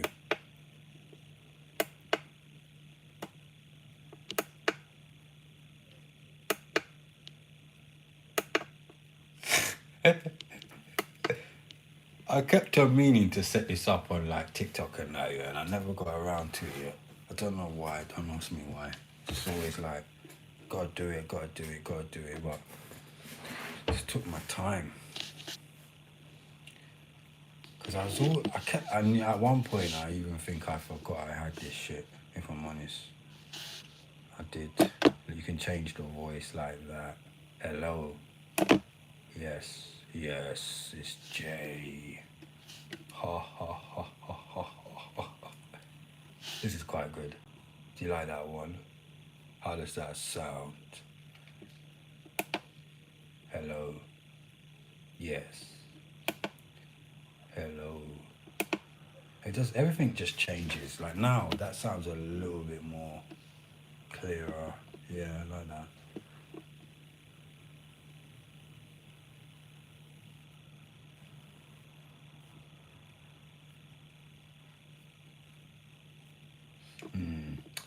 Yeah, do you know what it is? I'm just trying to hear how it sounds so I can look at echoes as well, like that. Hello. Yeah. Lisa. God, I forgot how good this thing is. You can have a bit of fun with it.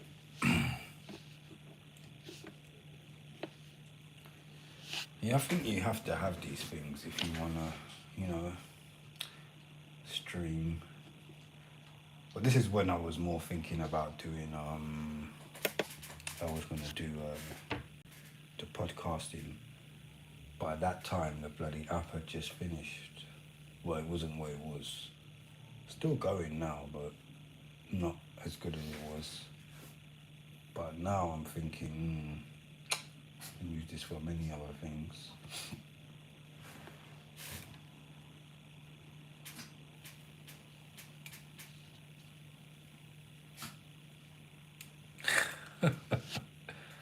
A live wire, yeah, of course.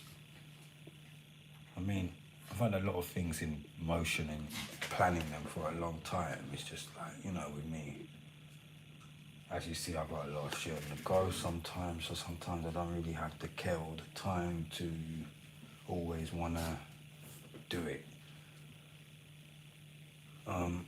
But now I'm starting to think about, I want to like step it up. And I've been watching people on the mic a lot lately, and I'm thinking, fuck it, I'm acting like I ain't got a microphone and shit.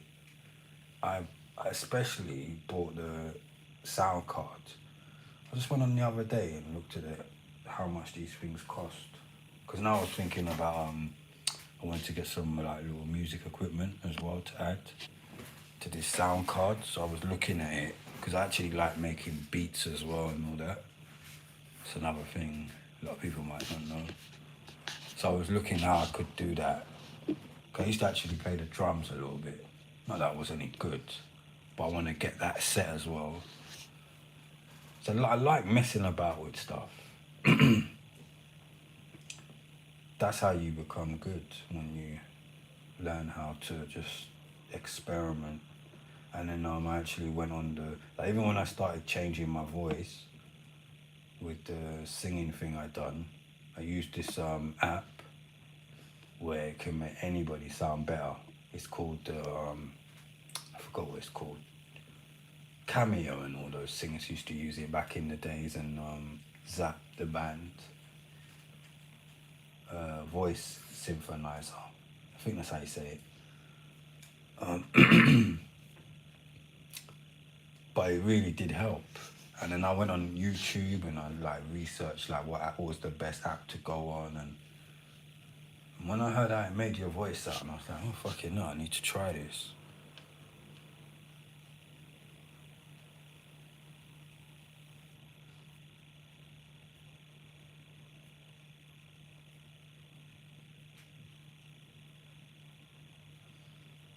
You're funny, Lisa. Yeah, you got a lot going for yourself. I mean, you know you have.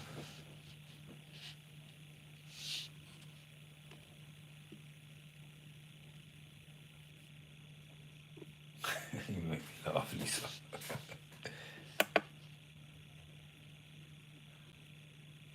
Did you hear that?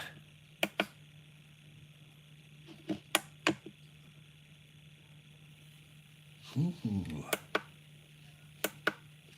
I like that. What?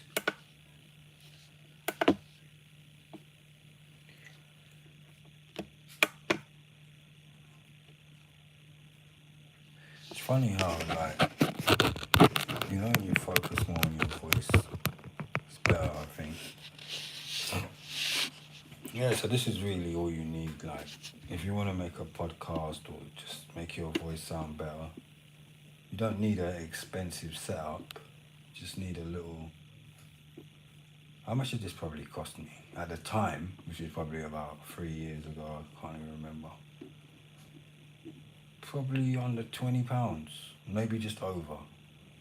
Altogether, with the two mics, this one headphones I'm using, this card, probably about £30 altogether, I think.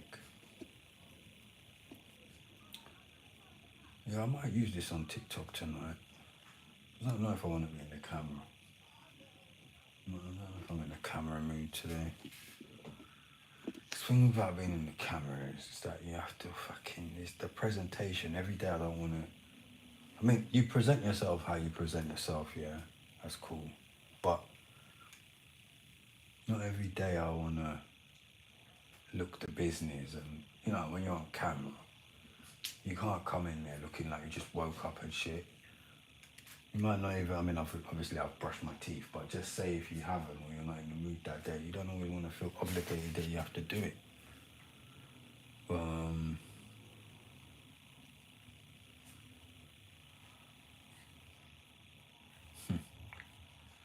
make you laugh. Why? Because I'm using a mic now. Because you probably realise I've got a lot of secret weapons that I'm not using that I can use any time. But I know that. I've always known that about me. I've always been that type of person. I'm not going to just, oh guys, I'm going on the mic today. Oh yeah, like, because that will make it all boring. And I'm not boring. Like the chairs, you know, people probably going to say, oh fucking idiot, gone and got another fucking chair. But they don't understand, like, I don't spend a lot of money on my shit. And they don't know how no one knows how I done it except me. And I know it's funny. When I think about some of the stories, like with the chair and all that shit, it's just fucking, it's stories you tell your grandkids one day. It's just fucking hilarious. Like, it could only happen to someone like me. The stories of both of all three of the chairs, and I had four. And then one got damaged, chucked in the bin. But yeah, all of the stories are different. Like, all three chairs all have a different story. But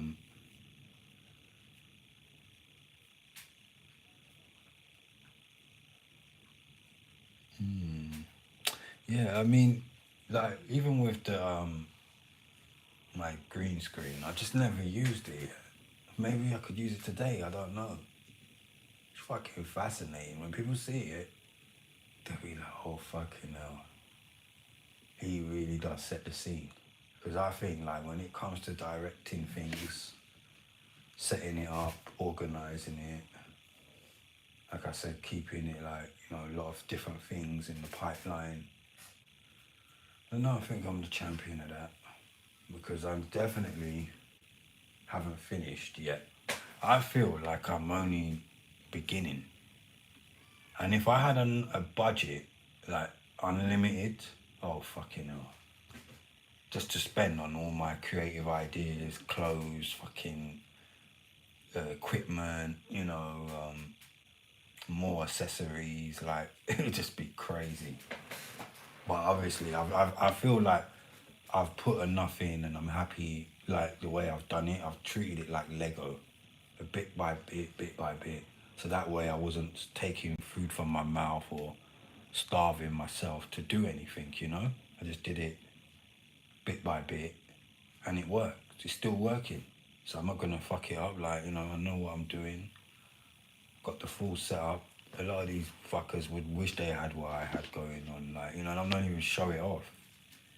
Like, you know, I could do anything. DJing, like, make it like a radio, be in the camera. I can choose what I want to do when I want to do, I suppose. I don't always have to be in the camera. And I don't want to be. Because, oh yeah, one of my favourite actors died the other day, and I mean, now I feel like it's my responsibility to be the voice, because I mean, he was one of the voices of the world that his voice will be missed forever. I can't remember his name. I never really knew his name. He's not somebody, I know who he is. I kind of know his name, but if you ask me off the top, I wouldn't know. He was like a phantom type of actor. He was more known in the 90s, 80s, 70s, I reckon. And anyway, he plays the man who played Lion King. And I was obsessed with his voice because I did like his voice. I like Russell Crowe had a good voice in the Gladiator. I think he had that was the voice. Who else? Candyman. That voice got me. And then there's been a few like rappers and things. Like, I liked the rapper Slick Rick. He had a good voice. You know, there's been a lot of good voices out there. So if I could be like considered it like that, fucking hell, that would make it. And I told you, I know the man who made Rasta Mouse. So ever since then, like, I've always been thinking, could I do that? But there was no internet at the time. So now the internet is here, and do you know what I mean? I think I could do everything. I could even, to be honest, right? I know I could make a film. I know I could. Like, that's why I said, like, if I had a fucking budget, unlimited, I would be unstoppable. Because me, with the small budget I've worked with, is pretty good. But me with a fucking unlimited, I'm the type of person, if you give me fucking 10,000 or 5,000, I'll make it look like 30. And I'll stretch it far. It will do so many things, like, so that's what I'm saying. Like, once I got the budget the way I want it, like, I could just fucking spend and just be spend freely and get more creative. That's when I'm a dangerous person like that. Because I can just think of things that no one else will think of. And I had this before people were even using this on the TikTok and the internet. And to see how popular now the setup is, because everybody kind of wants to have a mic, podcast, and all that shit. Makes you better, doesn't it? Because, you know, nowadays, have you noticed how everyone's focusing on the voice a lot more? Because they know these are the kind of things that hook people in, like clarity. Once people can hear your voice clearly, they're not struggling. Like someone like me, sometimes I do need something like this.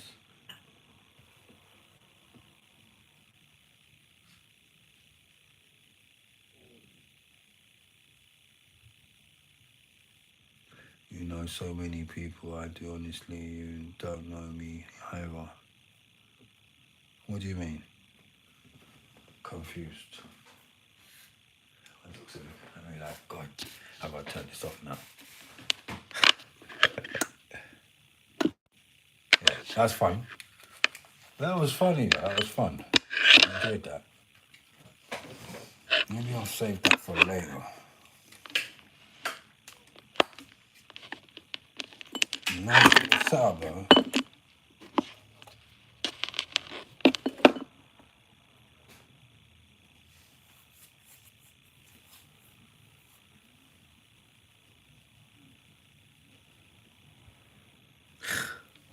I thought you said you never had a posh voice. You're funny, Lisa. Look, guys, I've got a lot to do now. So let me get on with my work, right? It's a lot of preparation to do this, man. All right? I've got cooked chicken for you. Stop looking at me like I'm your slave.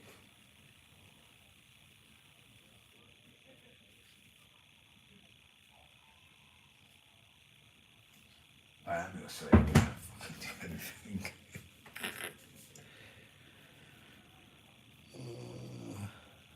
God. I know, I've got to get water now.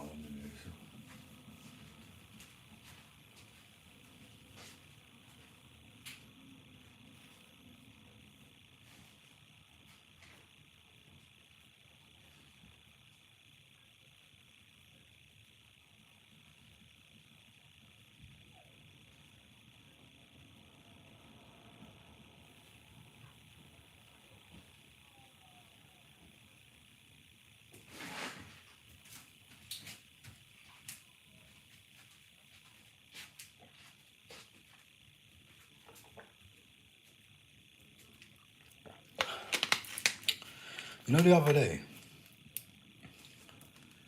it's held for review.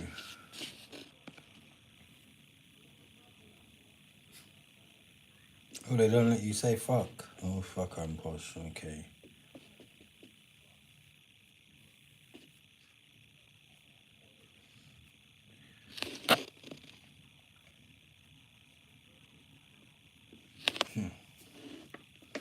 I didn't think they'd do what TikTok does, or they got their filter on the comments. Oh, wow, I didn't know that. You see, because all the trolling people have had to endure, it's made them like, I don't know, they're very funny now about what they'll let you write on the screen. Because, oh yeah, you're not allowed to swear. I don't think you ever was. But they're very careful about all that now. That will get filtered.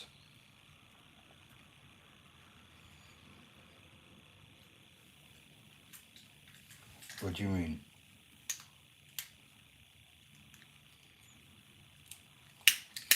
Do you know something someone told me a long time on here? You can't write when you talk.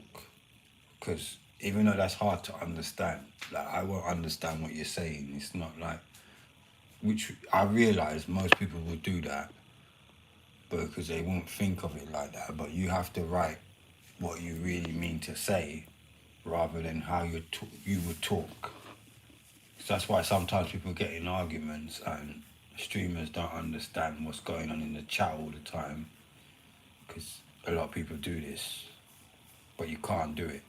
Because if you want, like me, to understand your point, you have to write, not like how you would talk. You have to say it as it is, like more directly.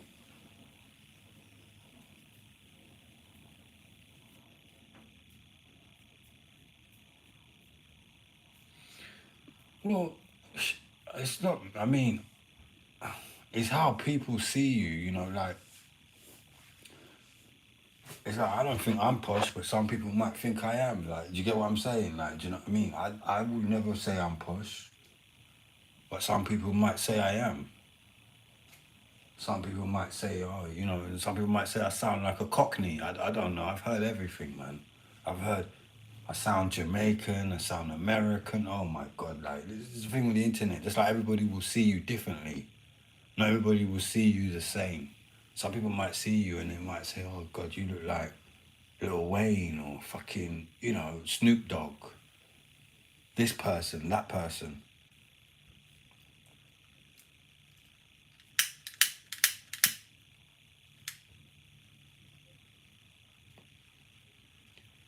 I'm gonna have to work hard tomorrow. Yeah. Right. I'm coming, guys. Where's the chicken?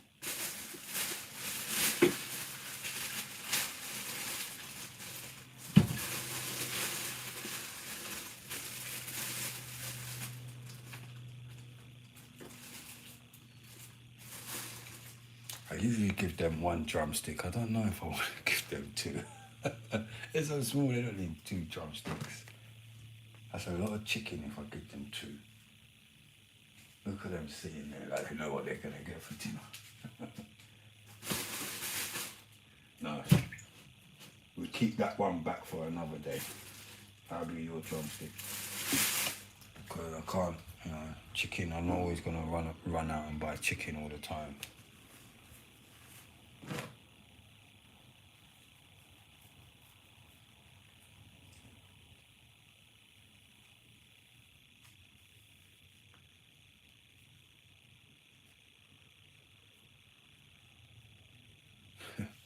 Because I've got a different voice for everything, I suppose. Sometimes you wouldn't even realise that, but that's it, isn't it? Right.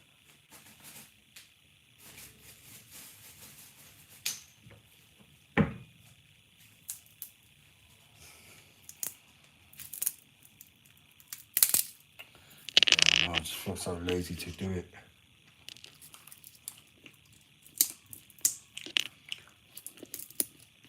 It's nice when you have to push yourself, though. That's when you know what you're made of. So I don't really want to be live. I tell people all the time, I don't want to be live all the time. But just like now, you lose your spot. I felt like the views was a bit more before when I was coming on and posting. But when I stopped, everything stopped, you see. Sometimes you can only take a few days off. I think even right now, a week is too long. Sometimes you think, oh, fuck it, and then you slow it down and then bam. But it's all good. You can never regret the things you do when you do it. You just have to just be like, okay. That's why I think I've got to set up a serious schedule. I even have to set up a posting schedule, like where so every week I've got all my posts like for 2 weeks worth, and then, you know, when another week passes, set up another 2 weeks, and then bam, bam. I was doing it, and it was even on TikTok, I was getting results, but it sounds easy, but you have to make time for this. You have to have all your posts ready, you know, and you just have to have them in line. So if you're gonna post twice a day, if you can't do a week's worth, do 3 days. But it does work. And then you have to have a time and stick to the time what you're gonna post, which sometimes there's good times and others, but once you work out the time, you just post at that time, and then that's it. Some will do good, some won't do no good. That's the internet, hit and miss.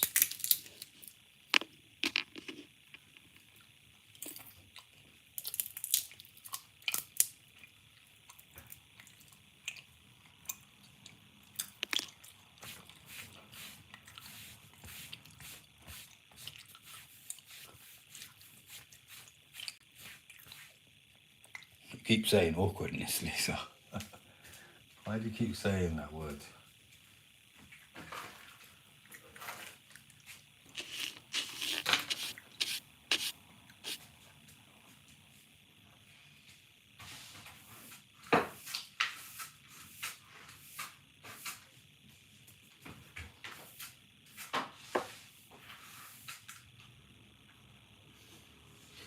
Look, I just reached a point in life where there's a lot of things I enjoy doing anymore. That's what I don't think a lot of people realise. Like, maybe you used to enjoy going out and things like that, but I don't enjoy it anymore because I've done a lot of it. Because I think I was living on my own for a long time. I've done more than the average person my age. I mean, I've been a lot of places, gone out non-stop, spent a lot of money going out. Why would I want to do that now? You see, the kind of things I'm interested in putting my money in and spending money on, probably other people wouldn't want to do it. And that's what I realised, like, I'm not interested in that much, not much anymore. Because I've done a lot of it. And if you ask me, I probably did too much of it. And that shit, you know, like, it came at a price and, you know, I've done it and I enjoyed my time of raving and going out, pubs, wine bars, socialising. I was original socialite. I did pretty well in that world. But now, that world is not important to me anymore. And I don't really enjoy it. I think when I see how fake people are on the internet, it makes me realise I made some of the best decisions, like, for me.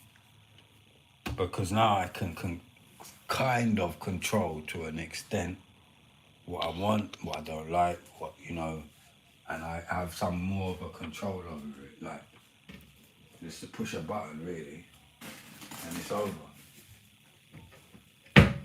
That's why now, if anyone pisses me off on, you know, TikTok or whatever and follows me, I just block them. If they're so rude, I can just block them. I have to deal with it, which is better than real life sometimes. But why should I get myself stressed out about nothing? It's not worth it.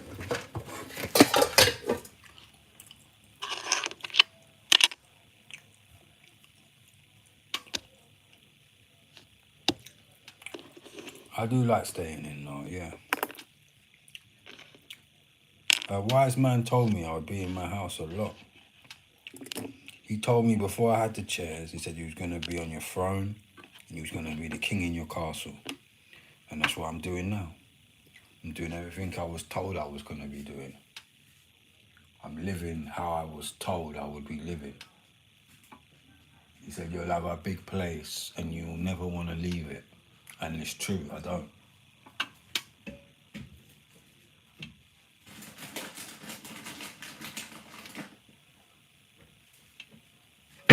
So I'm trying to make this place, like, it's comfortable, but it's very comfortable, but I'm trying to make it more than comfortable. I'm making it into my fortress, you know?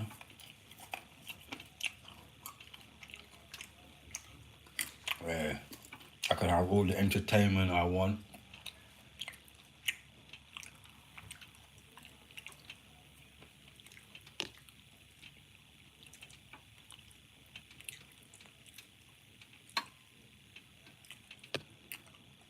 You know, 4.5 hours on you. Have I been on here 4.5 hours? No, never. I wasn't on here for 4 hours. It says, what does that say? That says 2 hours, 84. Oh, well, okay, well, there's 60 minutes in an hour. It's good that it's got a timer on there, though. TikTok needs to take their advice and put a timer on the fucking app, like when you're on there, to let you know, okay, I rate YouTube for that. They let you know how long you've been live. Okay, that makes about nearly 4 hours, yeah? 60, 60, 120, 120 is 240.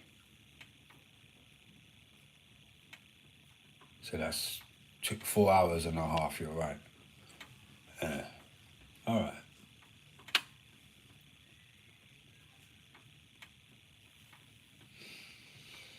I mean, I don't really watch time, you know. I mean, when I'm doing whatever I'm doing and if I'm chatting and it's cool, like, you know. Maybe if you didn't join, maybe I wouldn't have stayed on as long, but probably would have done about 2 hours at least. I'm getting used to talking to myself as well.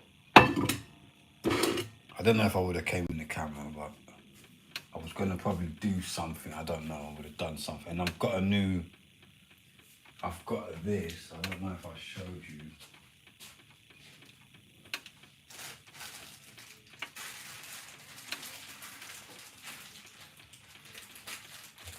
Yeah, I've got myself a couple of these for when I'm cooking and I'm doing things, and I'm gonna get another one just to put on my head. So now I grab the camera like that. Because it's all about angles, isn't it? So if you're cooking and you want to like make everybody feel like they're cooking with you, and you want to talk at the same time, or whatever you're doing with this is just for when you're on the move. Could be riding your bike and you want to show people what just it's just for when you're on the move and you want the angles, but you can't get it because you can't hold the phone in your hand. So you put this on top of your head, and then connect that, and you can have the camera so everyone can see you eating, blah blah blah. I think that's gonna come in handy. That is.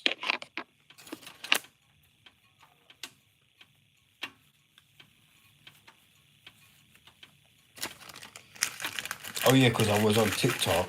I got a couple of phone calls, came off, and then did some stuff, and then I thought, let me jump on TikTok. What time was that? About 4. Okay, yeah, it's about 8.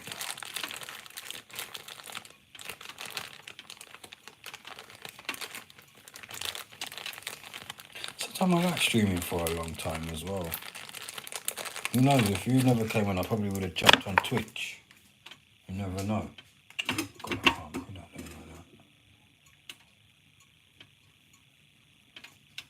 Yeah, I probably would have jumped on Twitch.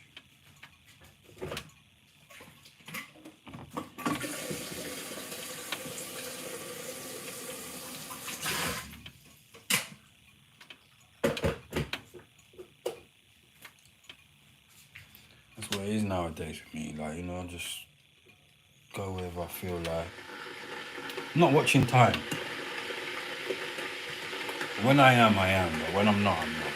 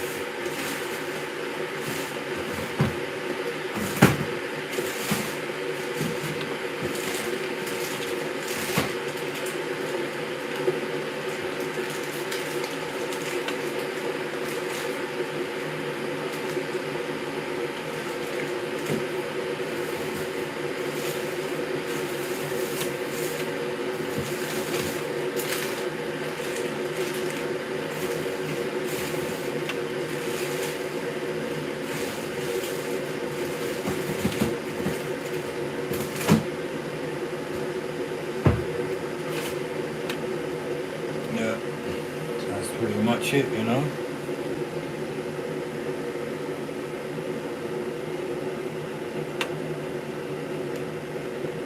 Oh, it's the freezer. I was getting stuff ready.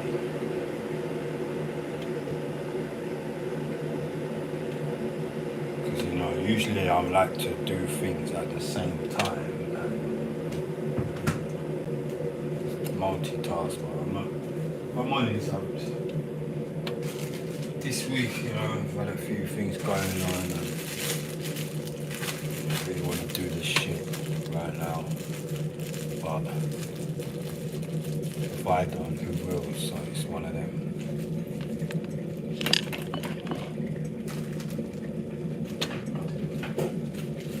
And sometimes, every day you're gonna want to eat a lot of food, but I always think that's when you have to force yourself sometimes, because it's like you might go one day and you're a bit lazy, didn't eat properly, and the second day that's bad.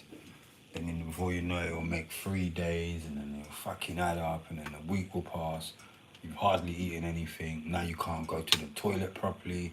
Like I even hate when I run out of fruits. I get actually pissed off. But I know you don't need fruits every day. You mainly need to have vegetables, but it's good to have both. So I don't like to run out of none of them. Get pissed off when all of that shit runs out of vegetables, fruits. God, now you gotta go back and get more. And it's like, it's a game, innit? Fucking food shopping is like back and forth, top up, top up, top up. Then when you top up on that, you gotta top up on this. But that's how it is.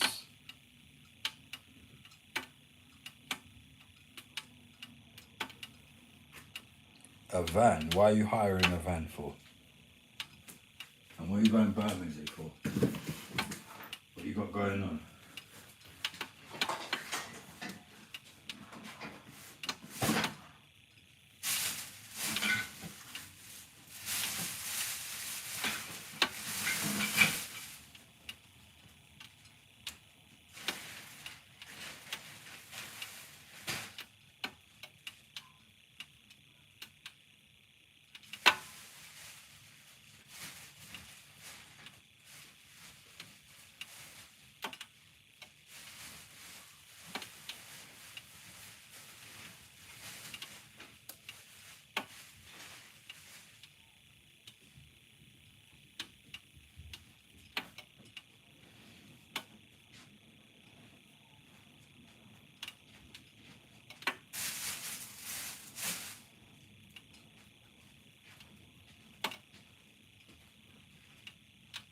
You're gonna have to wait, God.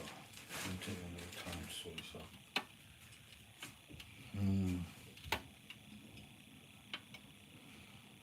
Who? Your friend does art? What kind of art?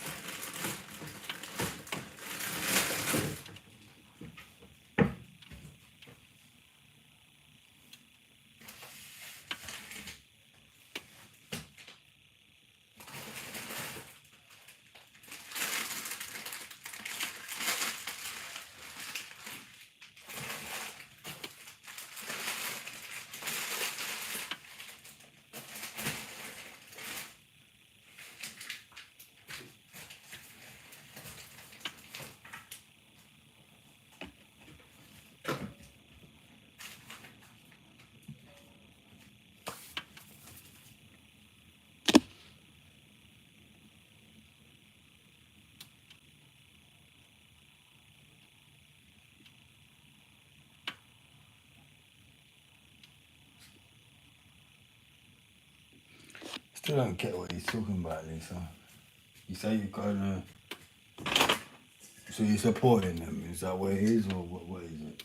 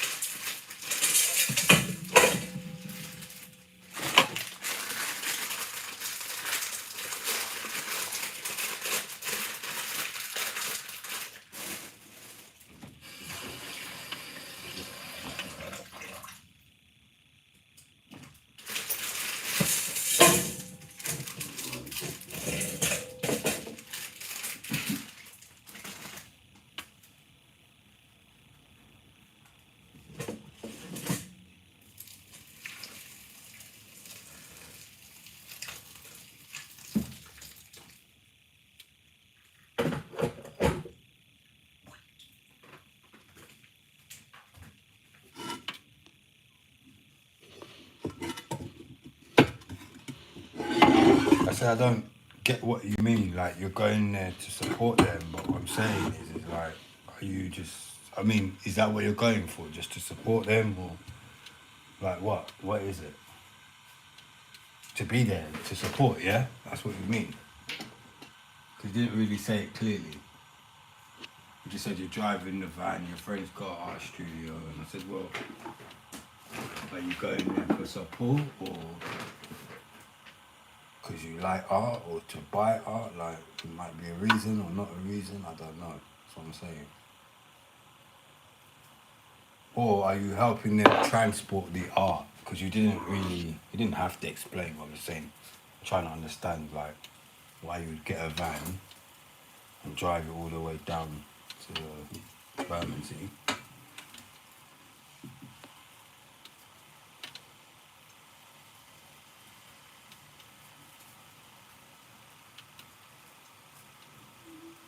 That's a we, love that. What we? What are you talking about?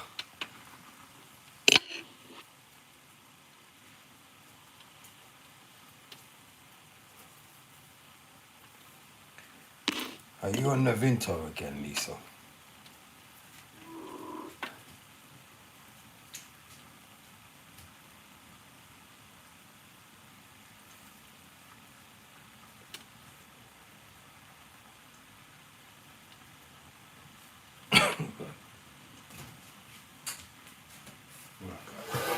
Getting round to things, I mean.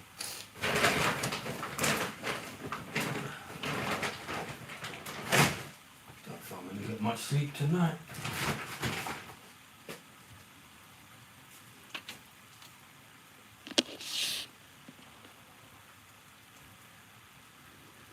No, I'm driving the van home.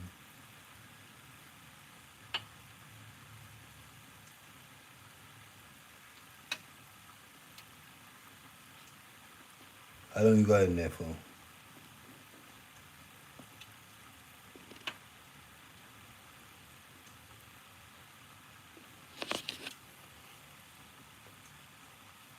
Oh God.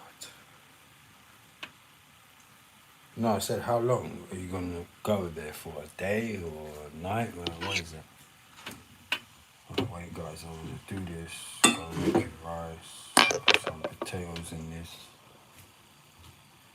And a bit dinner. But one of you's gonna have this and the other's gonna have that dog food. Yeah, you get the dog food and she gets that.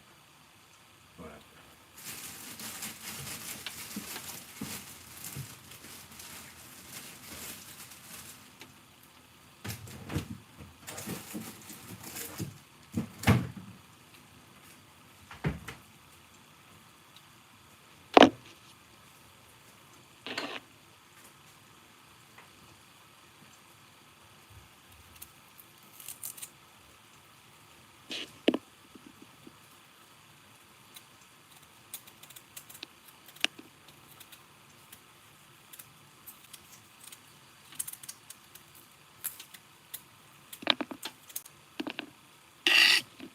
Yeah, I said how you.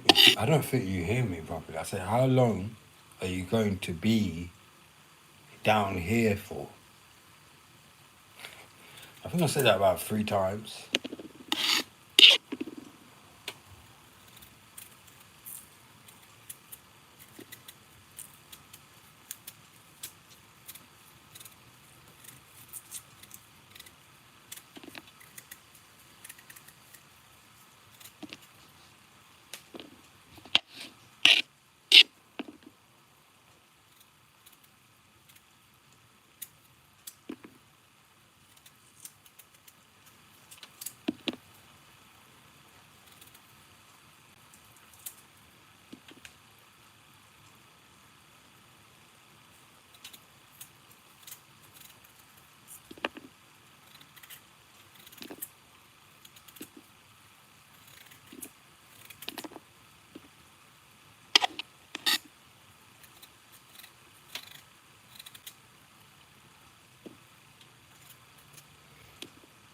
I didn't even think about it. When you're playing music and then you got the fucking mic, you sound better, don't you? Oh yeah. might have to try that later. I don't want to play music all day. I mean, all night. Just want to. I don't really want to play music, but if I have to, I will.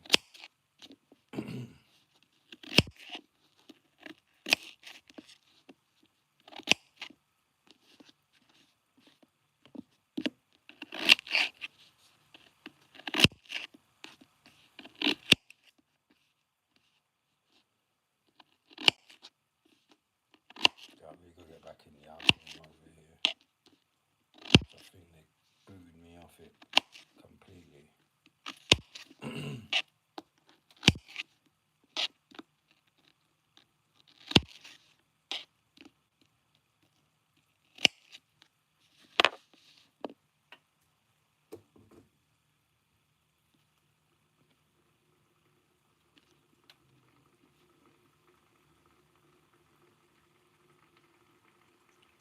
Lisa, you're back on the Vinto. What's wrong with you, Lisa? Are you back on Vinto again?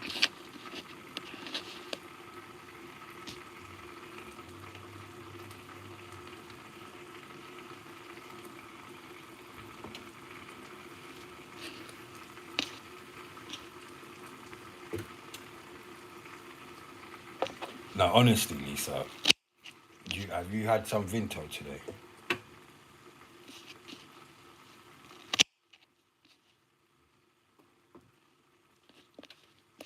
You haven't, it, be honest.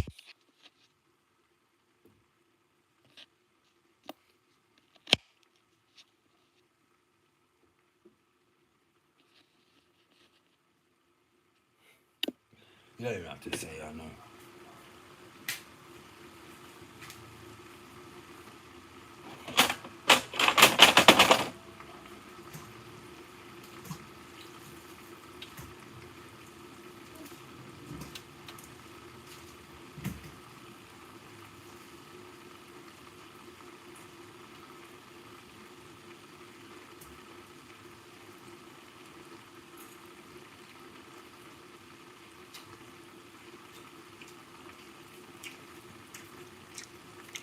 Oh, this is gonna be nice. Best stir fry in town.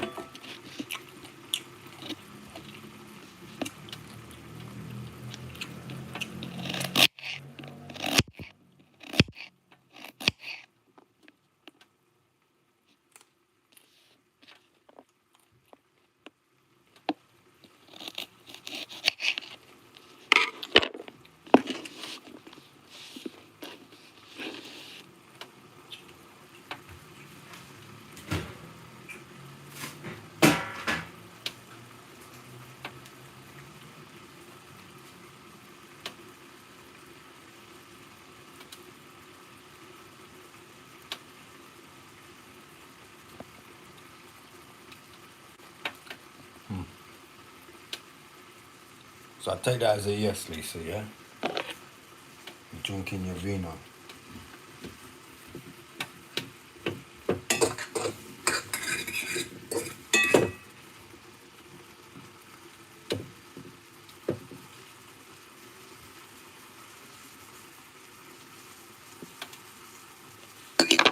God, when you cook chicken for dogs, you can't put no seasoning in there. It's just, I don't know.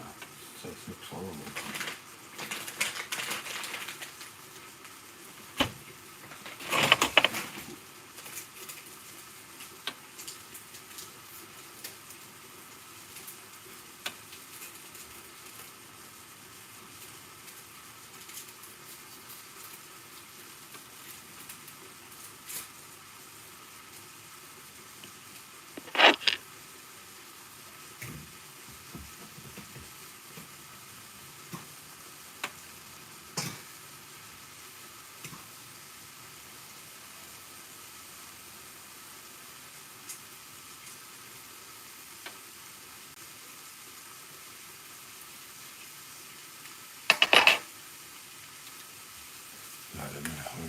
get this done. Oh, it's just drying already.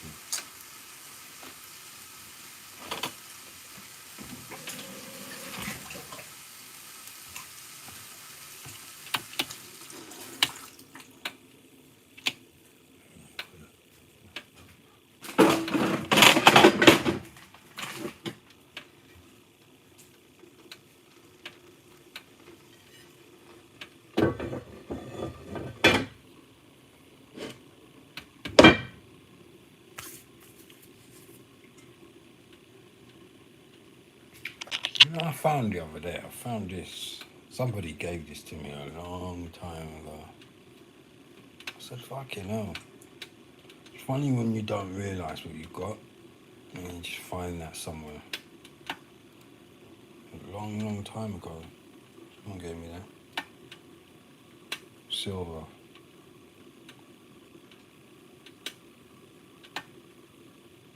Star of Judah.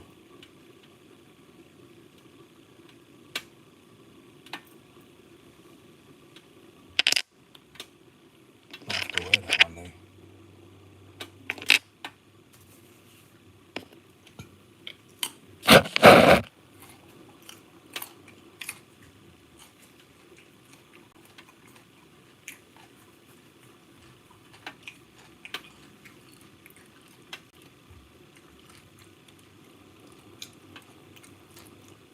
Look at my light.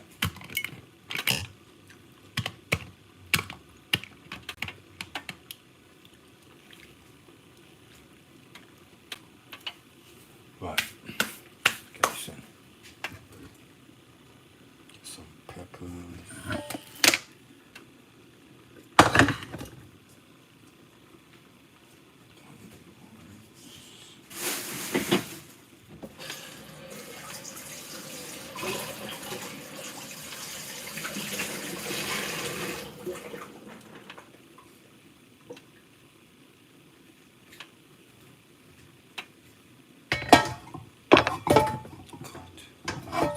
Film there. We'll have to. I'll swap them around.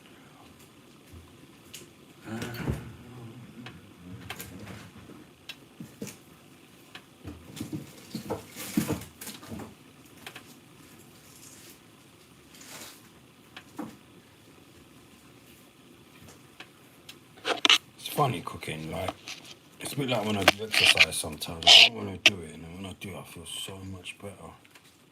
Because you know you're accomplishing something, and you're getting it done when you don't want to. It's not that hard, but this meal is easy. Should never complain when I do something like this, because it's a quick meal.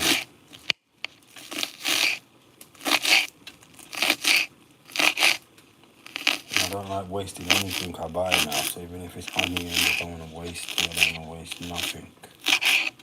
This is a good way of, like, you know, getting rid of some of the vegetables, like my broccoli, that I needed to get used up.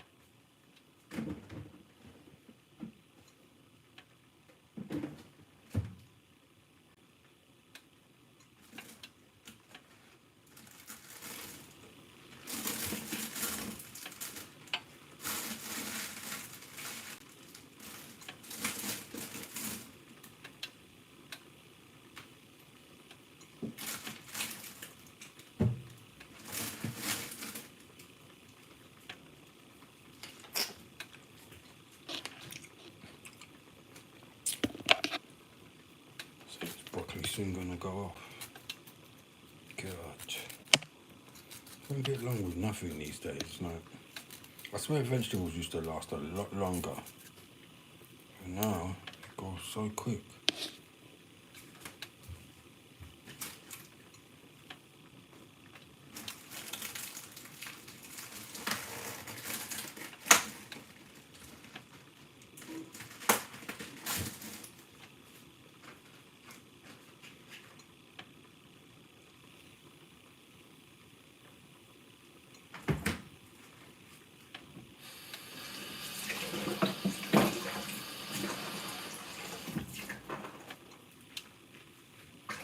Got my cabbage.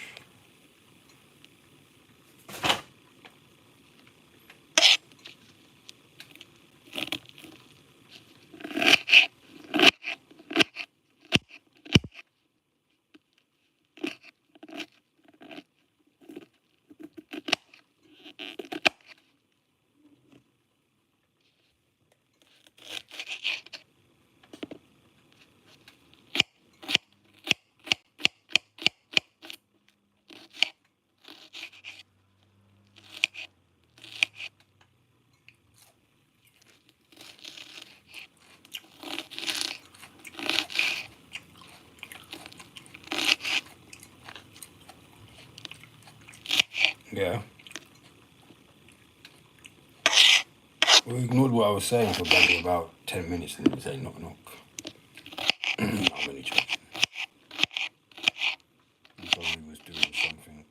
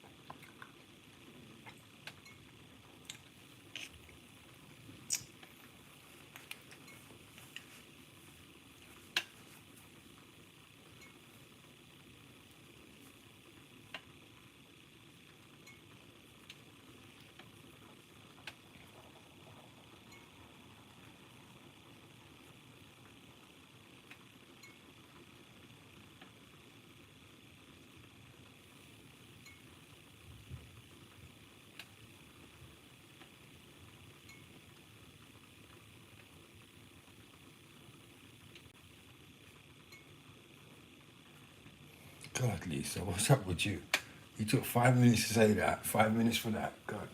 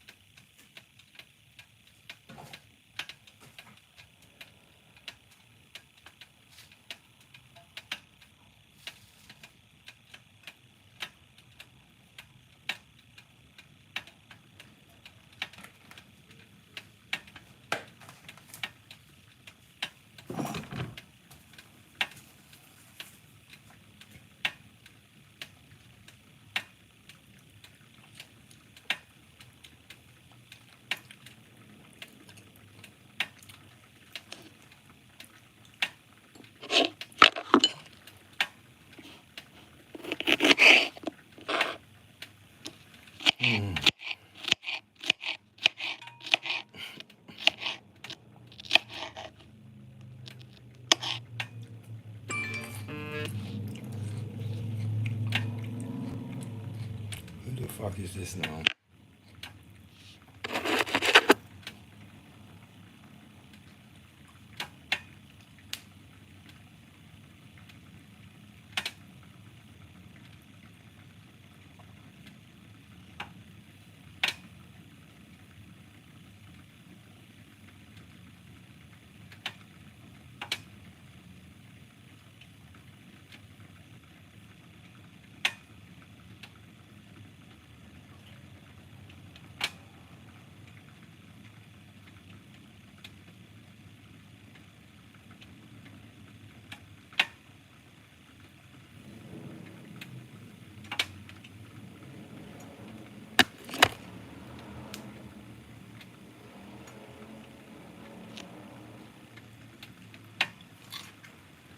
So we've been drinking Vinto tonight, Lisa.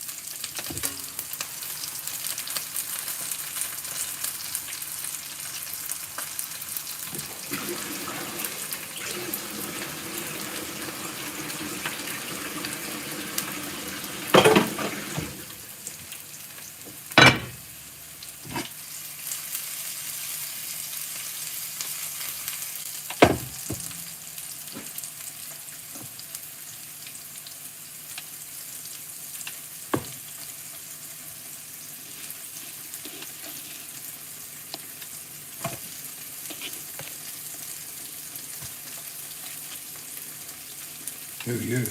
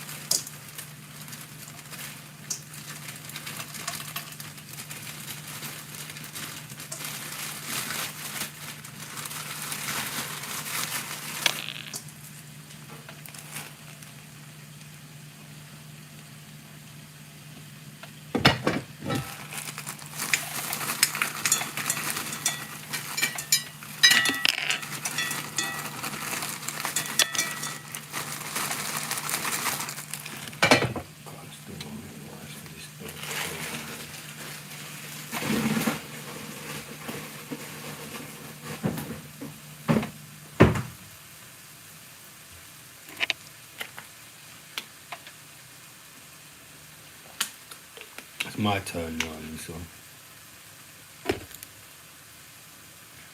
You frying, I'm trying. What are you trying?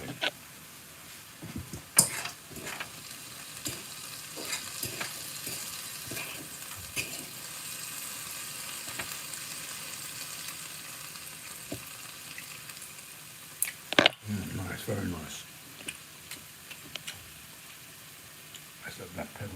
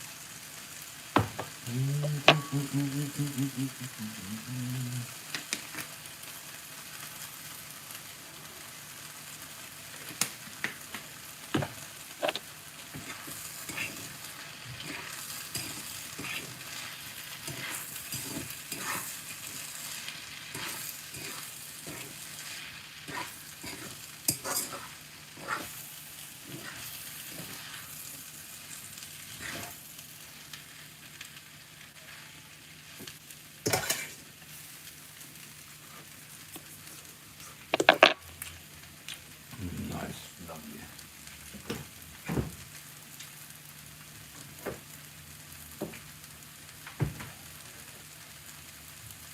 Last but least, soya sauce. Oh yeah.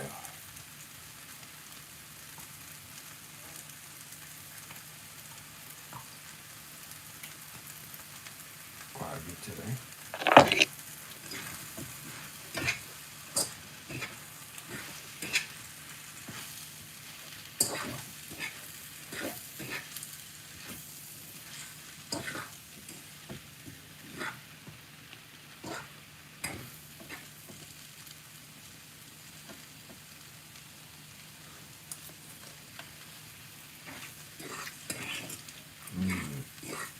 Oh yeah.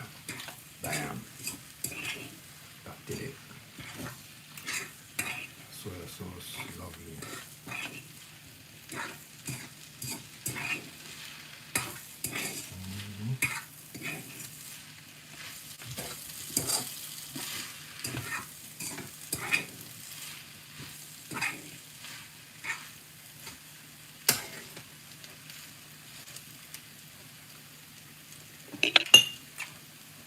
Bit more.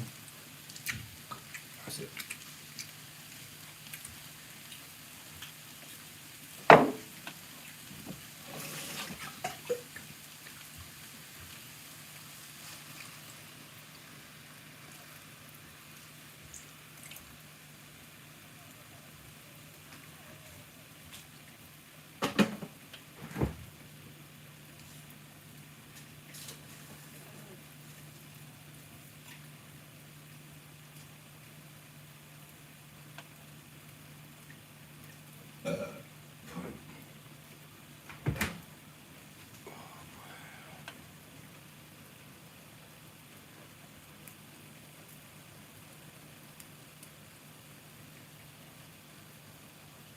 You make the rolls, did you?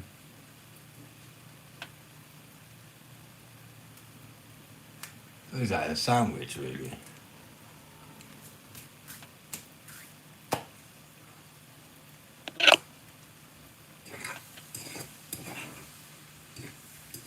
I might try and make some bread next week, or well, soon. Not next week, soon. Don't think it'll be too hard. Kind of done it more or less before.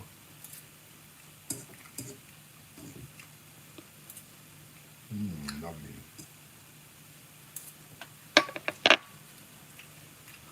It's nice when you're cooking for yourself sometimes, you know, that all that's for me.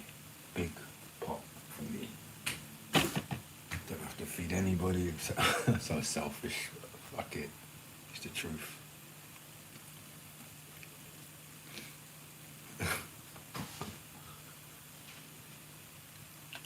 Come on, food.